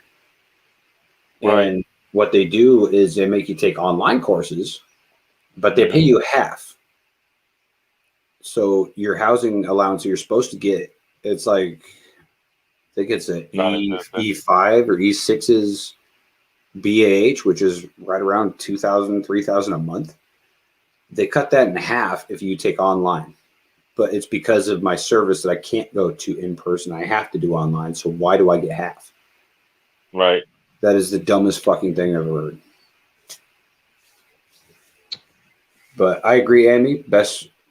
Trump is the best president ever. And I don't know if you were here for the opening speech I gave for this show. I find it fucking hilarious that President Trump, even with all this impeachment bullshit going on, and everyone's like, oh, he lied about the election being rigged. No, the fuck he didn't. Because it's plain that they violated the Constitution, which is rigging the election. You have to be dumb, blind, and stupid and dumb to believe the actual election was what it was. That, oh, we just stopped in the middle of the night and Trump votes went down and all that came in were Biden votes. Yeah, or that Biden from his basement, not doing any sort of canvassing or anything like that, got half of America's votes. Right, you saw the rallies. Yeah, there's like 10 people in that motherfucker. Mm-hmm. But even still, with all of that going on, and all of the people like the dude from My Pillow is getting fucking crucified for even voting for Trump. The GOP just released a new poll that said that Trump is the front runner still at 98.6. His closest opponent is 0.02. The closest point doesn't even happen a 1%. Well, that's the whole reason they're going through with the second impeachment, is to try to keep him from being able to run for public office again. Oh, 100%. They're afraid of Trump. But like people have sworn for years, like the justice system is unfair. It's against you. And this is a prime fucking example of it's not just bullshit that people are crying victim when they're up against the legal system, because look at what they're doing to Trump, who was the president. They don't even, like, the media won't even call him former President Trump. It's just Trump. Yep. Everybody else is former. But look at, they're going with an impeachment that should have never happened because he's no longer in office. So therefore, you can't impeach a president that's not in office. So they're changing the rules as they go to railroad the person who was the president of the free world. So what would they do? What can they do to a normal person? Well, that, and there was no due process at all. And I was trying to make this argument with an old buddy of mine from the Army. I served with them. And I told him that, look, they're setting a bad precedent by going through with this with zero type of, standards evidence or witnesses or any due process whatsoever. And it's a bad thing, because what happens if I get pulled over by a cop tomorrow and there's no due process and he arrests me and convicts me without even having a trial? He's like, well, that's different. That's completely different than a criminal proceeding. It's like, okay, well, check this out. If they can do this to the fucking president and take away his due process, think they can't take away yours? That's what the conservatives have been talking about. Like Crowder did the impeachment live stream, and they actually put up on the screen one of the Democratic representatives talking about the Constitution in a section of the Constitution talking about impeachment, and it literally said that the only thing you can do to a sitting president is to vote to impeach and remove, well, to impeach, which will the only thing you can do is to have him removed and bar him from any further public service.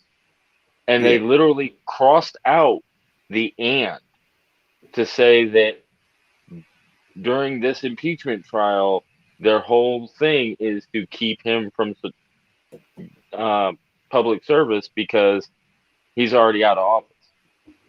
Yeah, they were trying to argue that point. I've been watching that fucking the proceedings so far, and it's just mind-boggling because they're trying to do a play on words and bend words to different meanings and shit. And like the word shall means shall, which means you have to fucking do it if a court says so. Right. And the word "and" implies this and that have to happen.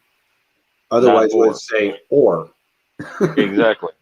So they're just fucking with everything, and it makes no sense because even the what the hell is his name? I don't know who the Chief Justice is. I don't know him by name.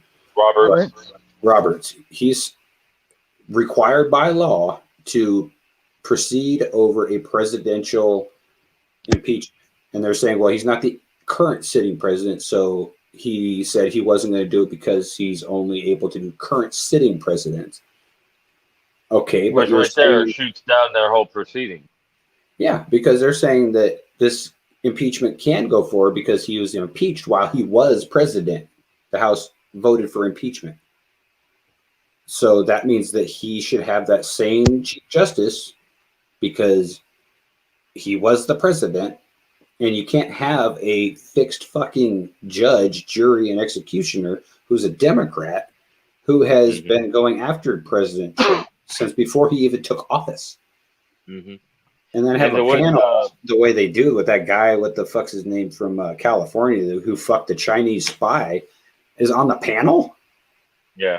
What the fuck? And to what Jess was saying about proof that the system is rigged, just look at Kamala. She actually kept innocent people in jail so that she had slave labor for her state. But I'm supposed to be impressed and proud because she's a woman and vice president. And black and apparently Native American and Eskimo and everything that happened to Martin Luther King happened to her, apparently, I guess. Yeah.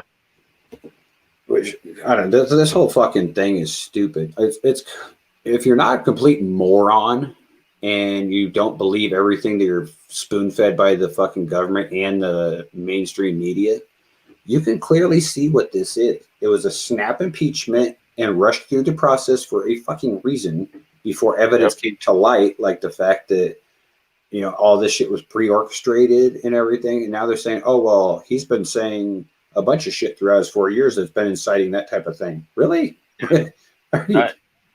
That's what you're going with? It makes no sense at all. Amy said, I'm scared to death what's going to happen when the George Floyd trial starts in March. Being in Minnesota where all the fires started, I literally used to live 2 blocks from there.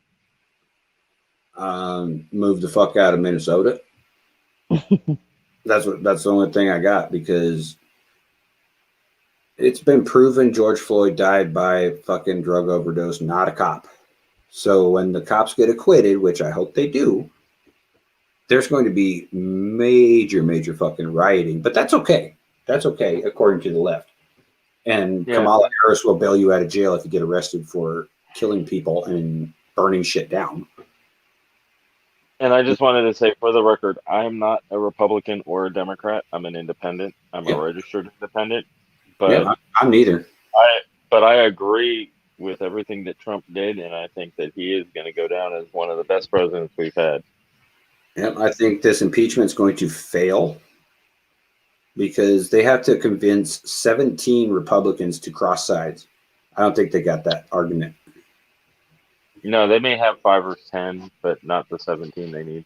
Yeah, I don't think they got enough. Like the fucking stupid Liz ass Cheney needs to get shot in the face. But then again, I also didn't Hypothetically, think Trump was for the going to lose. FBI that's now listening. No, fucking literally, she needs to get shot. I didn't say I was going to do it. She just needs it. It's just karma. But like I said, then again, I also thought Trump had no way of losing, and they say he lost, so there's no telling. Well, let's look at the reason behind why he lost, and lost They in all stole of the these election. states. Well, that No, I know that, but I'm just saying, we think that they don't have the 17 votes from the Republican side, but there have been Republicans that have been siding with them to get rid of Trump. Yeah, but they can't stuff ballot box on that side though. You don't know that. They might be buying people off with Biden money, who's now writing. The rich and powerful will do shady shit. Yep, and that's just a fact of life, I guess. But for you to tell me with a straight face that half of America voted for a guy who is clearly in bed with China and didn't campaign at all, has been a senator for 47 years and hasn't done shit. He Racist as fuck. Racist as fuck, blatantly racist. Also colluded with Russia on top of colluding with China. Yep. And everything they blame Trump for, he did. Covering up the fact that his son is a pedophile. Yeah. And on top of all that, he's a fucking moron. He doesn't even know who he is or the fact that he's running for president. It's not necessarily that he's a moron, but no, he's a moron. A lot of people think that he has dementia and he's being used. No, but the thing is, I went back because I thought that too. I'm like, well, this is sad. But I went back and looked to when he ran, because this was the third time he ran for president. Mm-hmm. The first time he got disqualified or stepped out of the race for plagiarizing a Kennedy speech. Mm-hmm. Second time was something else. But listening to him speak over the years, he's always been this fucking retarded. He's dumb. It has nothing to do with dementia. He's always been this way. Well, let's play devil's advocate, though. Say he is suffering from dementia, which would be so poor, pitiful thing at this point. Who the fuck would vote for a man with dementia? Yeah, you don't want somebody that. Yeah, you don't want somebody that doesn't have complete grasp of his mental faculties to have the nuclear launch codes. A man whose name is probably written in his underwear now has control, to nuke half the world. Yeah, and like the arguments are so absurd at this point that, like, okay, let's examine why he was even nominated by the Democrats in the first fucking place. Is because he wasn't as crazy in the public eye as, say, Bernie, but he wasn't Elizabeth Warren. Yeah, or Elizabeth Warren, but he was still left-leaning, radical-leaning, so that, it made the Democrats happy. And they're like, okay, let's play this guy. The far left, like AOC's crazy ass, who's doing this poor pity me thing, where she wasn't even near the fucking rioters or the bombs, but she claims she was about to die by a guy creaking through the door or what the fuck ever. She's just an attention whore. Yeah, she's an attention whore, but she's so fucking out there that she thinks cow farts are deteriorating our ozone. And you got that far left radical side who says, okay, Biden, I will support you and I will nominate you and I will push you forward if you do us these favors down the line. But everyone else did that on the Democratic side too. The ones that are more Democratic conservative did the same thing. And that's why he's having a hard time even being president right now, because he owes everybody in the Democratic side favors that contradict with each other. Mm-hmm. And anybody that hasn't, I suggest you go read AOC's Green New Deal. No, thank you. It's literally 5 pages long. Wow. Even Crowder actually read it on a live stream. Wow, she put some fucking serious thought into that, huh? I think I would rather read the Twilight series. I've had my nephews write longer essays for school than the Green New Deal. like this is kind of off topic, but not really. This whole fact checking thing that's all over Facebook now is gotten to the point of absurdity. Like, do you guys watch Graham Allen, Dear America at all? Sometimes, yeah. He did one today where the fact checker, like, he was arguing about Cracker Barrel being racist and their barrel and their whip being racist, and he fought for Cracker Barrel, saying that's not what that depicts at all. It's a barrel depicting the old days where you could go into a Cracker Barrel and there was soda crackers in there. That's why they call it Cracker Barrel. And that's not a whip on their logo. He said that, and the fact checkers fact checked him and agreed with him that was accurate, and that whole Cracker Barrel thing's been debunked as being non-racist. So they fact checked him to agree with him for fact checking somebody else, but they fact checked him for fact checking them. It's like, what? It's like, oh my god! Yeah, we can see you, MMC. I don't know who timed you out. But, there's nobody in the chat that has a fucking wrench except the three of us, and I didn't do it. And I'm not even in the chat. I didn't do it. Because I found out if I'm in the chat while we're talking, y'all can't hear me. Yeah, I have the chat pulled up on a separate phone because every time I hop from there to like talk in the chat, I get kicked from here. Get kicked. See, I don't get kicked, but it's one of those things of, for some reason, it mutes me whenever I go to the live. Well, I'll have to go to the moderators that I got listed on my channel and take away everybody's wrenches except for people who are involved with my shows, like you two. And that way, if somebody's lurking in the shadows like this, it says 7 people are watching. Only one person's in the comments talking. That's Amy. And Million's here talking. And I don't think he fucking timed himself out. And I took off the bot, so you can cap and curse all you want.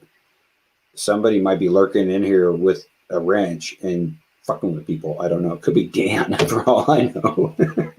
No, he doesn't have a wrench. We know, and we also know that Hillbillies had that where if he's in there trying to give the view and he puts his phone in his pocket, it'll accidentally time somebody out on accident. Yeah, well, Jess just sent a DM to my I'm messing with the wrong mouse to my Discord, and I think that might explain it. Maybe the person I was just talking to you about last night, Jay. Yeah, I kind of had my suspicions on that too. I'm gonna check to see who's even a moderator on this fucking thing, because I don't even know at this point. I give my wrenches out freely. I'm a wrench whore.